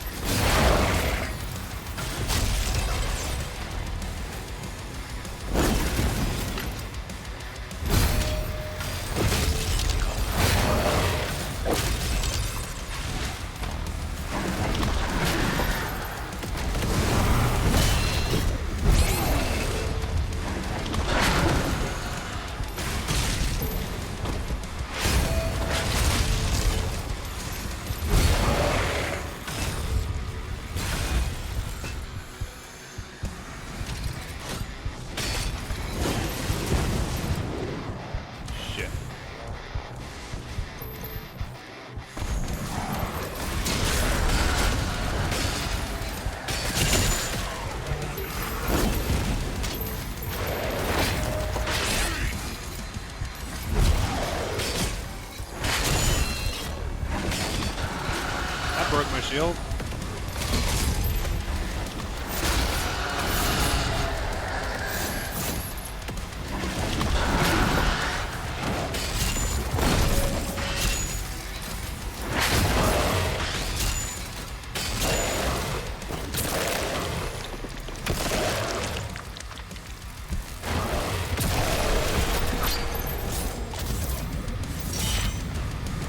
Bishop Creed has called a meeting with me.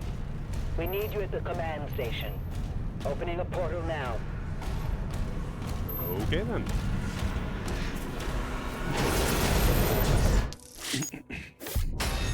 That was a pretty quick one.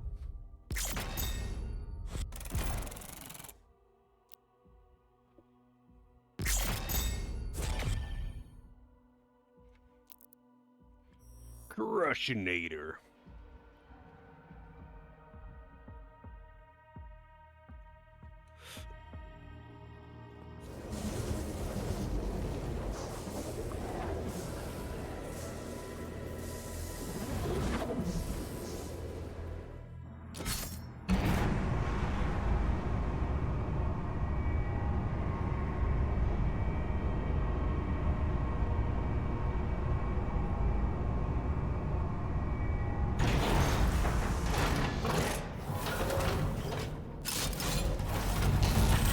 His Eminence, Bishop Creed, has arrived. Access control zones in effect.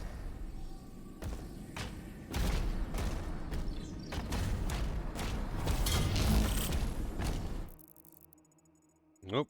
I see fights down there. Oh, 1 second. I'll be right back.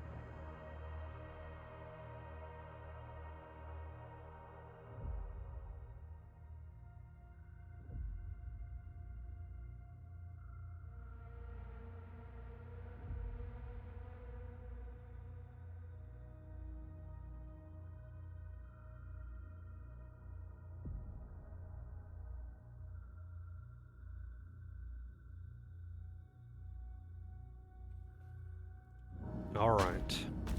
You've got a shield charge, and there's no, like a dodge button, unless you are in any of the forms other than, like, basic with your shield. You can shield charge at enemies, but unless you're using the robot or the dragon, you don't have, like, a quick dash. At least I don't think you do. If you do, I don't know what the button is. Access denied. Wow. Locking me in here, huh?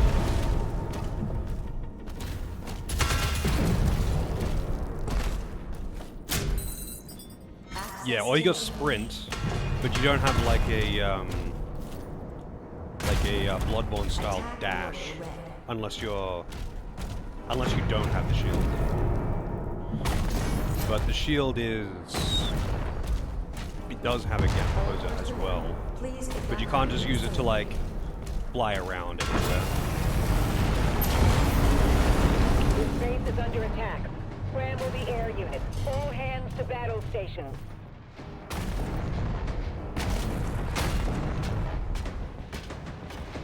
It's got a very long range on the dash. The gap closer. They must be after the Creed. Hull breach. Damage on multiple levels. Oh. Move the Creed to the command deck.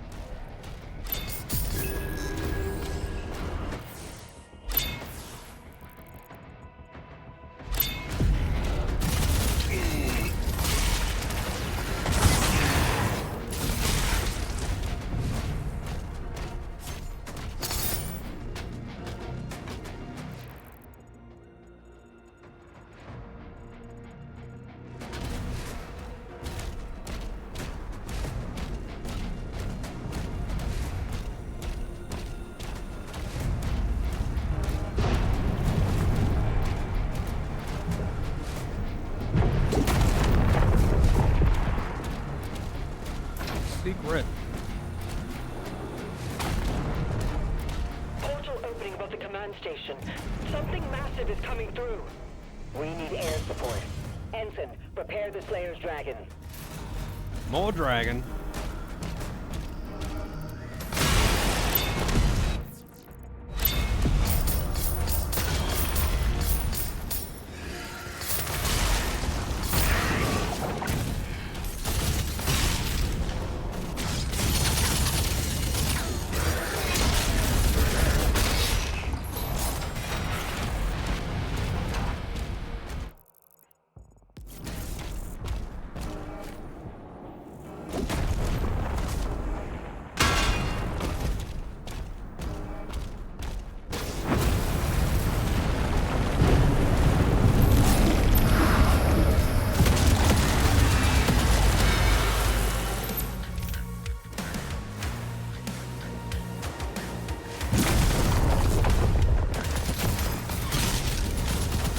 Hey, what are the challenges in this one? Kill 10 demons with explosive barrels, 2 secret key doors, strike a battle knight with a melee attack 10 times. I don't know which one the battle knight is. I don't know the names of my enemies, man.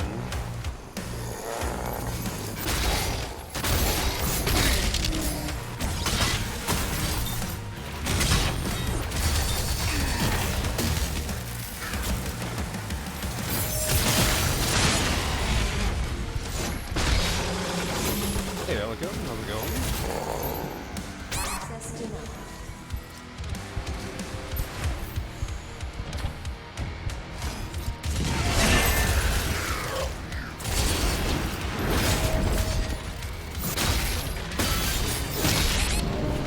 Dead.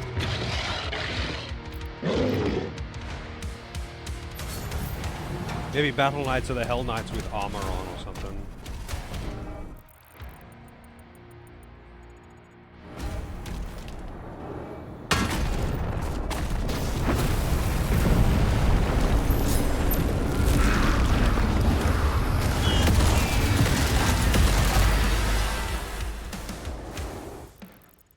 Damn, kind of lame that I can't jump through that.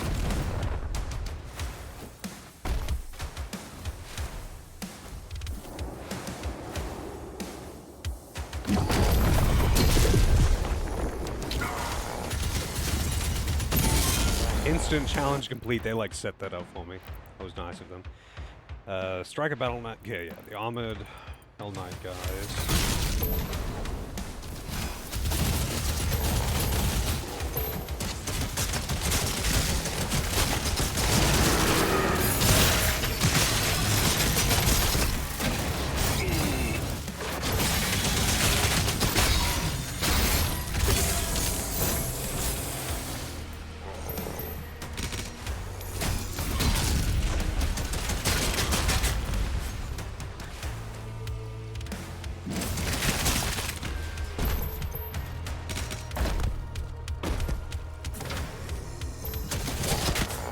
Access denied.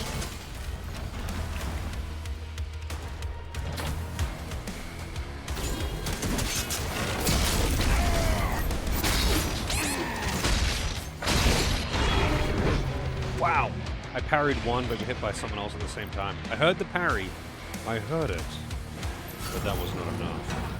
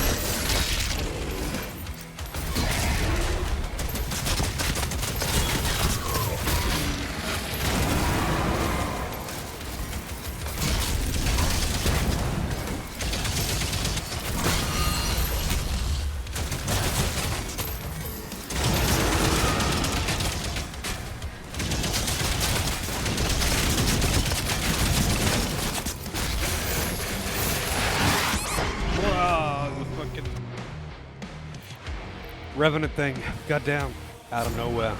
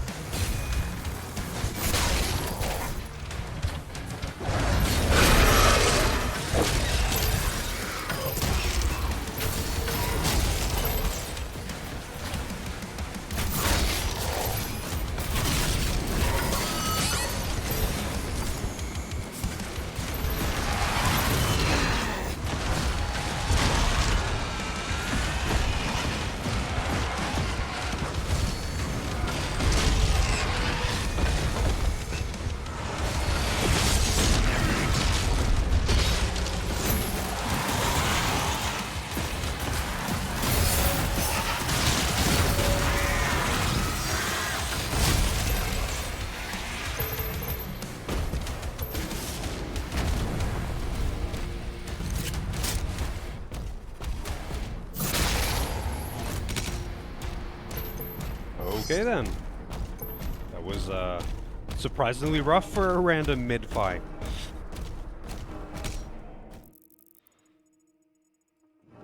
And we're not even done in here. This is going to be another one when I come through with the key that I don't have yet.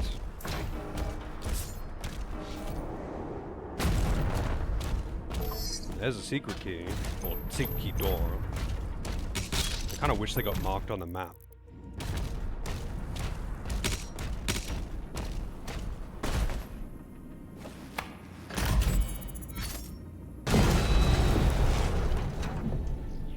Oh. Hey, buddy.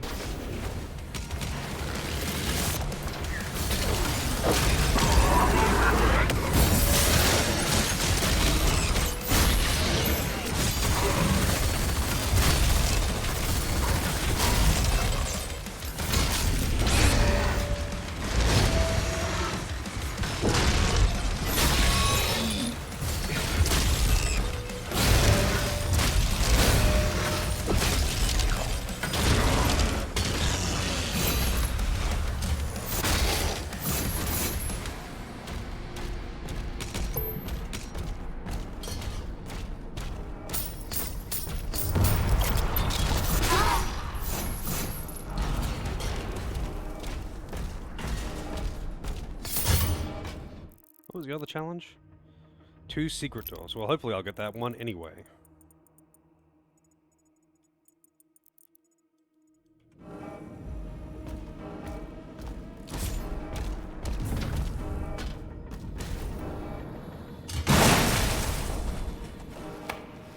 Good thing it doesn't matter that I destroy all of the fucking Communications are equipment. jammed. We can't reach Valen or Novik. Keep trying.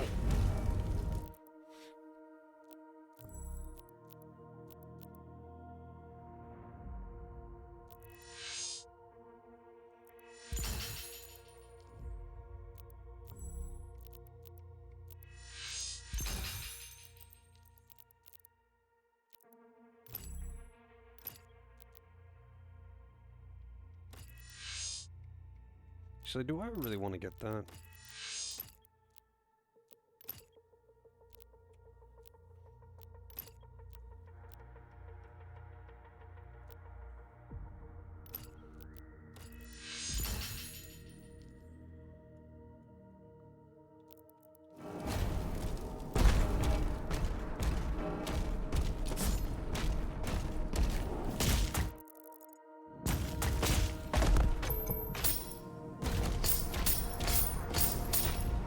Oh shit.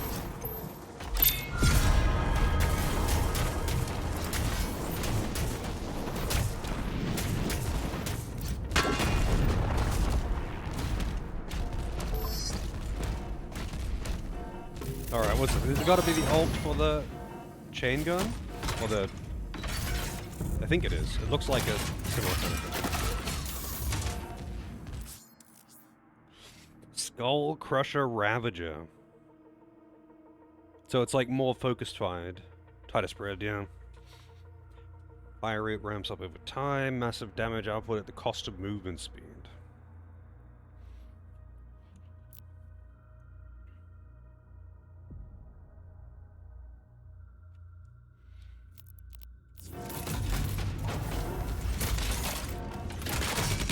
Oh yeah.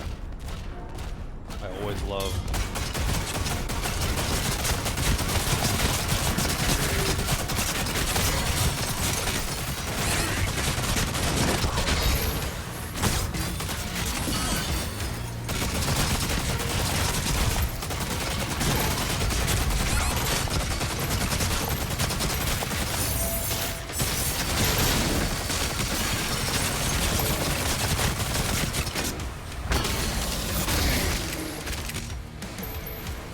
Oh, there goes all the ammo for that gun.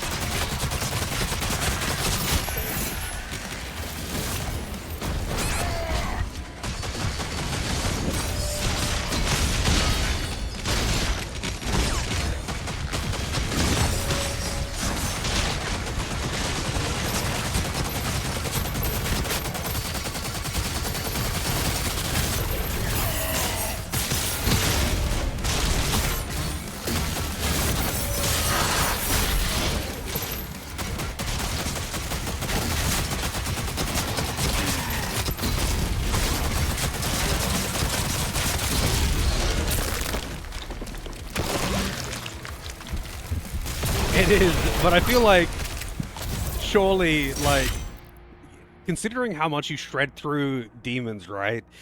You just absolutely fuck them up with your metal bullets. Surely their skulls and bones are not, like, stronger ammunition than the bullets that you were using to destroy them in the first place. Surely not. But it is very badass to crush skulls and use the fragments as ammunition in a minigun. That is very badass, yeah.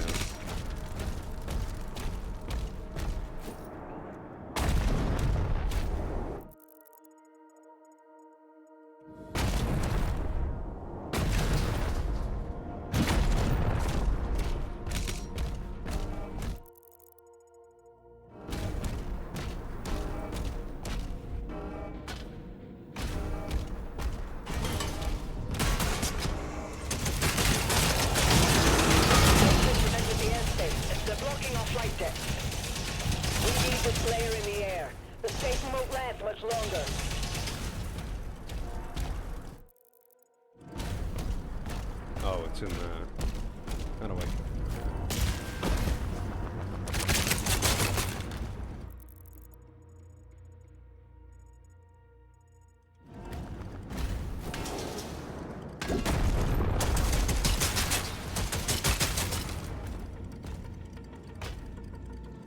Maybe it just opens with story. But I feel like once I leave this area, I'm probably not coming back in here.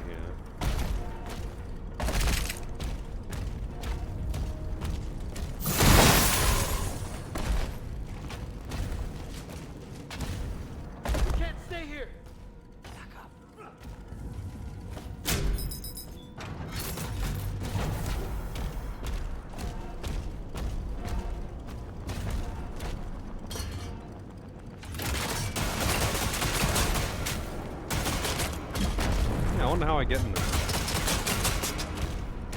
Oh, wait. I didn't know. That's glass. You can't smash glass, that would be rude.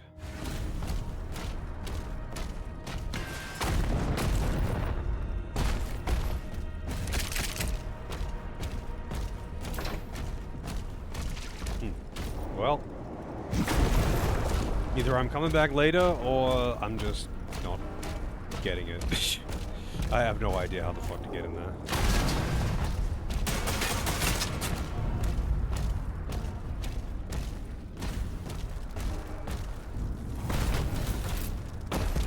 Oh, is this it? Wow, it was just that simple. Wait, no, it's not. This is something else. This is a shortcut to a previous area.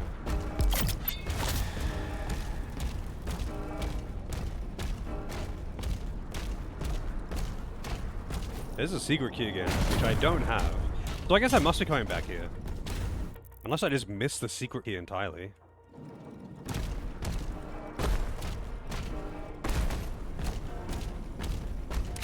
Yeah, I have. Both 2016 and Eternal. Fantastic. Hey TSD, how's it going?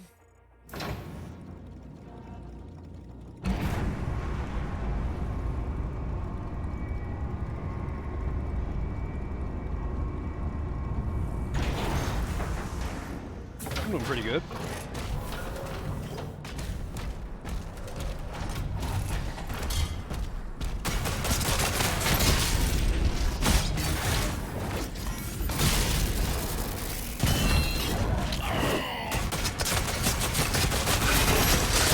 Wow, that shreds those guys.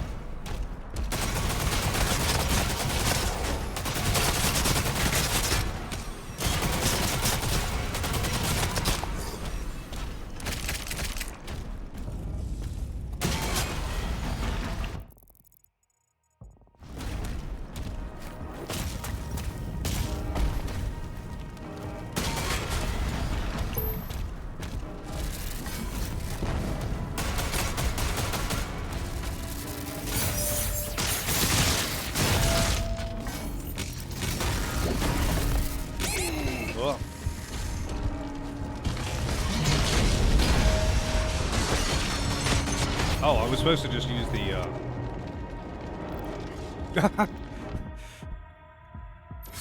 supposed to use the grappling hook to get across there.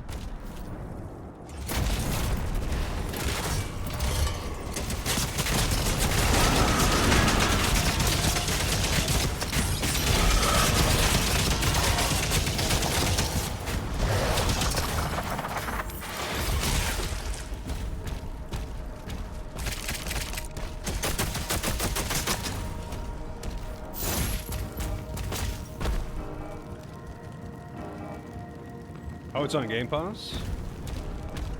That'd be a good way to play it then. I would definitely recommend it.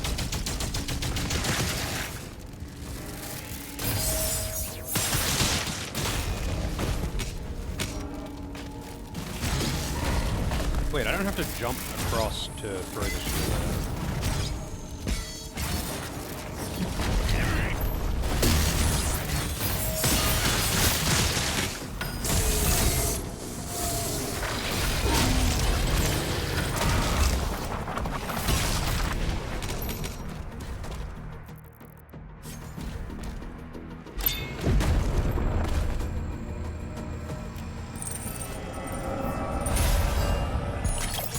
Yeah, you could be right. It could be a move by Microsoft to upsell the Game Pass.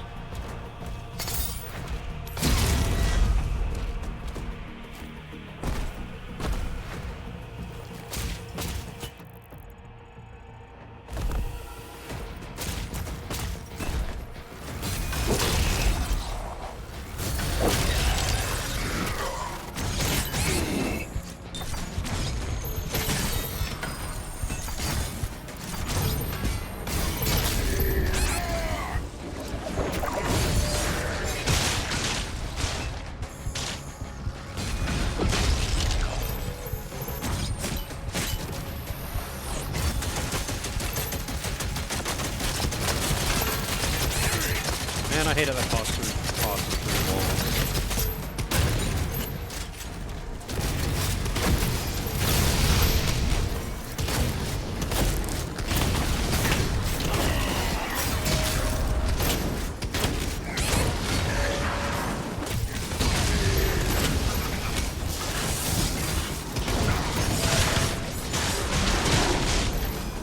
Oh god.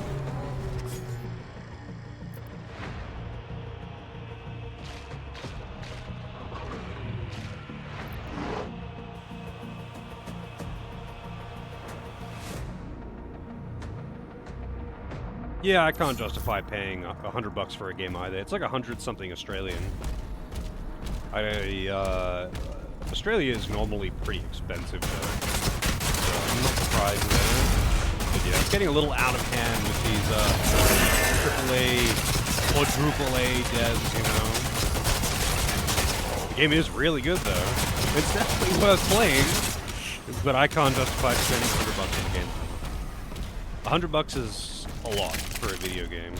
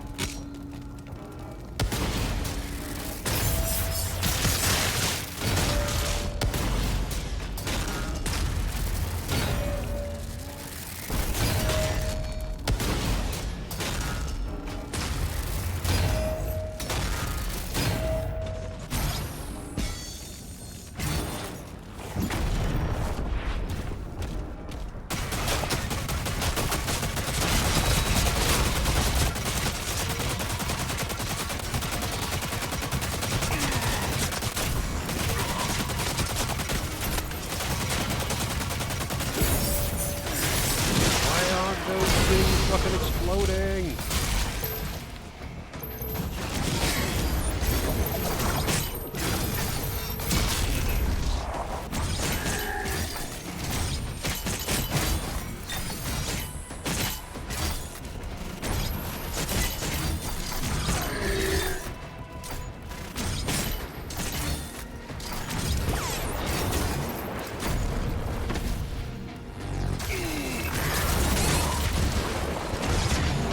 Wait, can I really not actually hit them with the...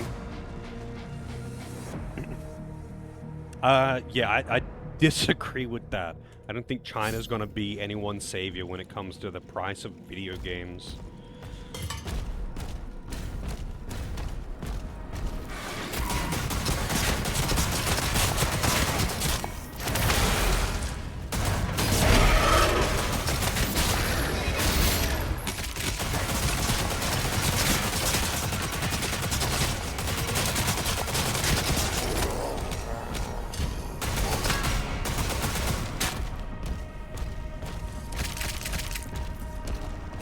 And I feel like I don't really want to play, like, mass-produced games out of China. Somehow I feel like that would be even worse than, like, shitty bulk-produced anime games. And, whoa! God damn it, I hate how that goes for boss. But usually it doesn't. It just sometimes does.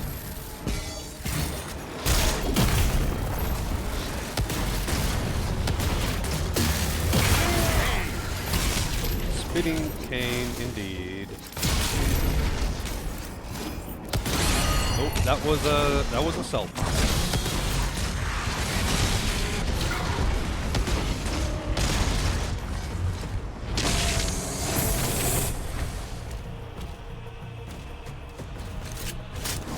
Yeah, there's definitely been some good games that have come out of China. But there's also been a absolute fucking gigantic load of just trash. Just like the most bulk, illegal asset flip, stolen resources, everything. Wukong is really good, though. You are right. There are good games that come out of China. It's not like China is incapable of producing good games. But the amount of, like, asset flips and just straight-up stolen assets, AI-generated content, is actually insane. Yeah, I mean, China kind of just has the numbers game in that case. There's a certain, like, cheapness about, like, Chinese bloatware games that I can't not feel just by being present when the game is being played even.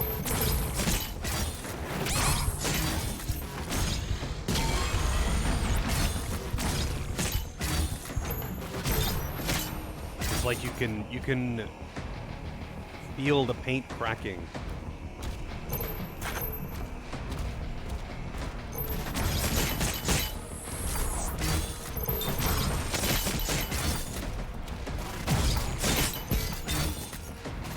And again, people absolutely fucking love bloatware and just infinite mass-produced garbage. Otherwise, One Piece wouldn't exist.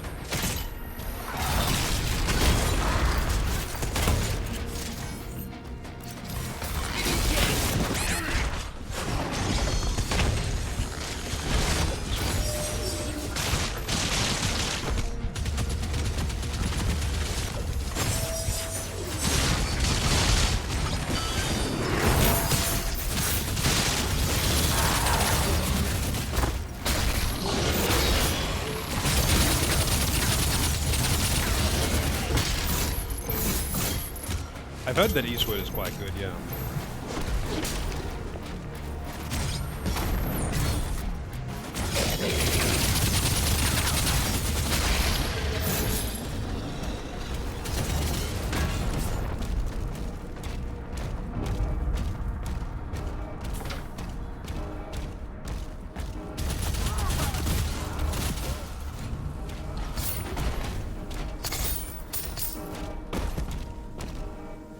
Why, thank you.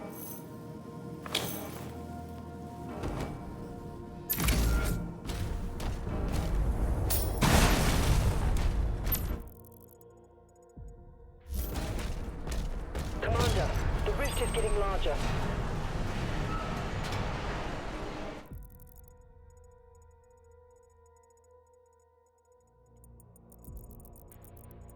Wait.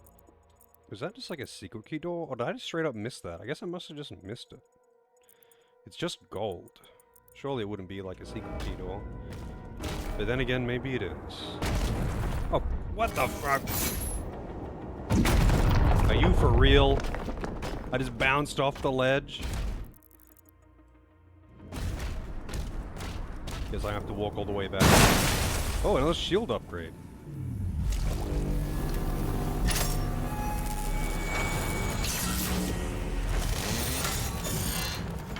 Wu-Chang? What is Wu-Chang?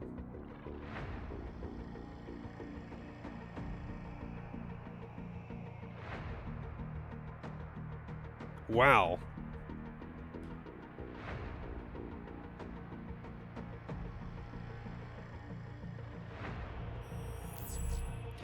Well, I guess I'll try that one out. Why not?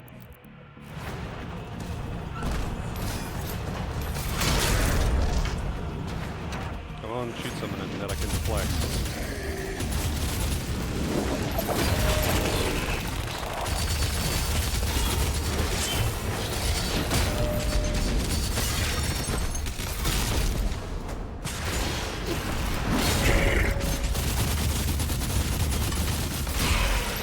Wait, how frequent is it? Does it just have like, what's the... How frequent does it happen? I guess it just... I don't know. It happened once, but I've carried multiple things. Normally when it's like every certain amount of attacks, it'll tell you how many attacks.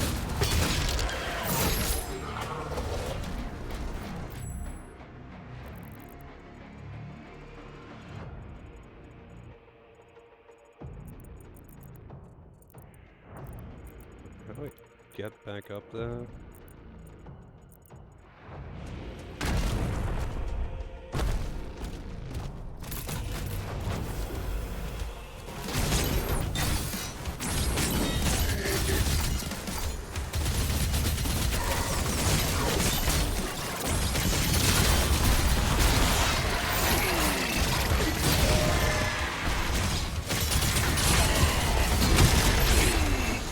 Oh, Jesus. Too many dudes.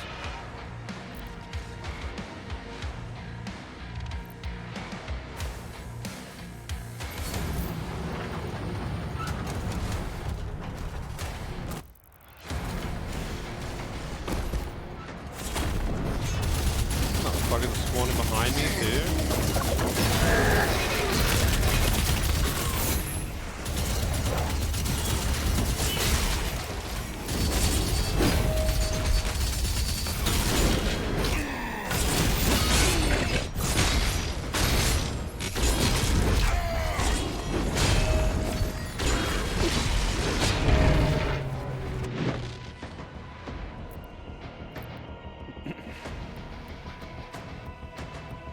To the title hill go.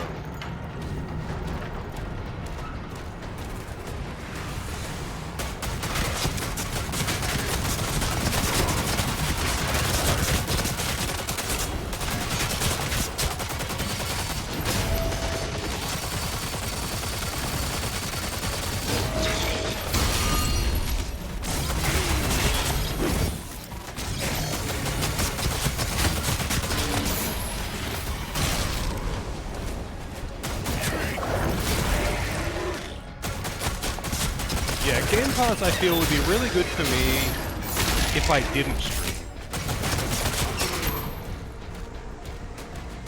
Like, I think I would definitely get Game Pass if I didn't stream.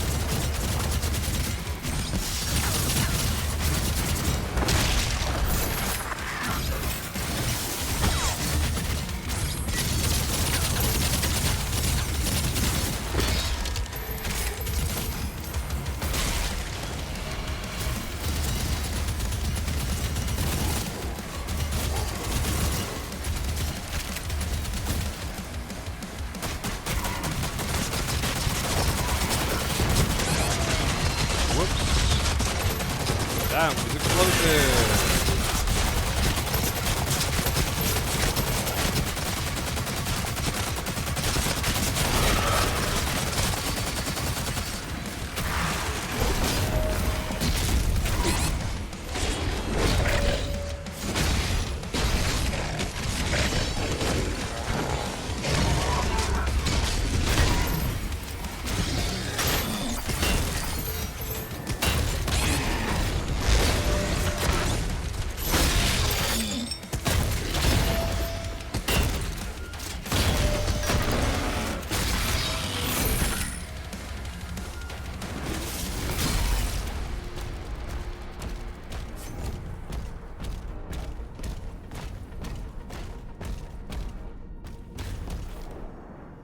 I have no idea what the price of Game Pass is. I know it's not particularly expensive, though. And, so it makes it pretty desirable. But the thing is, I don't think they would, like, raise it to be anything particularly high, just because, like, it's the microtransaction trap, essentially. Well, not necessarily the microtransaction trap, but, like, with Netflix, like, what a lot of people do is they'll sub to just watch one thing, and then they forget to unsub. And whether they use it or not is another thing, but they end up just staying subbed. It's very effective. It is very effective. I guess I can't go back up that way. So I missed that. I missed the jump here because I jumped across, and rather than grabbing onto the ledge, he kind of just bonked on it and fell, but I couldn't get back up. Oh, I can't get back up now. So I guess I'll just have to get that on the replay collectibles.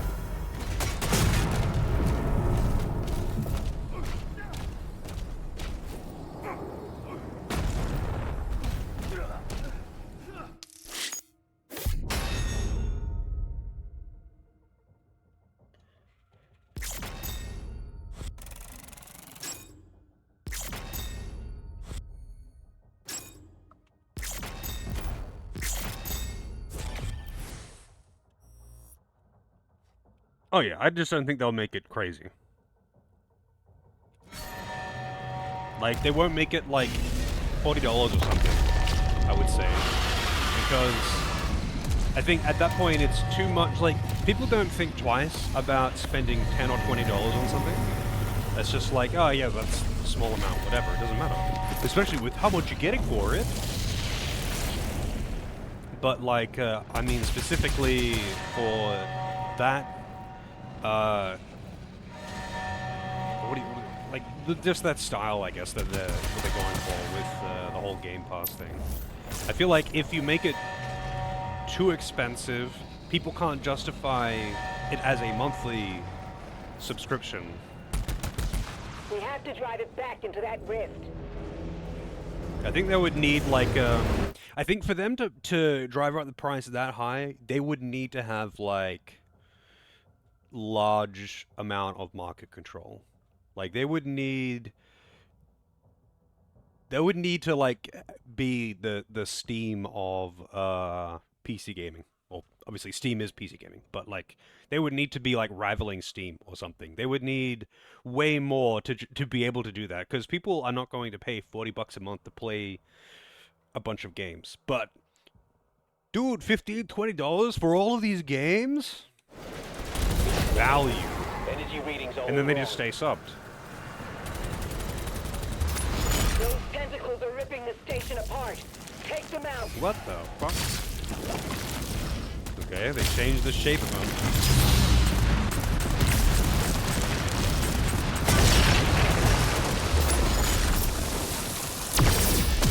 Whoa! Wasn't very fast. I forgot how fast they are.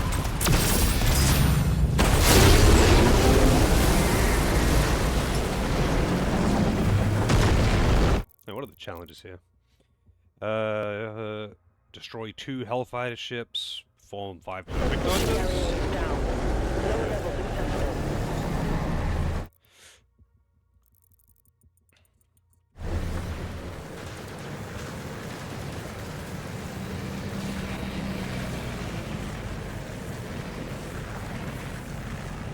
Their ships look awfully similar to ours.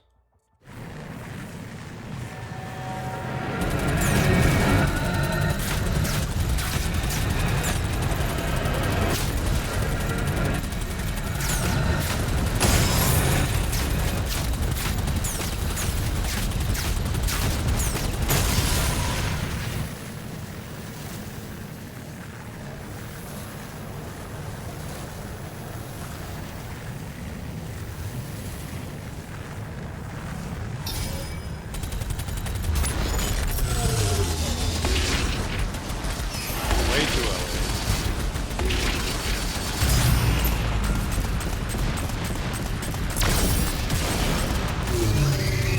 It does two types of shots.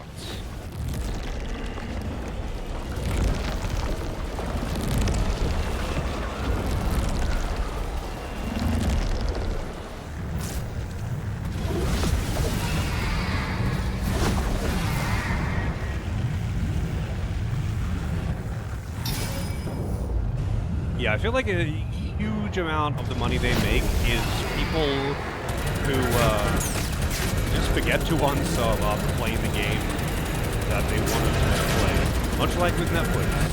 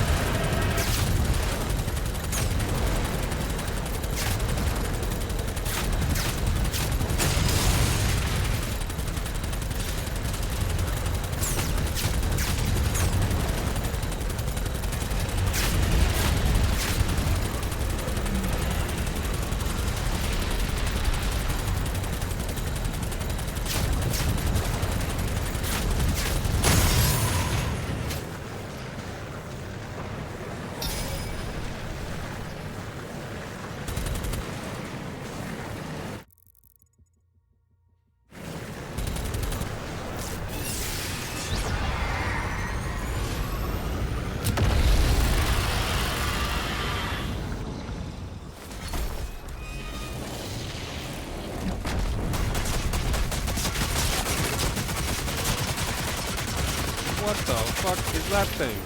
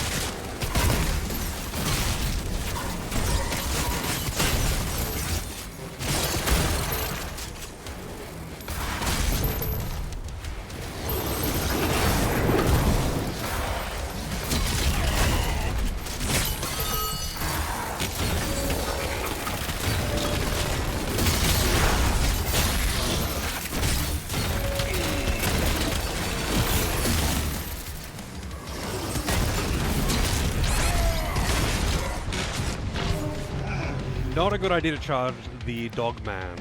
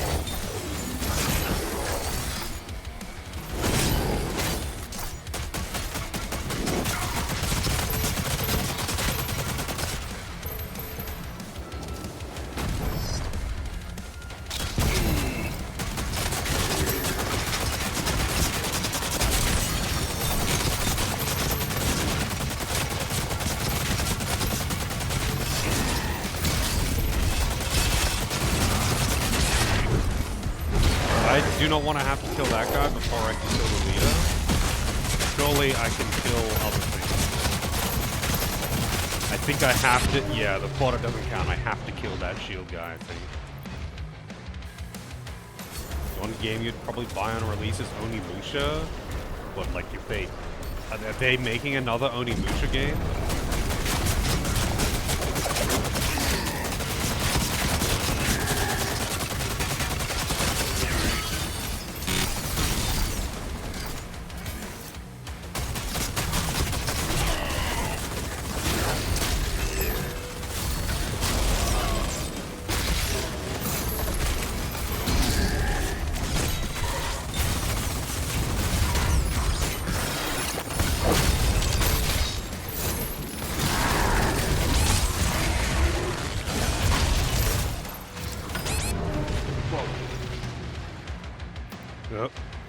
Oh, okay. I mean, I didn't know that was a thing.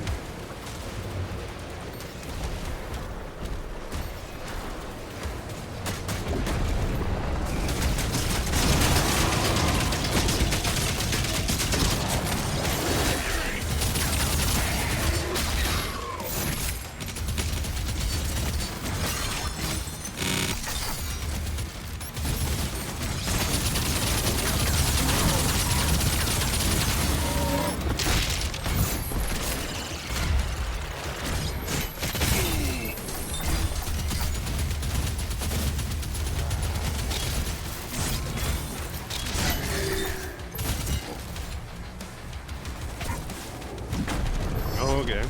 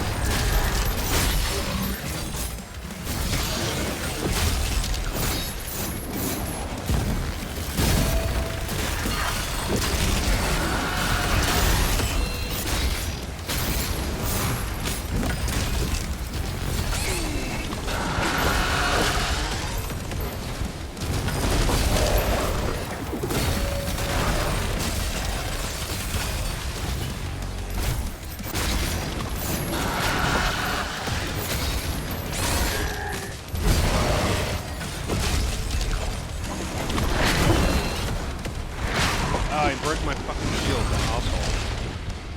Right before I went to parry him.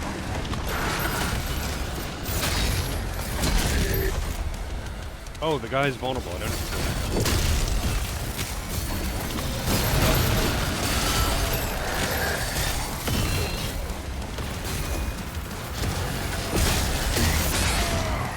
Yeah, I think trying to fight him with the sword guy chasing me around is maybe a little bit insane though.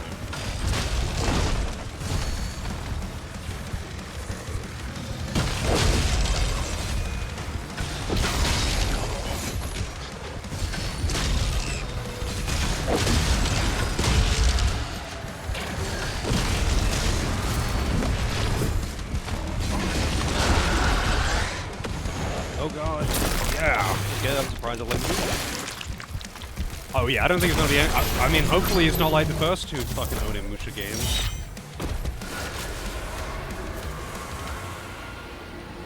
Jesus Christ. I mean, I dropped Onimusha 2 so fast. I played them back in the day, and I remember enjoying them, but fucking tank controls in an action game like that?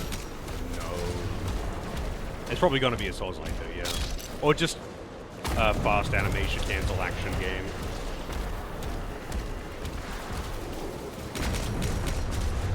But yeah, I highly doubt they're going to make a fucking tank controls action game in 2026.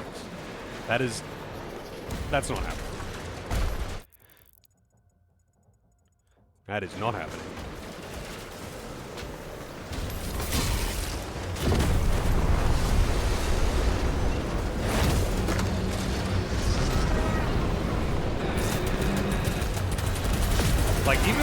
didn't they do a remaster of 1 and 2 or something, and they just gave you the option to not have tank controls because no one fucking likes tank controls?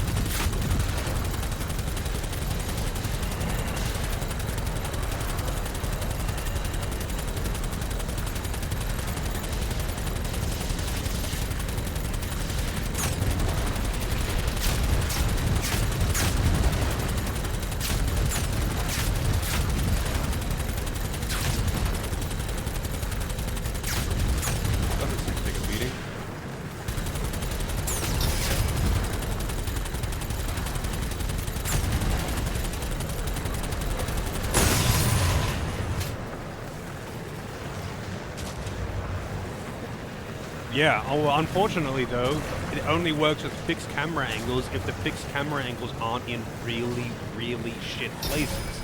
Which in the case of Onimusha, was it 2 that I played on stream? Unfortunately, in the case of Onimusha, fixed camera angles are like halfway into a fucking boss arena. And it's like, oh cool, I'm fighting the thing, and then oh shit, the camera is now facing the other way. All of my controls have now been reversed. Actually, the controls haven't been reversed. All of my perspectives have been reversed. And oh shit, now I don't see the boss's attacks because the camera is now facing towards the fucking door.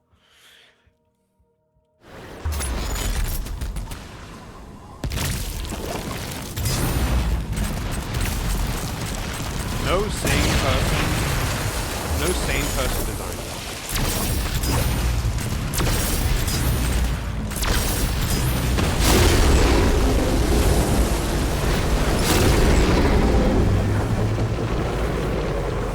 It works in games where like the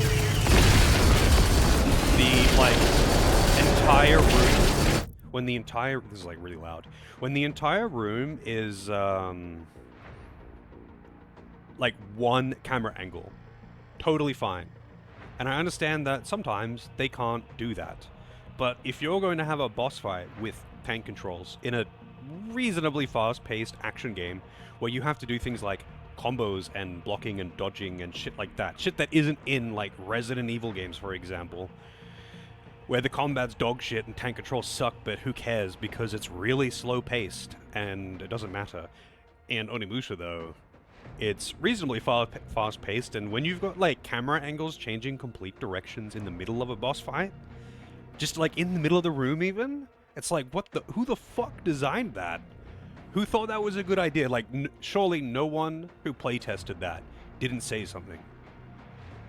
Like, I think every person who playtested it, if they even had playtesters, would have said, yeah, camera angles changing randomly in the middle of boss fights in a tank controls game, probably not good. But then again, maybe they just don't want to argue with the boss.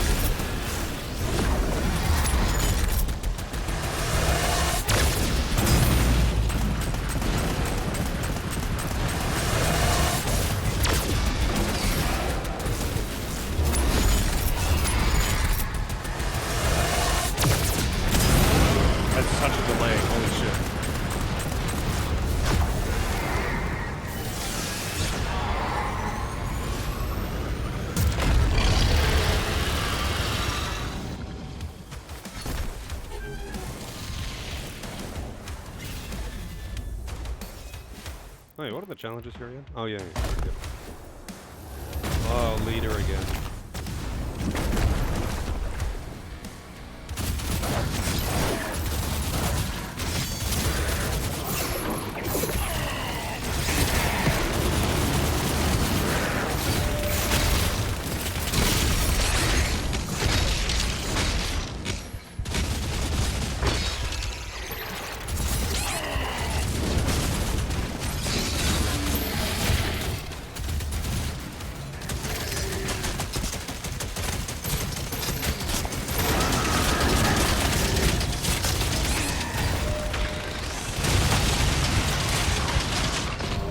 Oh, right in front of the full heal. Look at that, he even died looking at it.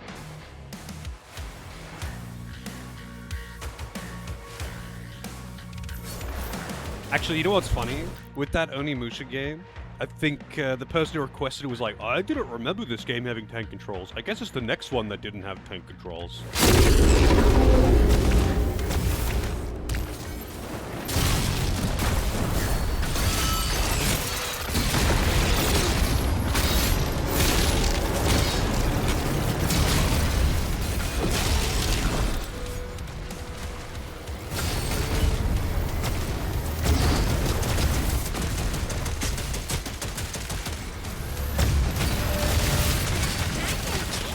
I'm in danger. I am in danger.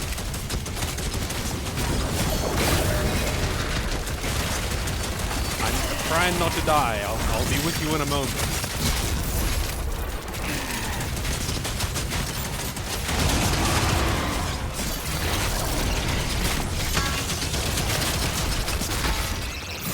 How's it going, Black and One? Thank you for the raid. Welcome in, Raiders.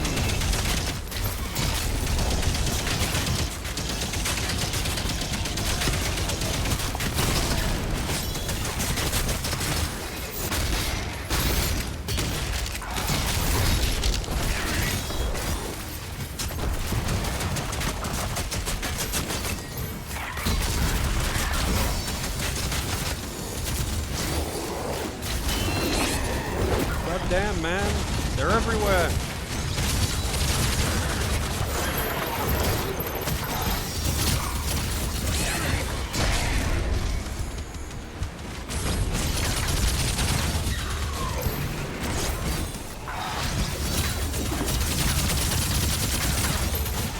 Thank God for the ricochet shot. Holy shit.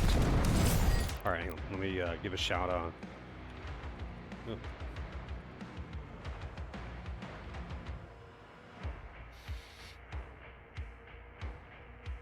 I remember enjoying Onimusha. I think I played all of them, all three of the originals anyway, when I was a kid. The PS2 ones. I remember playing them all and enjoying them. Maybe it was because of the theme or something, I don't know. I just remember enjoying them. But that was also before I played Devil May Cry, and the reason why I didn't really get that into God of War is because I had already played Devil May Cry 3, and I was like, yeah, I'm just gonna go play Devil May Cry 3 again.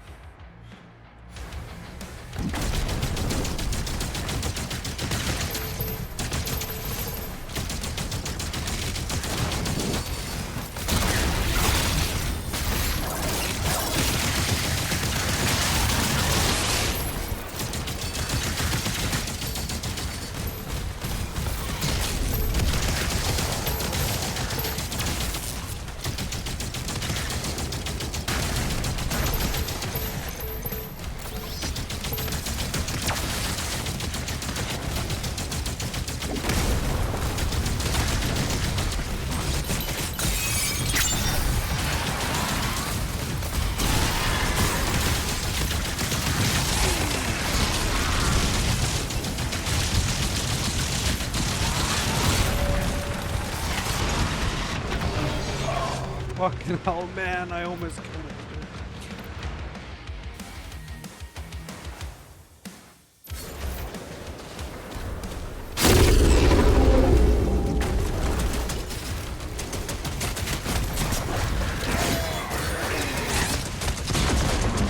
Already nearly dead.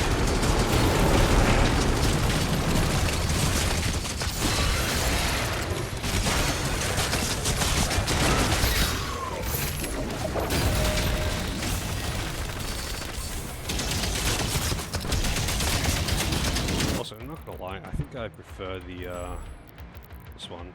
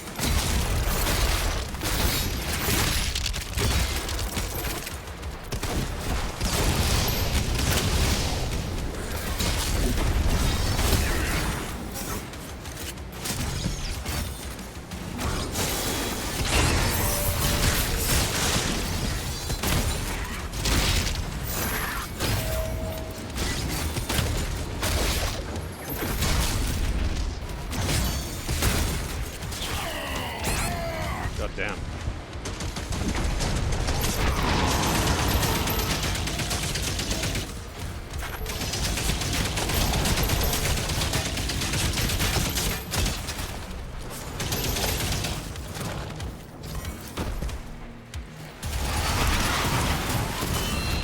Fucking revenants.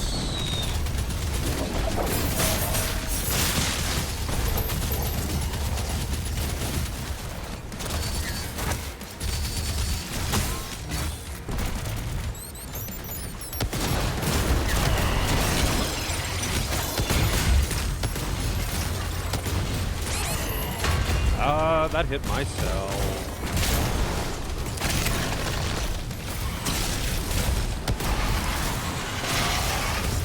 Where is that revenant?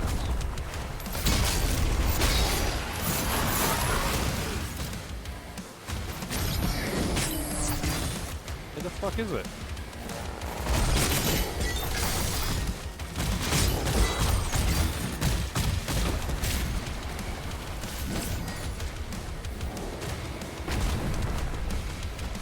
Oh, there it is. Oh, that's the leader unit. I thought he was a leader unit. He's usually one of these guys.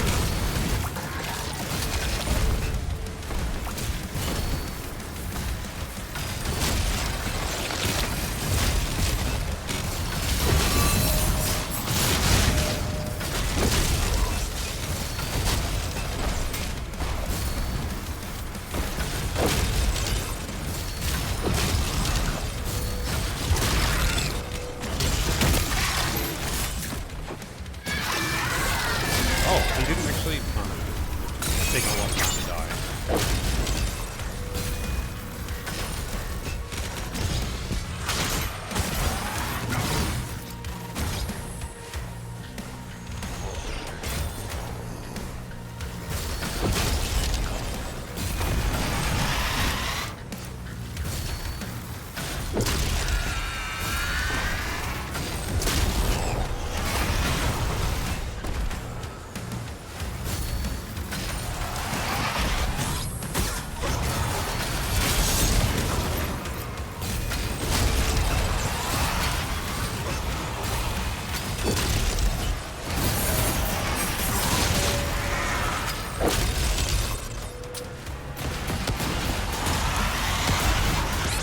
Oh god.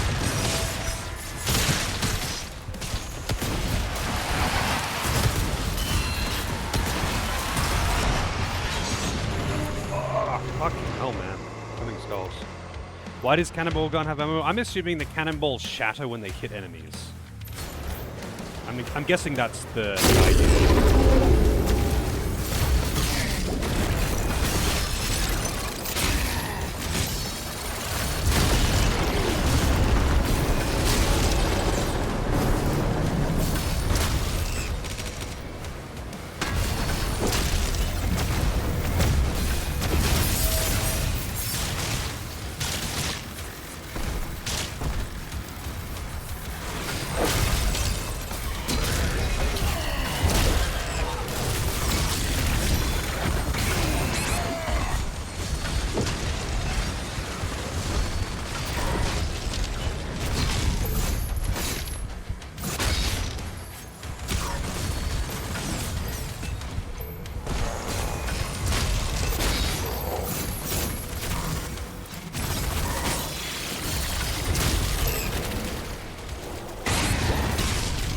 see that Sanic coming out of fucking nowhere.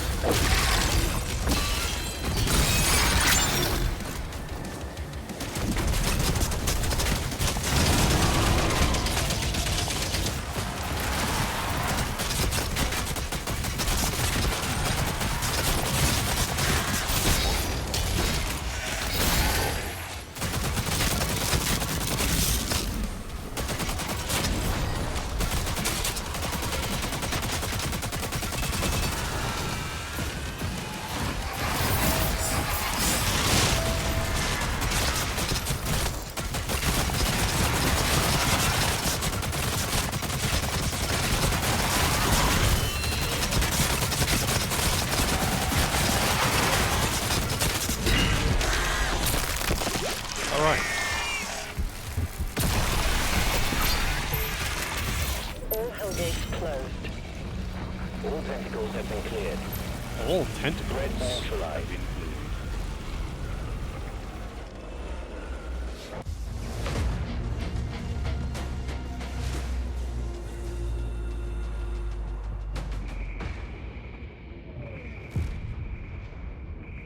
Yeah, God of War felt a bit clunky to me after playing Devil May Cry 3. I think it really is just a matter of like the order in which I played those games. Like I played Devil May Cry 1 before God of War. Sorry, I played Devil May Cry 1 before a bunch of other games, and Devil May Cry 1's kind of shit, honestly. Like it is. It's the first in the series and played the way, whatever. I don't fucking care. Devil May Cry 1, though, is pretty fucking shit compared to 3. And a lot of action games on the PS2 are gonna just be compared to Devil May Cry 3 because it's a really good game. Alright, 1 second before I start this.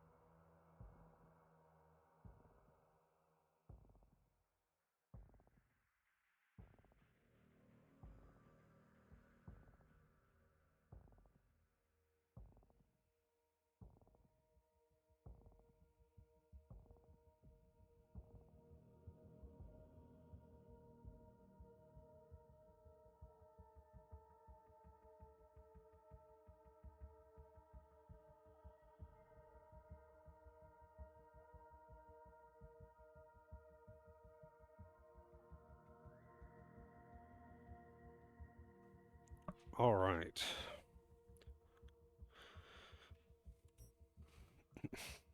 Yeah, Bayonetta's really fun too.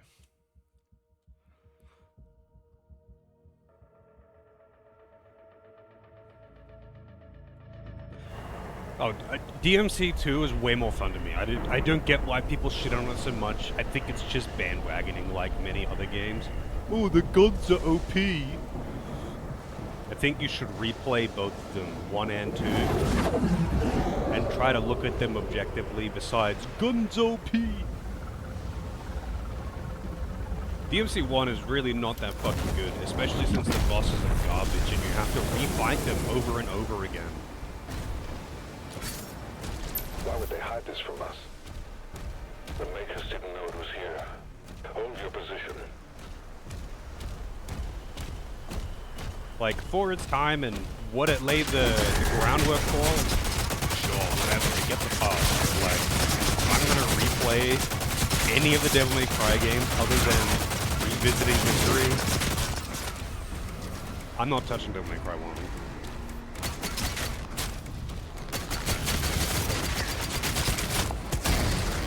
Devil May Cry 1 just is not a good time.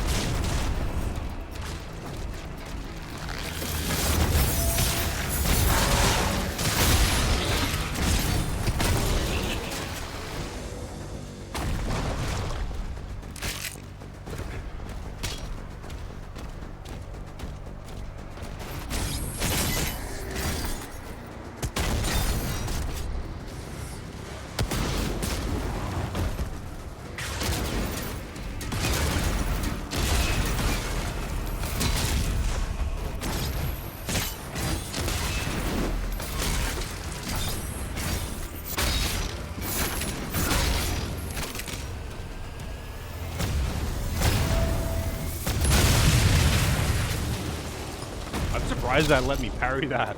That was so early.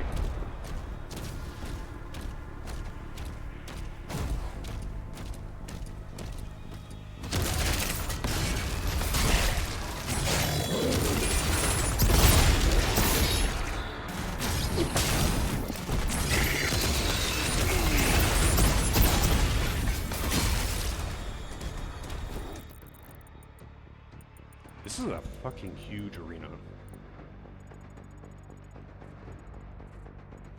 Drain water levels. What the fuck is this thing? Double blade chainsaw. Moto champion.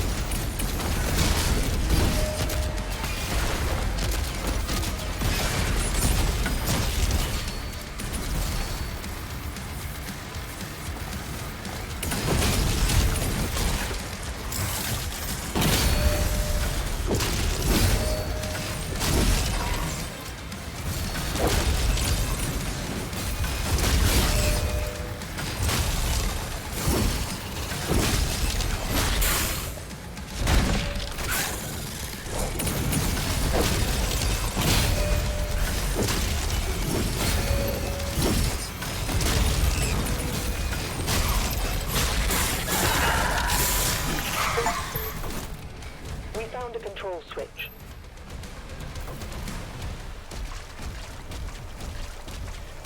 People, like, so this isn't like me just trying to shit on Devil May Cry 1 specifically.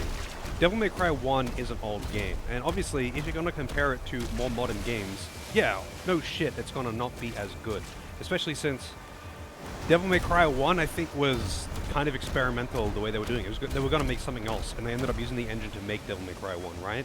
But Devil May Cry 2, people absolutely shit on, and most of the time, when you ask anyone why they don't like it, they either have no answer or they say, oh, the guns are too OP. And it's like, then don't fucking use them. If that's the only thing that makes it bad, don't fucking use the guns. And most people just don't have a response as to why it is bad. And there's a bunch of games that are like that. I'm not saying Devil May Cry 2 is great either, by the way. Devil May Cry 3 shits on both of them.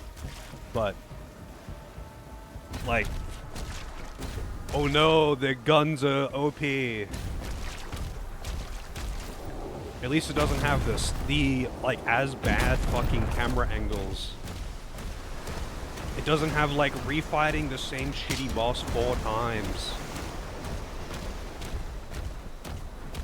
Actually, I don't remember how many boss refights are in 2. So I can't necessarily say that. It has been a while since I finished 2. But 1, I actually finished not really that long ago, because I played through 1 and 3 on stream, and then I played through 5 on stream. I don't have 4 on PC. And I played a bit of 2, but I was playing that offline, and I just got distracted with other games. But it's just like, it kind of weirds me out that people shit on 2 so much, just because it's cool to shit on it. That's many games like that, though. We were literally talking about that earlier today, actually. People bandwagoning on, oh yeah, I've never played this game, but it's cool to hate it. And they're willing to help. According to the Makers, inside this tomb is a deity that will lead you to their location. The Bishop's ministry has asked that the Slayer alone take this mission. They trust no one else. I cannot disobey the Church, but will be on alert.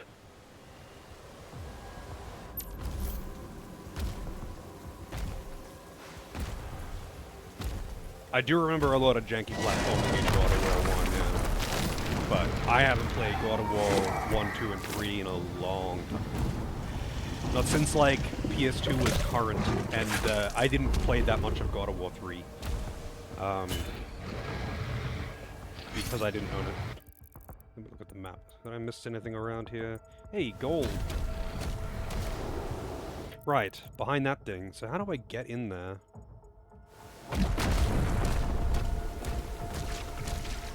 Yeah, like, that is another thing that a lot of people don't accept, is that a game that they liked when they were younger didn't age very well. There are lots of games that I liked when I was younger that aged like milk. But so what? Like, I had fun with them when I was a kid, and I can accept the fact that it's just an old game that didn't age very well. Like, there's plenty of games like that. Some people get really, really angry about it, though, when anyone, like, criticizes any old game that they've got intense nostalgia for.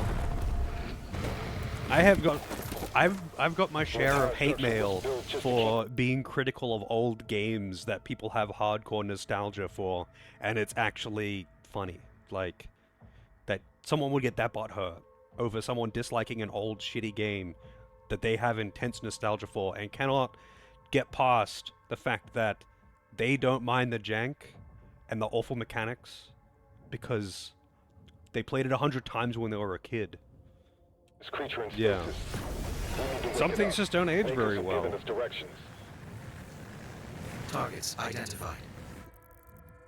Some things age really badly. Locking coordinates. I feel like it's usually, especially with like much older games like PS1 and earlier, and I probably made people feel old by saying PS1 is old, but PS1 is pretty old. A lot of games, especially before PS1, but there is a lot of PS1 games that are like this too. Anything that was trying to be like fast-paced action for the time tends to have not aged very well at all. Turn-based games, on the other hand, tend to have done a lot better as far as aging goes. Just because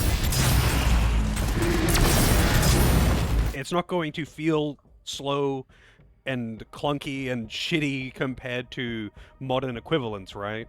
It might, like, if you play, say, I don't know, Final Fantasy V, it's... Maybe you don't like the art style or something, with pixel art or whatever, and that's taste. But, like, the gameplay mechanics are fine. It's still just a turn-based RPG. It might not be as complicated as some more modern ones, but whatever. You're not going to have, like, performance issues and feel like, you know, if you go back and play, like, Soul Reaver, it's going to feel very, very clunky compared to basically any modern hack and slash action, whatever the fuck you want to call it. Yeah, N64 is loaded with games that really didn't age well. N64 is kind of in a weird place, though. A lot of... It's because it's just really early 3D. A lot of developers who were making games for the N64, that was their step into 3D. And, like, okay, yep, I'm not really surprised that there's a lot of trash here.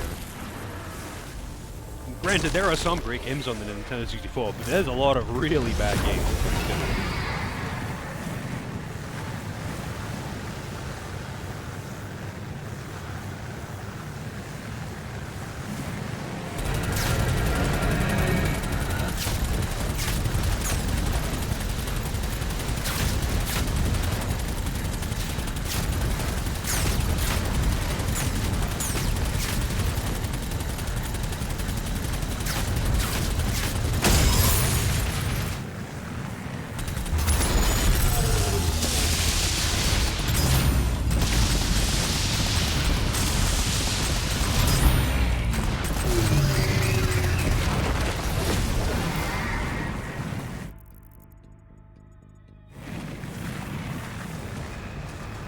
But there's a lot of really shitty games on the PS1. There's a lot of shitty games on every single console that's ever existed. On every generation, there's a lot of garbage games. But there's a very large concentration of, like, really shitty, janky 3D platformers and action games on the N64 and PS1 that aged like milk in like 50-degree sun. It's not a fun time to go back to them unless you just like something. Yeah, like, I know people love the classics on these old systems, but like all those people who are like, oh man, they just don't make good games like they used to, you know? The SNES was absolute bangers. And it's like, yes, there were some amazing games on the SNES. That's some tough competition. But like, there is also a lot of absolute garbage on the SNES. Like any other system. For every Crash Bandicoot, there's a Croc. And that's just how it is, man.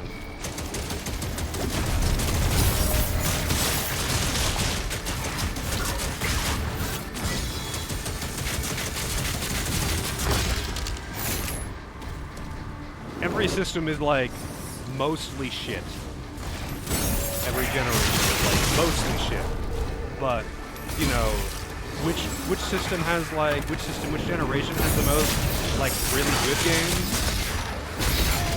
is another thing. That's something worth looking at. It's like how, like, I really like the GameCube, right? The GameCube does not have a lot of great games. It has a lot of really bad games even. But it has some games that I liked so much as a kid that it still just stands out to me. Just because of the few that I enjoyed that much.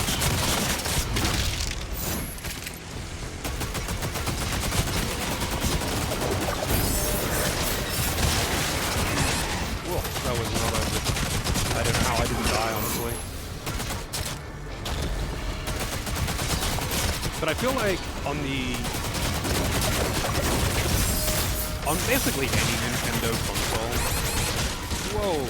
What is shooting? Oh, on every Nintendo console, their first-party games are almost always pretty fucking good. Apparently there was someone else up there shooting me. Yep.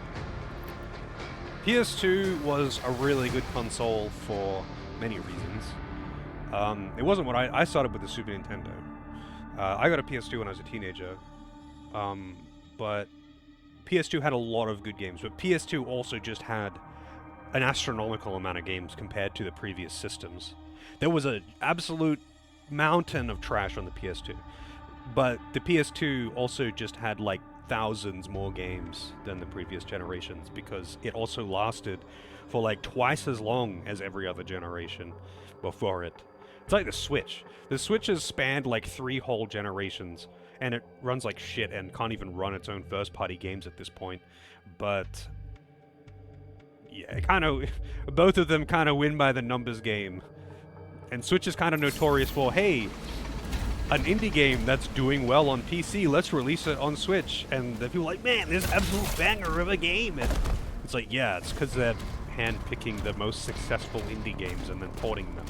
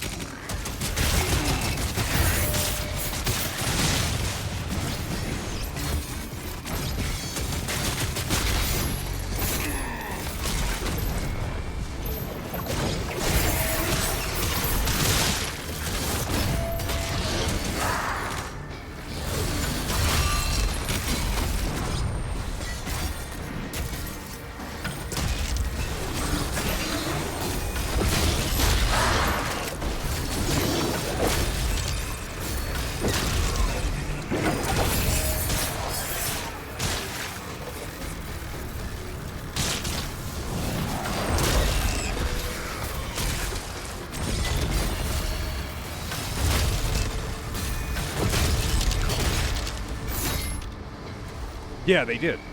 They both sold a lot of consoles, and they were both like current for a really, really long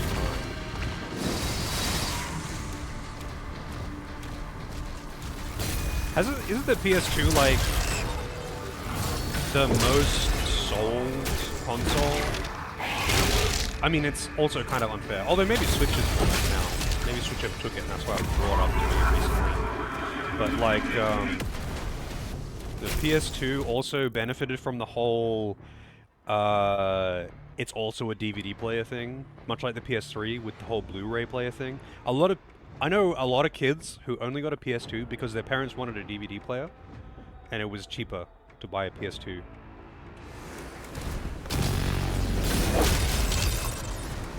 But yeah, like, both of them are kind of like a little bit unfair comparison to other consoles, especially, well, not especially anything, just a lot of consoles are definitely just going to lose the numbers game there because they were, like, just current for so long. Like, actually, what was the, how long was the PS1 out before the PS2 came out? And how long was the PS2 out before the PS3 came out? Also, PS2, I think, kind of won out because, like, I mean, actually, its competition was the GameCube and the Xbox, and the Xbox was really popular too. But the GameCube, I don't think, did really that well, did it?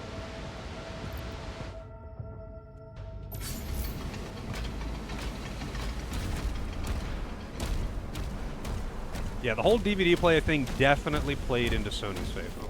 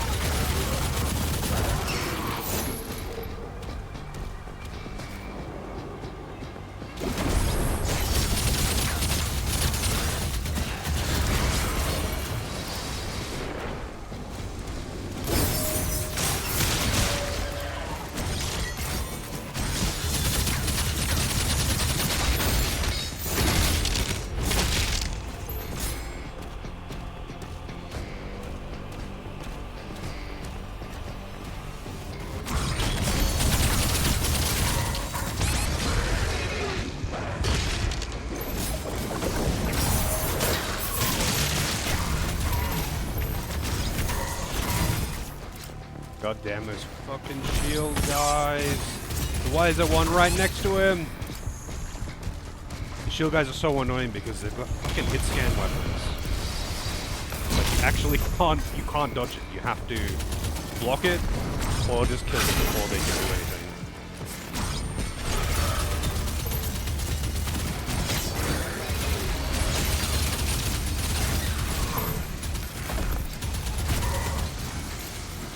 And so does that guy. They also have hit scan weapons. But you can stop them from using it by getting in a melee range.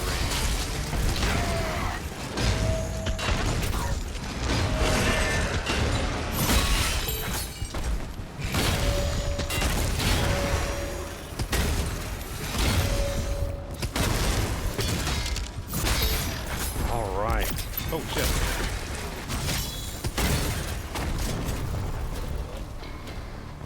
Something else is still alive. Thought I heard something. You!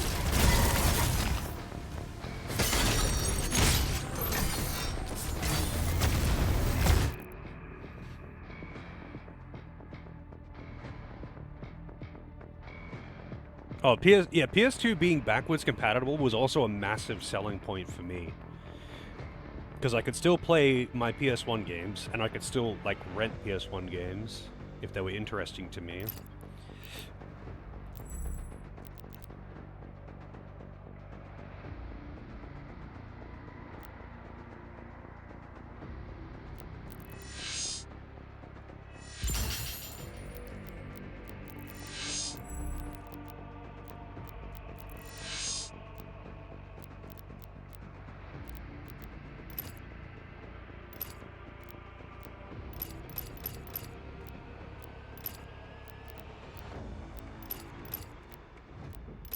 I'm up to the point where I mostly need more, the final tier ones.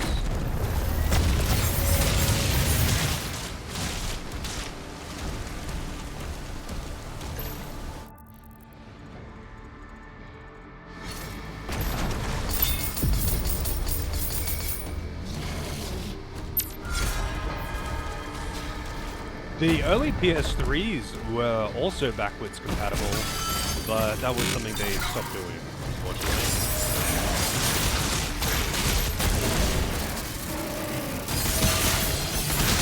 Like, I understand why, but it's like, I like backwards compatibility a lot when it comes to consoles. It's part of why I don't buy them anymore. Like, I like being able to play my old games without having to maintain, like, a really old piece of hardware that's just it's prone to failure. Like, people who still have a working, like, NES or something that has actually seen heavy use, like, I don't know how the fuck it still works. Rats blow. Well, I should not have done that, actually. I should have saved that.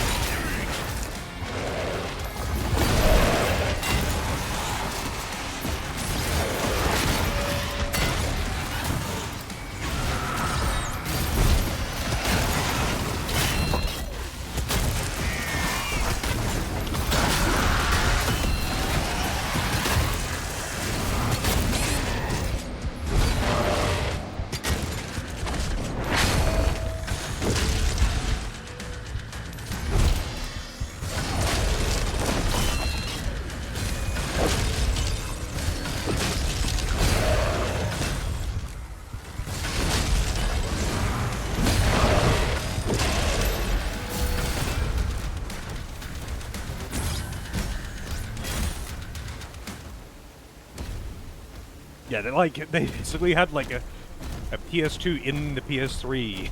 Like, they had the chip for it or whatever. Like, it was expensive to produce them that way, to have backwards compatibility. And, of course, they just stopped. Because a lot of people don't care about backwards compatibility, just play your PS2 if you want to play PS2 games. But, like, for me, I just really like backwards compatibility. I play old games a lot. But, I mean, nowadays I just emulate, though.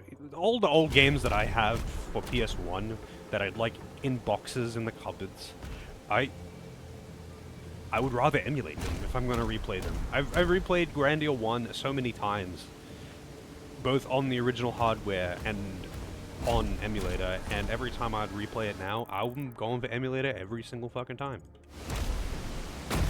Runs better, you can use all the nice stuff like save states and fast forward and all of that good shit. You can make it look way better, you can make it run way better.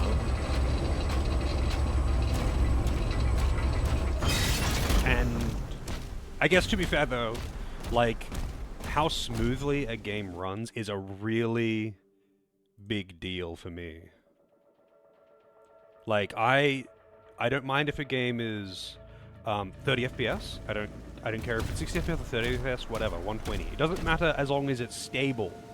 Grandia 1 get ported. It did get a PC port, yeah. The HD one. It's a pretty lazy port, but it runs totally fine. It doesn't have any fixes or anything. It's just like AI upscaled and runs better. And honestly, I'd still probably play it on emulator. It has no additional content, and emulator has the turbo feature and save states. Not that you need save states in Grandia, but like, that game is really, really easy. I love that game, but it is way too fun. But save states and fast forward, it's hard to pass them up. Yeah, Grandia 1 got that, 1 and 2 got an HD release. I should replay Grandia 2 at some point, but Grandia 1 is just so much better.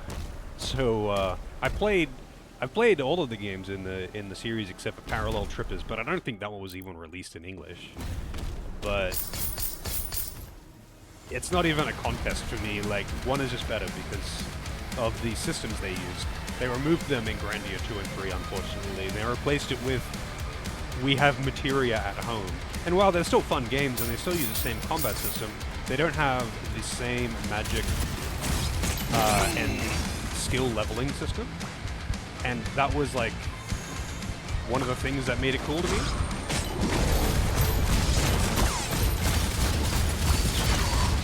Jesus. Oh god. Another one of those guys. Oh, going down there was a mistake. Alright, I'm gonna have to find the lead guy. I saw him in the background.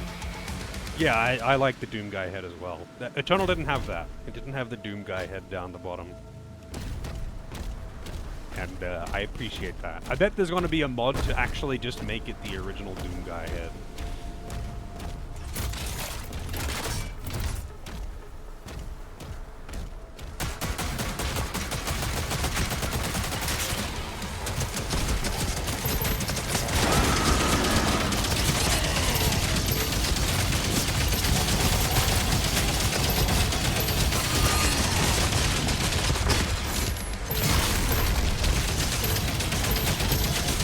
I don't know how that works, but it works, so I'll take it.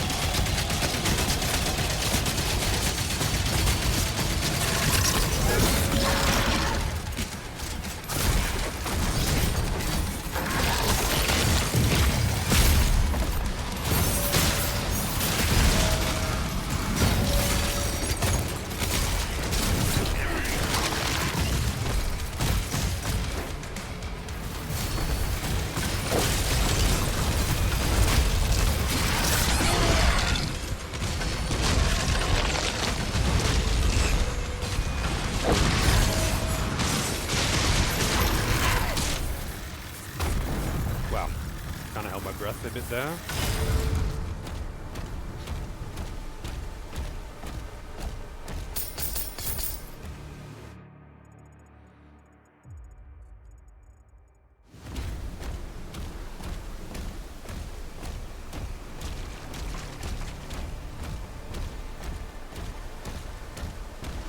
Wait, which Half-Life port are you talking about? Like, did it get ported to a console and run like dog shit?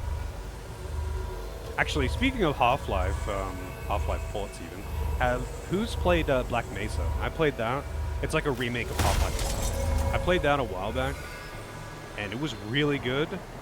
My only complaint really was that the final level was insanely fucking long for some reason. That was damn good.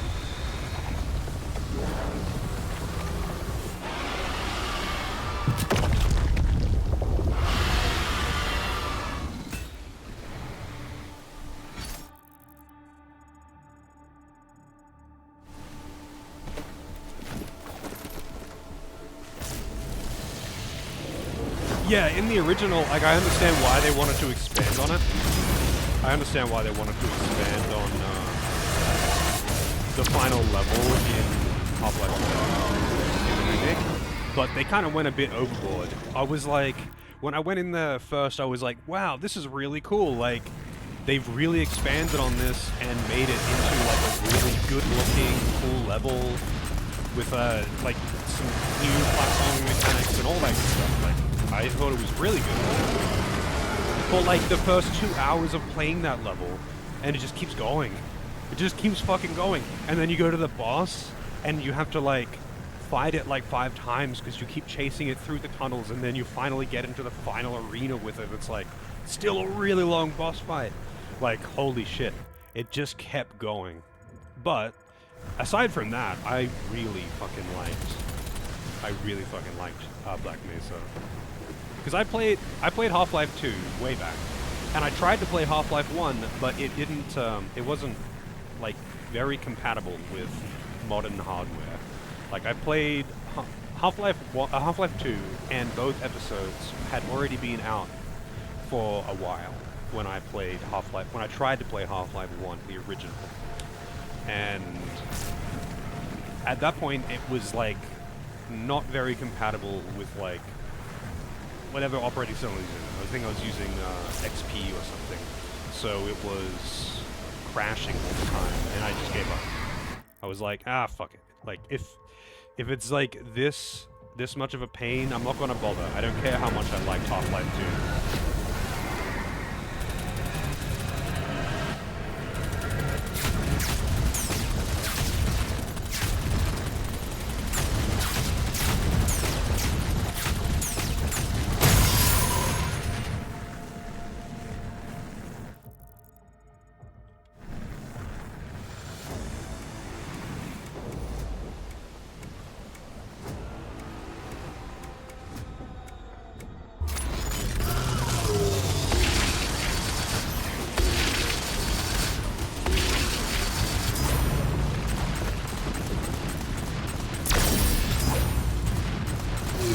I like how it tries to get you with that quick shot after the first volleys, when it would be just about to die, and, you know, they know that you know it's just about to die. You can see the HP bar.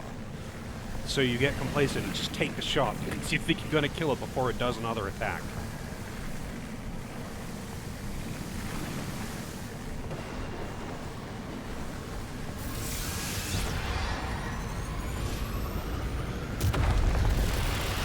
Yeah, I've actually watched I watched a pretty interesting documentary on Half-Life. Like, it was a fan-made documentary on Half-Life as a franchise, and it was pretty lengthy, but I watched that a while back, and it was actually a really interesting watch.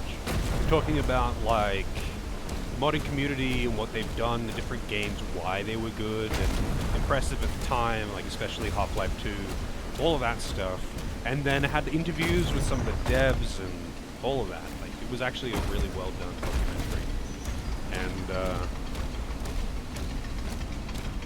the modding community just did so much for it as well. Like, so many games came out of that engine, that source engine.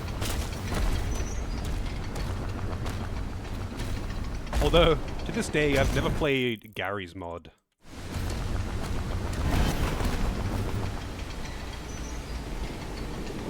Oh, come on, man. Yeah, Half-Life 2 just does a lot of things really, really well. It's maybe not that impressive to people now, who have, like, you know, they've started on, say, PS3 generation games. It may not be that impressive to them. Although the story still holds up, and honestly, it still plays quite well. But, I can understand why, people wouldn't be, like, Zoomers wouldn't be slathering for it or something. But at the time, it was actually really impressive. And, learning about more of it, I guess, is, kind of a piece of video game history, you know? But yeah, the nature of how they, like, built the world with the way the physics work in it, and how well it runs, and just the kind of cool weapons you had and all that shit. All of that, at that time, was, like, very, very good, let's say. Oh, shit.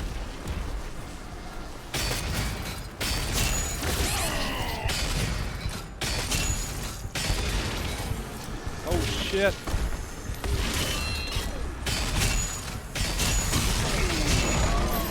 Okay, don't charge the whatever the fuck the brains are.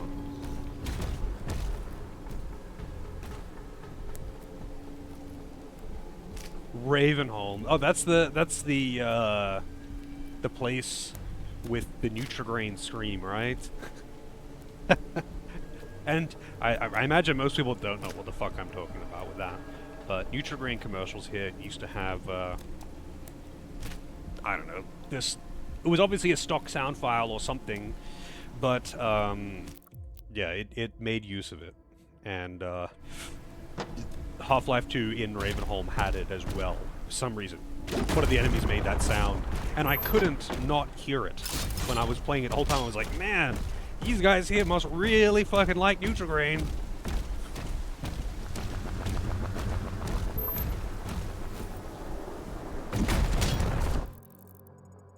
I mean, I like Nutrigrain, but not that much.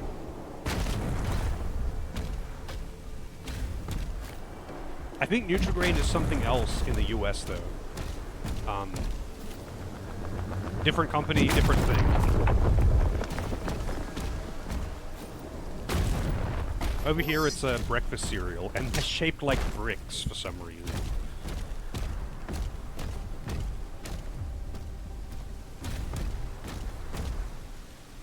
Although, there is a US commercial for Nutrigrain bars, different company, and they had a really good ad that I will never forget. Only I learned about it on the internet, obviously. They didn't have the ad here. And it's like, oh yeah, I feel great! If you know that line, you've probably seen the ad, and that ad is phenomenal. It's honestly a work of art.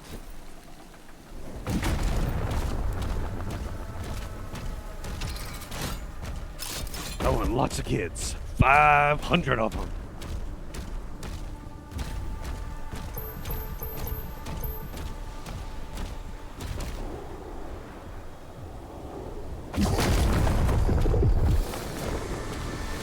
Man, I haven't seen that in such a long time, too. I should probably find it, post it on Discord.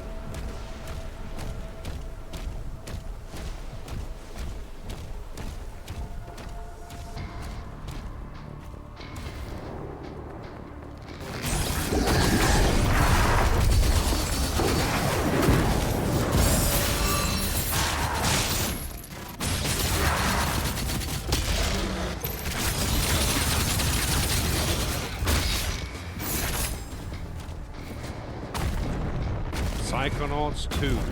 I don't think I've played any of the Psychonauts games.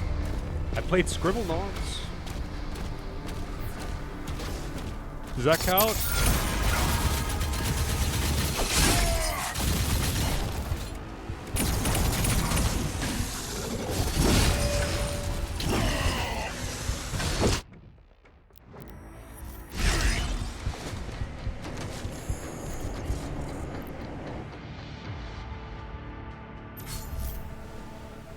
No, I have not.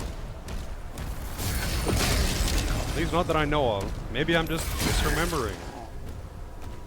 Love to hate. I would rather just not play a game that I know of. If it's one of those, I feel like I would rather just watch someone else play it.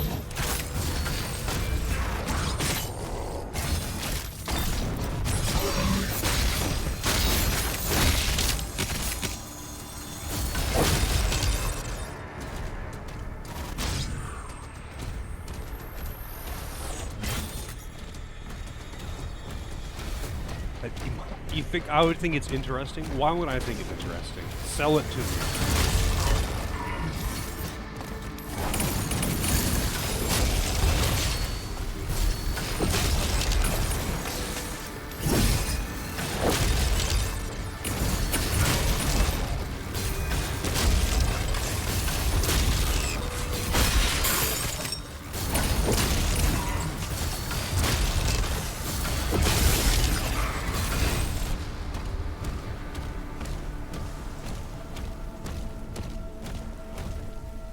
Tim Schafer humor. I know that name, but I couldn't put that to anything. Oh shit. No! I mean, what is Psychonauts even on?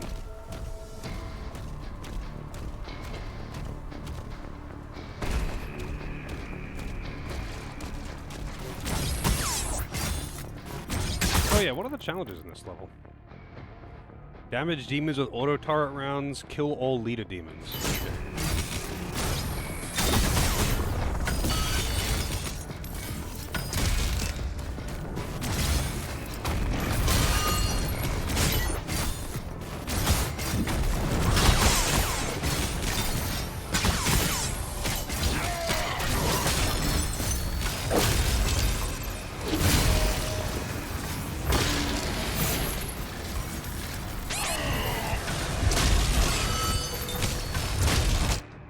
Whoa! I thought it was dead. Wait, that wasn't even the brain that killed me.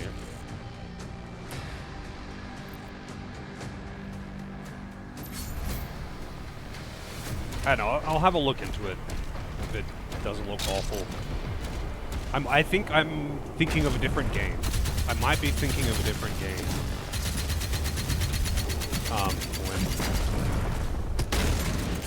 When I'm thinking of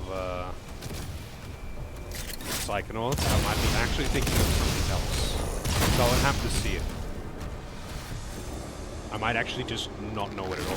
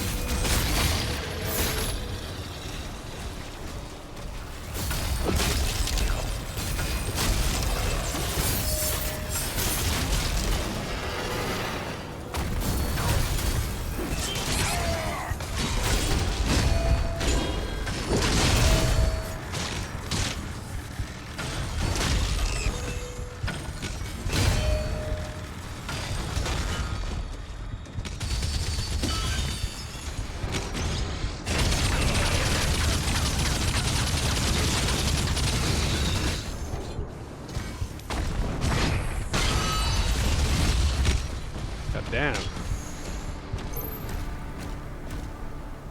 Yeah, Undertale is a game I would like to play. The only reason why I haven't already played it at this point is because several people have considered actually requesting it, but because it's got such a reputation for being a bad game to stream, like playing for the first time because of its rabid fan base, it's like, kind of like,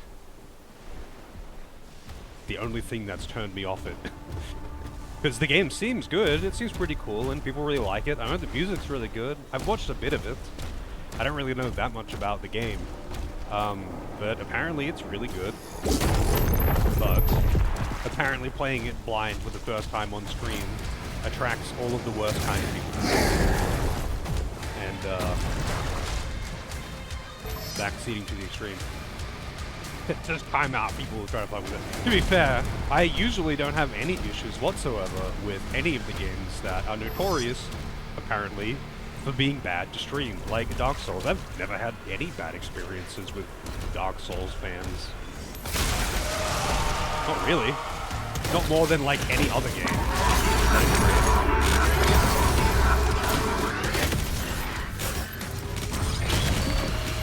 Whoa, fucking hell.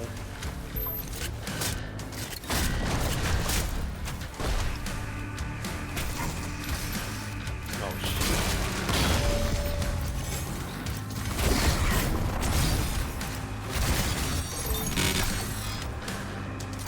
Gotta get away from it. And find other enemies to kill. Omori was a really good game.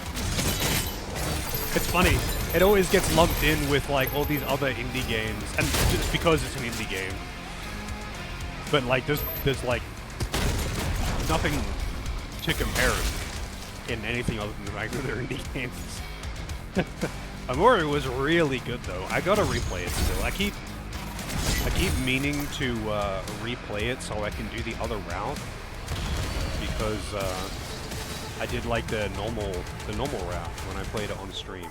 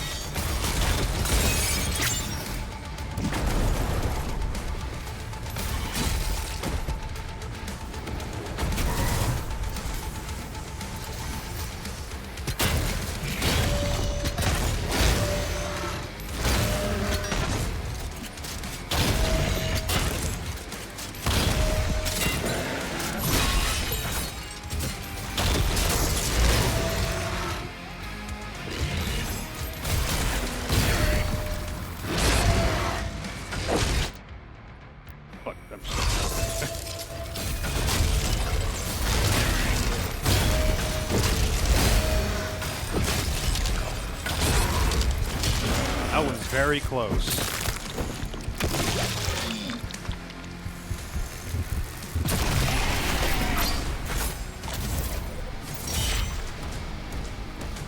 I think to do the other route, you just have to stay, like at the start of the game, you just have to keep staying in the house and not go out and talk to Kel, right? And it just puts you into that other route. It could be something to do, like, it could be something to do on stream, but like, if I'm going to play a game of my own choice on stream, like this one's kind of a special case, but I was going to play a game of my own choice after that last game anyway. I would rather play something that I haven't played on stream or like I haven't played before in general. So like replaying a game that I like, pretty low on the radar. If I'm gonna be playing a game just randomly out of queue, it's probably going to be something I haven't played before. It's probably going to be something in the backlog. In the list of backlog games.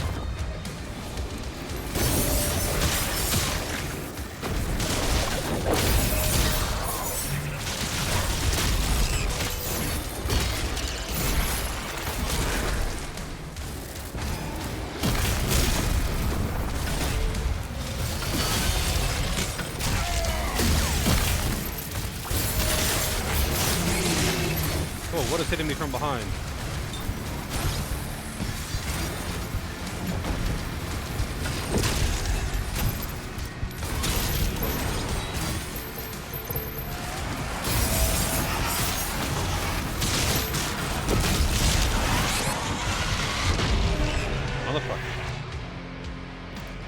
Like, I would be happy to do Omori, like, as a request, like, to do the other route or something. I would be happy to do that. But, like, I'm always happy to replay games. Or, actually, not always. There are some games I don't want to replay. But there are plenty of games that I've replayed multiple times on stream. Like, I think I've done Hollow Knight on stream, like, fucking 3 times at this point. Because it got requested... I think I played it once, and then it got requested twice. And Final Fantasy X-2, for whatever reason, has been requested a few times as well. But, like, I'm happy to replay most games. If I've completed it once, I'm usually happy to beat it again. But people usually prefer to request games that I haven't played.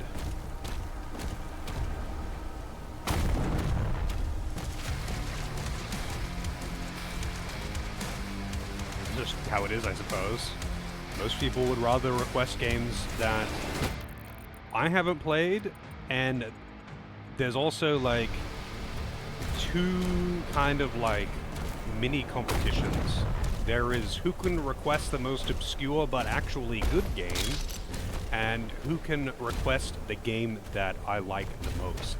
And there's been some odd competition of like which game I thought was the best that I played. Oh yeah, it's always too hard to say, because I play like fucking 50 plus games every year on stream, and it's really hard to pick a favorite because I play all kinds of genres, right? But yeah, that is a thing. People usually would rather request things that I haven't played, and I mean, not that I'm complaining, but there are some things that people are like, oh yeah, I wanted to request this, you've already played it. It's like, I'm okay with that.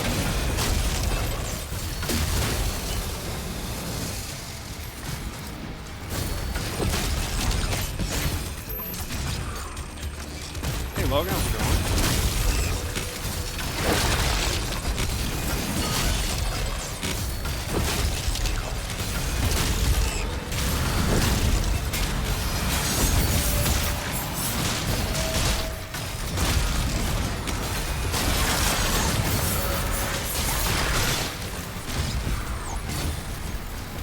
Kill that Revenant? I did.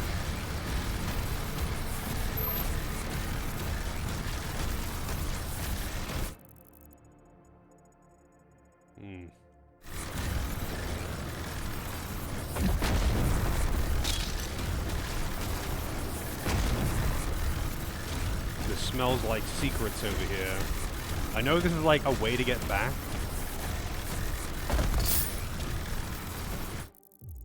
I don't know, I'm getting like a huge raging clue over here. My clue's pointing in this direction.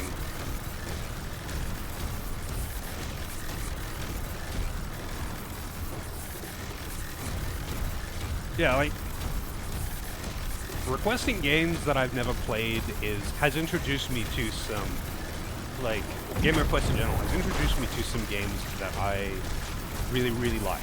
I've really enjoyed. It's introduced me to, like, franchises that I have gotten really into, like SMT. I mean, it's also introduced me to some hot garbage that I'd never want to see ever again, like Armored Core 1. But, you know, you win some, you lose some. I would say there's a lot more wins than losers. Or losses, sorry. English hard.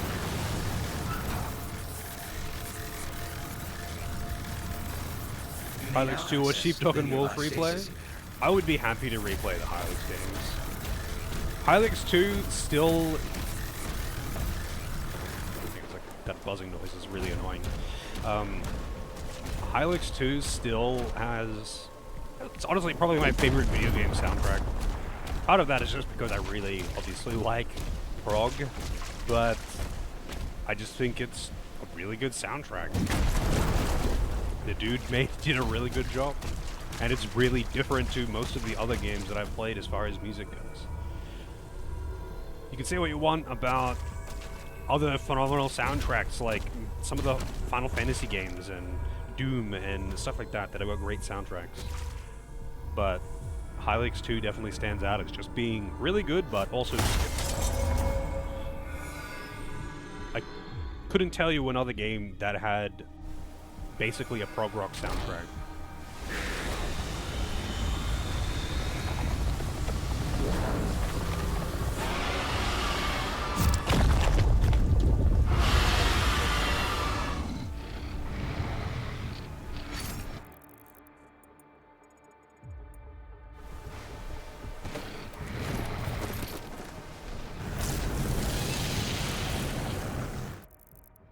So, did I do all the challenges? No, I haven't killed... there's 2... Oh, auto turret rounds, right. I haven't been using the auto turret. It's this one.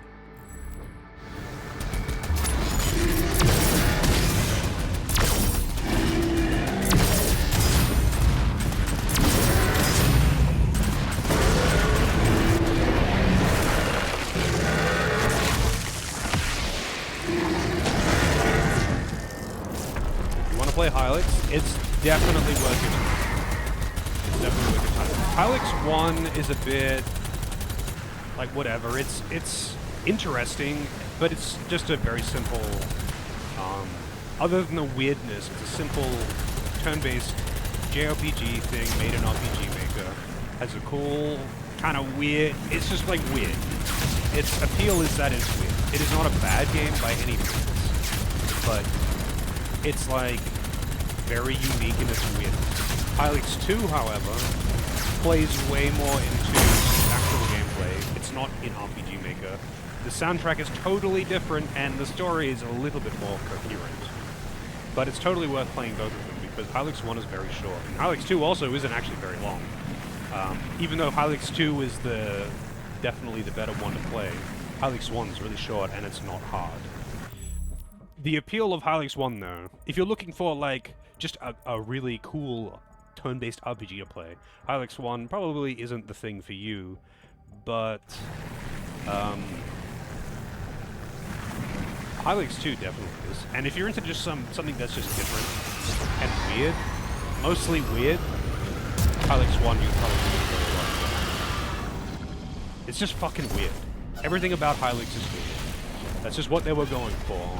Artistically and musically and writing and the nature of the world even is just, everything is just odd. And it doesn't make sense, and it's not trying to make sense.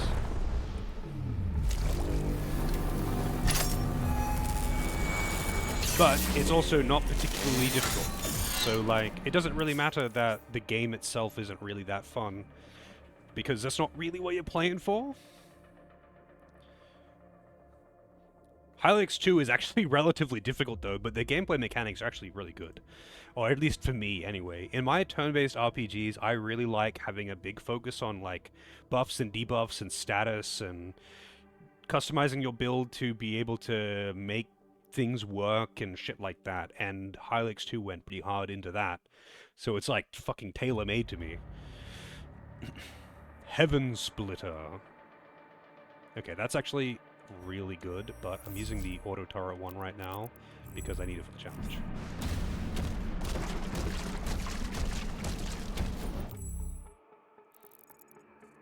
Also, this level is quite large.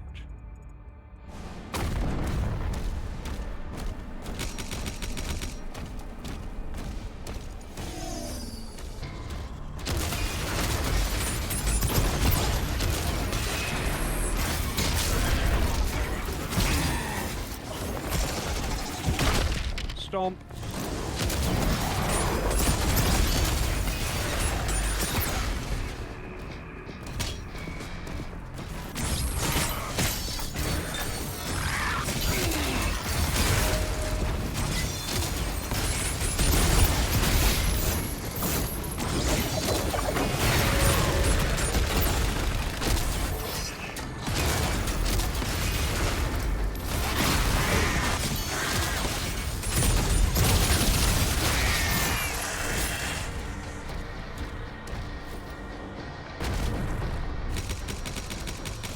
Judero, I've heard about that one.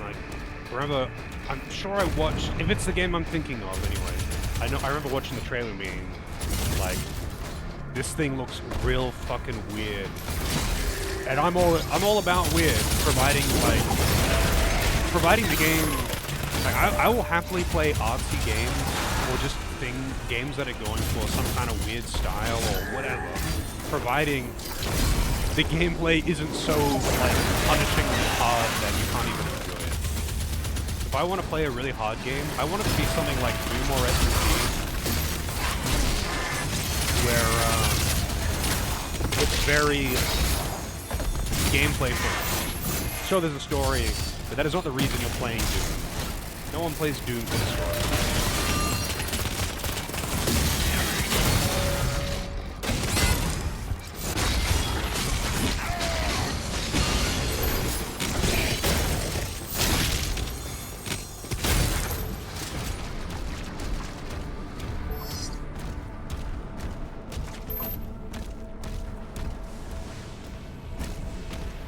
There's actually some of the most fun games that I've played on stream have actually just been like random indie games that I haven't even heard of. And Doris has requested a bunch of them. Like Guacamelee and Ghost 1.0. Guacamelee 1 and 2, 2 especially. So fun. So fun.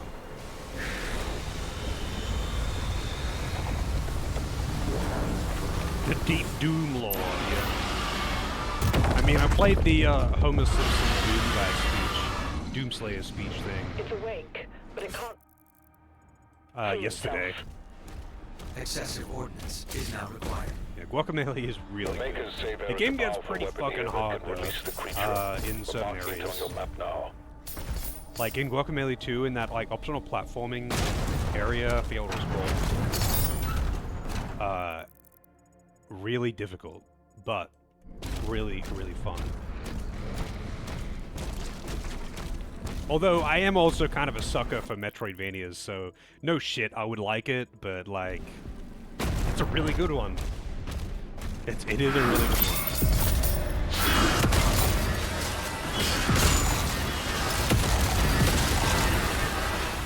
Is there any more? No. This is just a shop. I thought it was something else.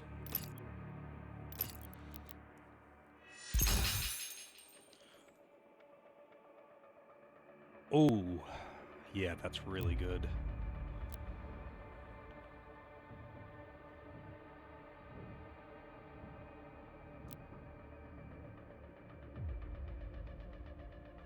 That's probably what I'd go for. Faster rate of fire.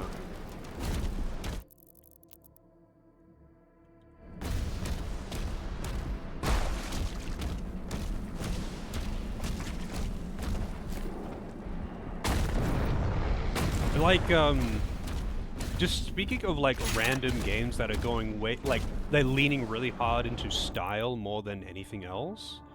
Obra Dinn. Obra Dinn was a really, really cool game, and it was aiming for, above all else, style. It was also a very cool puzzle game and unique in pretty much every regard. I haven't played another game like it before.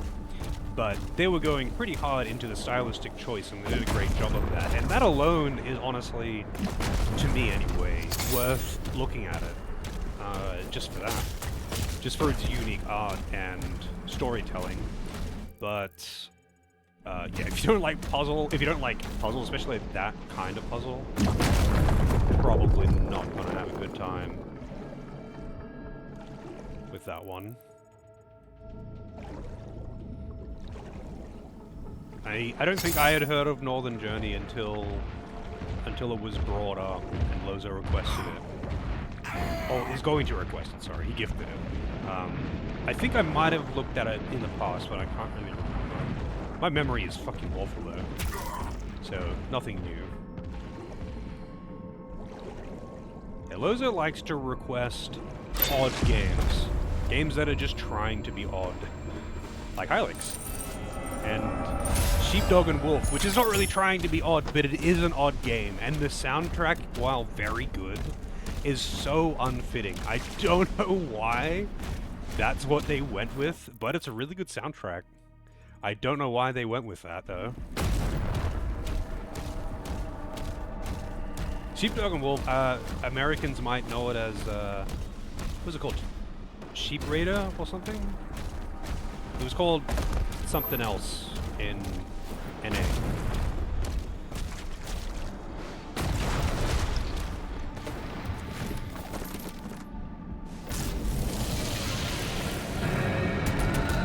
Yeah, I mean, a game that is just average gameplay, but does something unique like art or music, or something that like makes it stand out as cool. As long as the game itself isn't bad or like punishingly difficult. I would happily just play through an otherwise boring game, like gameplay-wise boring. I would rather deal with boring gameplay than shit gameplay that's really, really punishing.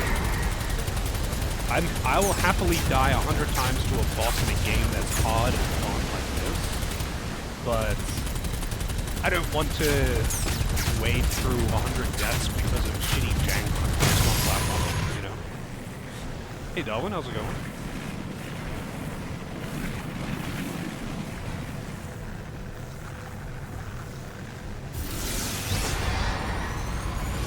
Yeah, this level is quite lengthy. That was definitely a thing in a Doom Eternal as well. Some of the levels were just a little too long. I don't really mind, but for the purpose of streaming, a little awkward. Like, I'm an hour over now because this level is really long. I get the feeling it's really done though. Although part of that is just me wasting time looking for shiny.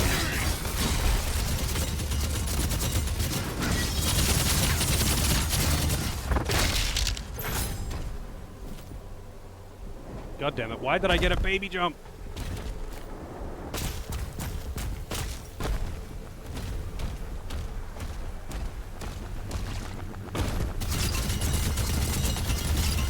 I mean, even look at a game like Wandering Sword, right? Cool, like, the gameplay is actually cool. Like, all of the concepts behind how it works and how skills work and all of that stuff was actually really cool, but the game had zero balance. It was one of the most unbalanced games I've ever played.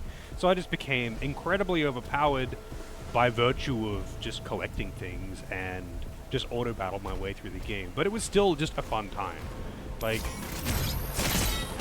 not because it was particularly challenging. In fact, it became, like, just ridiculously easy in the end. But, oh shit, I didn't sprint. Don't land on... Okay. It became ridiculously easy because of just how unbalanced that game is. But it was still a good time. It was pretty neat. It was quite it's not really unique, but it's like a combat system that is not very utilized, which is unfortunate, but it is what it is, I guess.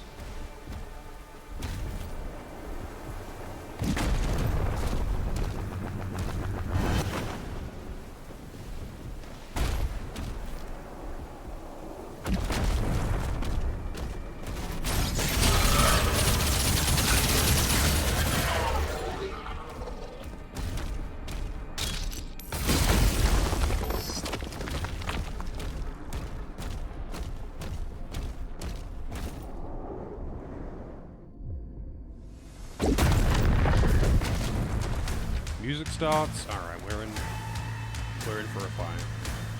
Leader detected, maybe. Leader detected. No leader.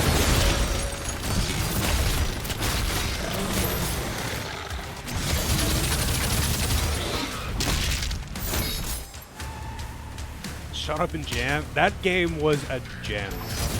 And gameplay-wise, it was whatever. Like, okay, it wasn't bad gameplay-wise. But that is not a game that you play for the gameplay.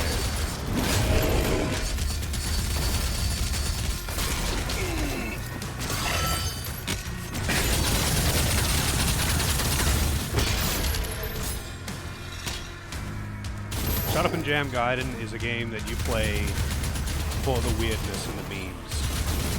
It's like Doom and Destiny, actually. That was another one. That was like... yeah, okay, the combat was alright, but, like, it's not the reason you're playing that game. You're playing it for its, like, for its humor, more than anything.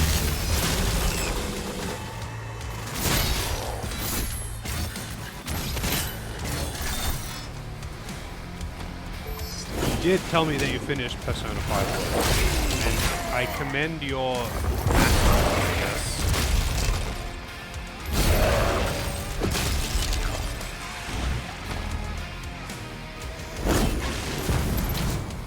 Oh, what the fuck? Fuck, I hate it when he does that.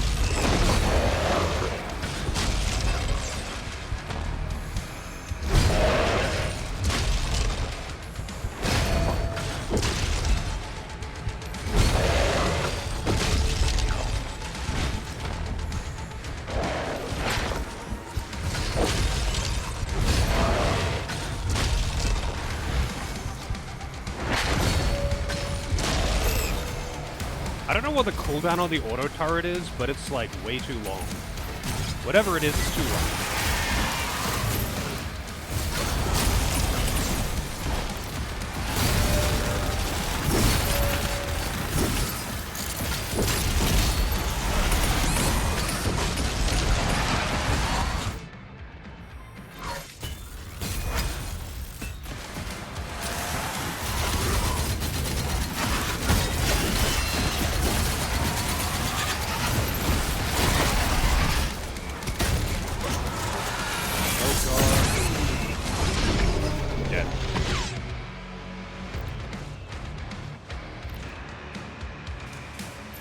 Yeah, there's no way I would play through Persona 5, especially not 100%. It's not fucking happening. It is not happening.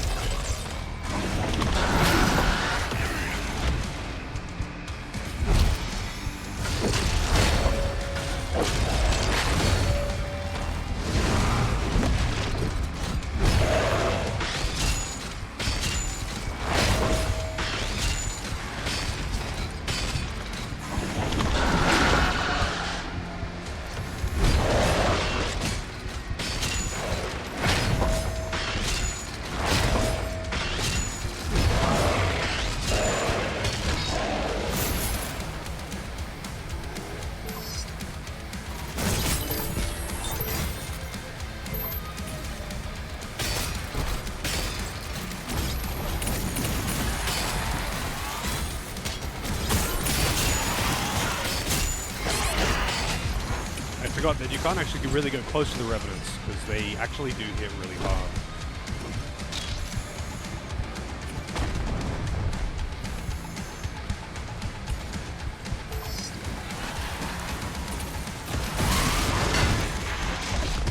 Thought I was going to do way more damage and actually get me out of there.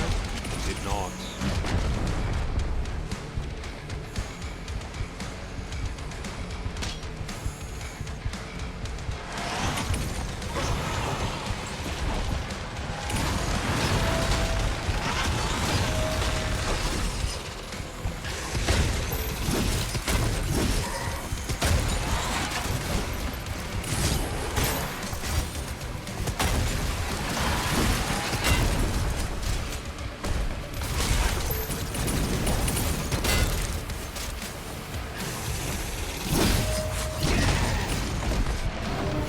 Really?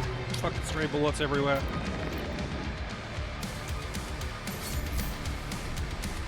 The only way that I would, I think the only way that I would play through Persona 4 or 5 is if there was a mod to remove all of the social link garbage. And at that point, like, if you're not playing it for the weed shit, why are you even playing that game? And I'm not playing that game for the weed shit.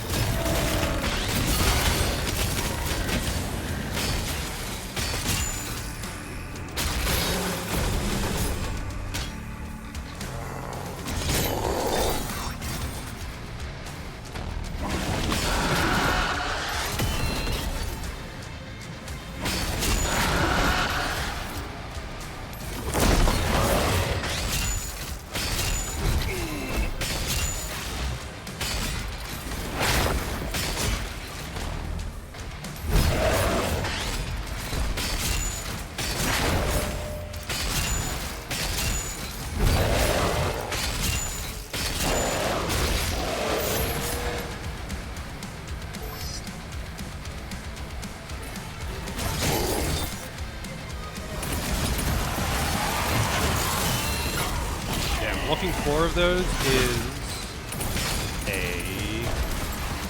shield break.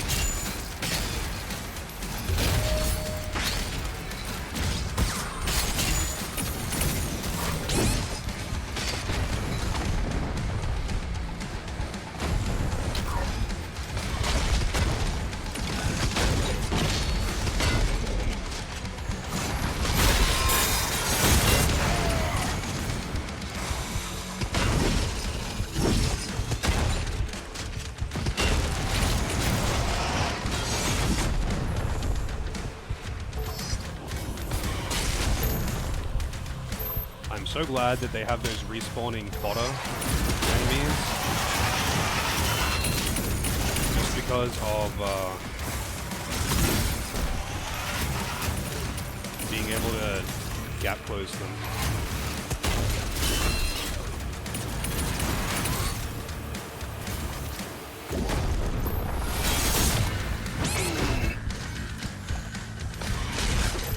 Where the fuck did that guy go? Oh.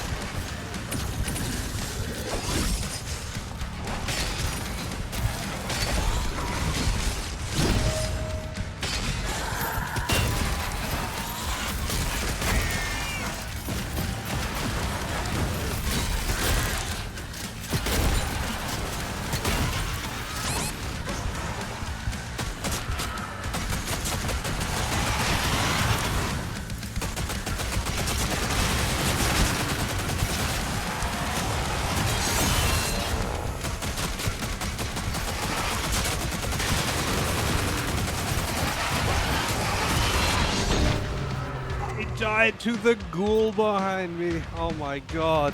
Dude, this is such a long section too. Having both of those, that's got to be the last wave, but like having both of those next, like, together. It's so annoying to deal with.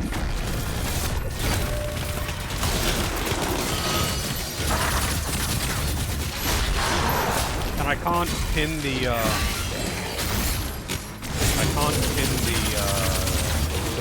blade in either of them.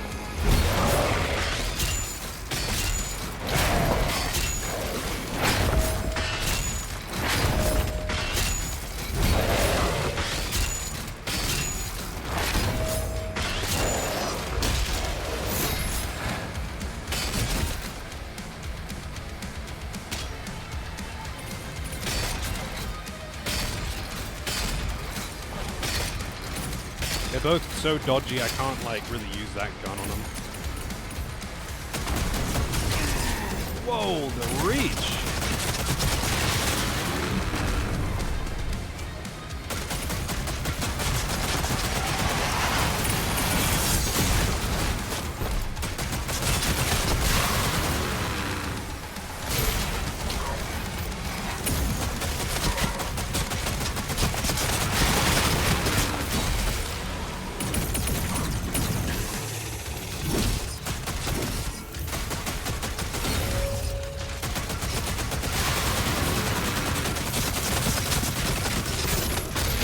That hell.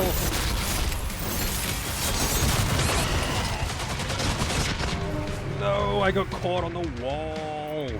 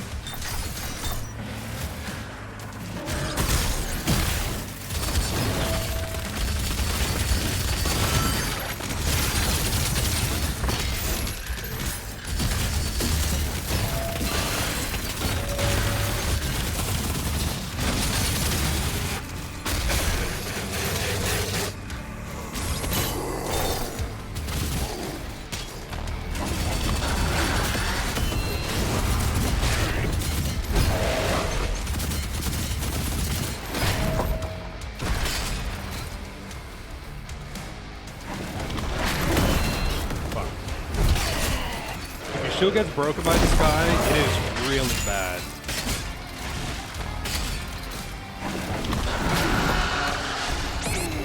Really? That hurt me?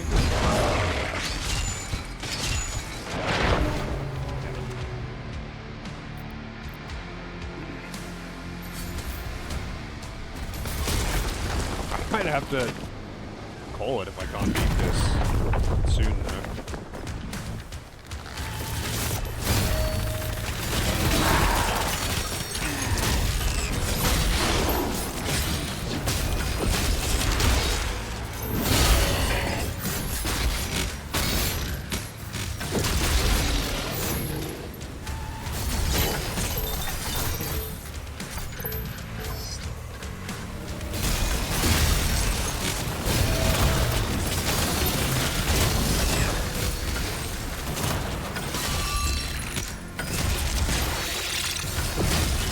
Actually, you know what? Now that I've got that thing, I can change this to something better. I feel like this will be more useful.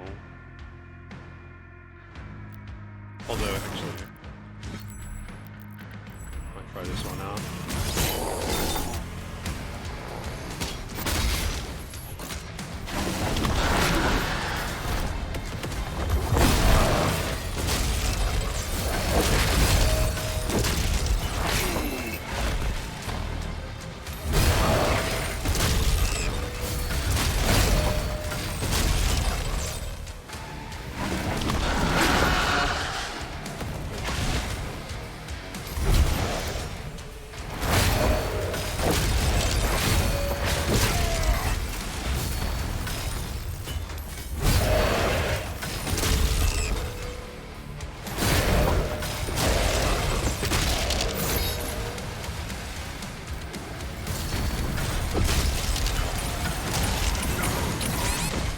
Jesus, man.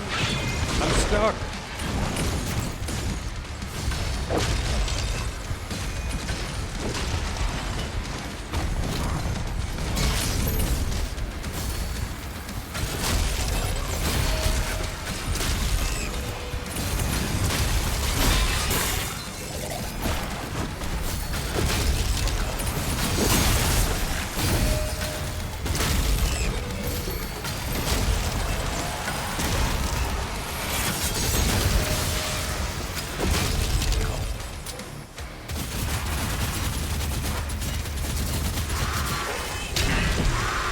Oh my god.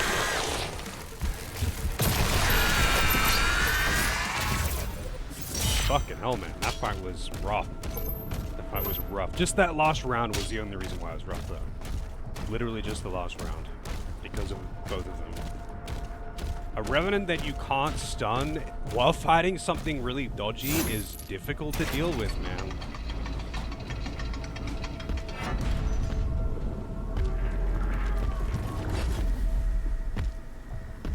Crossbow.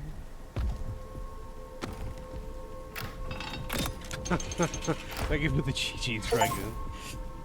Acquire the Ballistic Force crossbow. What am I shooting with this?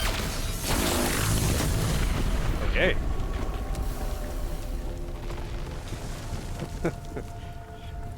I really appreciate the Doomguy face down the bottom of this one. That's something that was not in Eternal or 2016, I think.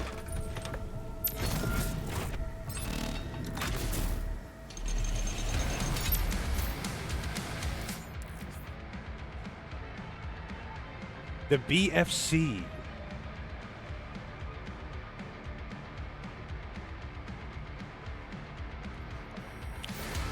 I find that honestly kind of weird that they would replace the BFG with this, but not that this is not also cool, but I feel like the BFG is a staple, right?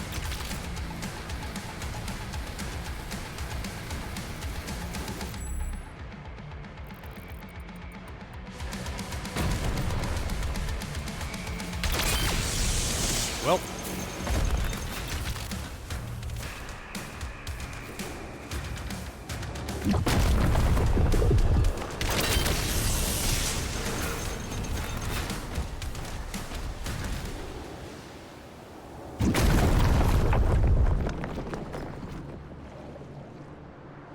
What happens if this creature doesn't want to leave? We have no choice.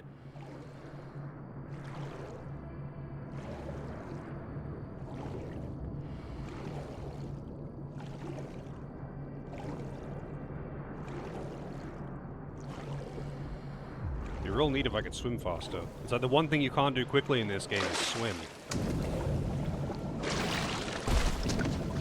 Big fucking chook. Yep.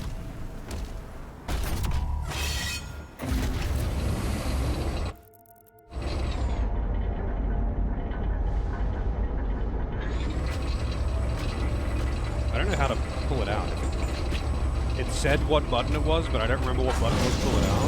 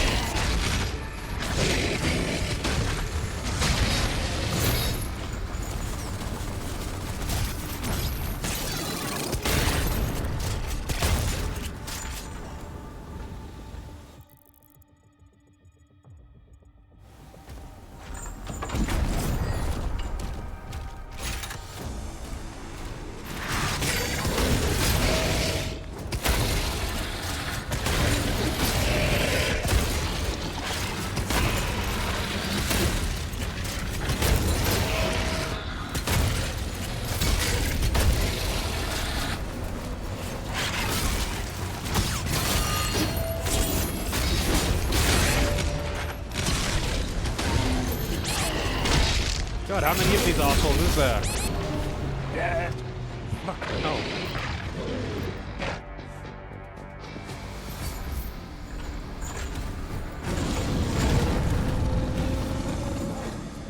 Spinning cane. Spinning cane indeed.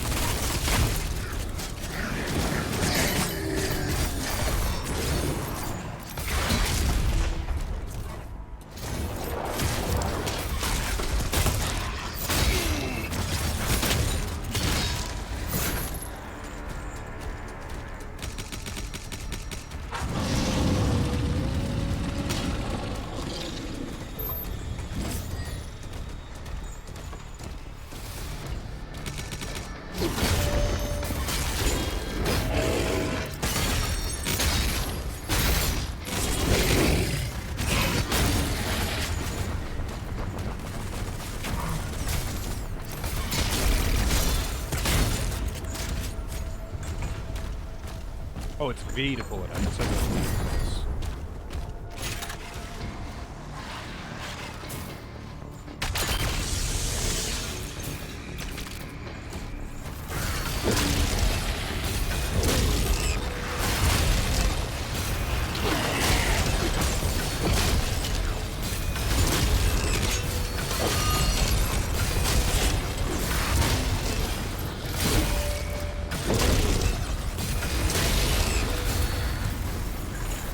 why there's so many melee recharge things there. This is not the way you want to fight those guys.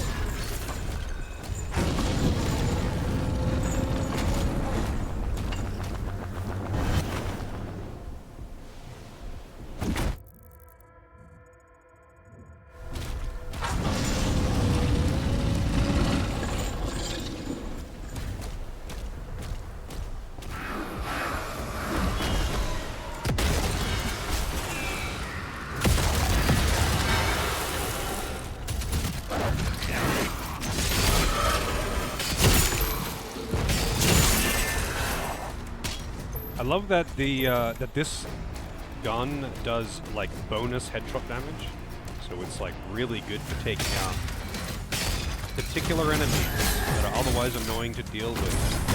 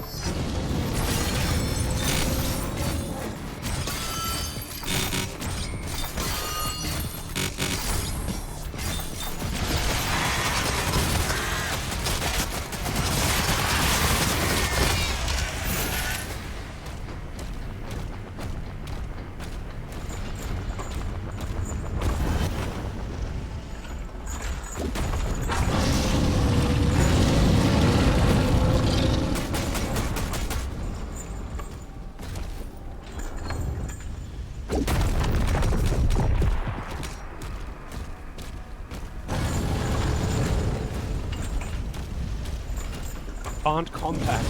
That's when someone was dead, right? Legend of Dragoon is it's a game. It's one of the games of all time. They did some things really, really well, but it also did some things so bad, and it's so long. The final safety switch is ahead. Ready for release of Titan-class entity. I feel like it could have been an amazing game, but it would have needed to be on the PS2, and it would have needed more time, and all that good stuff. Also the voice acting. voice acting. Not that there's a lot outside of combat, but yeah, that's something else. Also legendary. Also, I guess we get another big ass fight here. Or maybe not.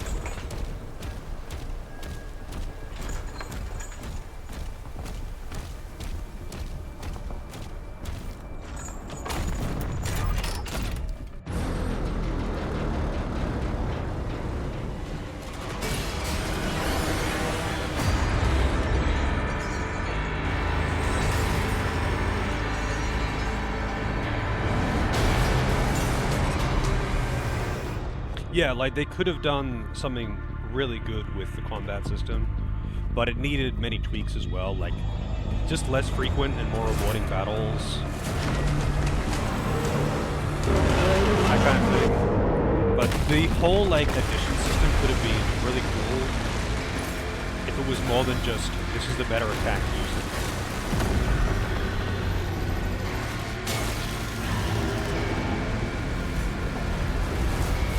So you gotta like drive up it by turning on the chainsaw? He better do that. Like, come on. You gotta turn on the chainsaw so you can use it like a wheel to drive up this thing's fucking back. Wow, 63%. I missed so much shit. But man, that was a long level. That was a really long level. I missed a ruby. I missed 2 wraithstones. 1 codex entry, 1 skin. Damn, and a lot of gold. I missed a lot in that one. Shit. Alright, I'm definitely not starting the next mission. 15 or 22. That mission was really fucking long. It's way over stream end time. I need to eat.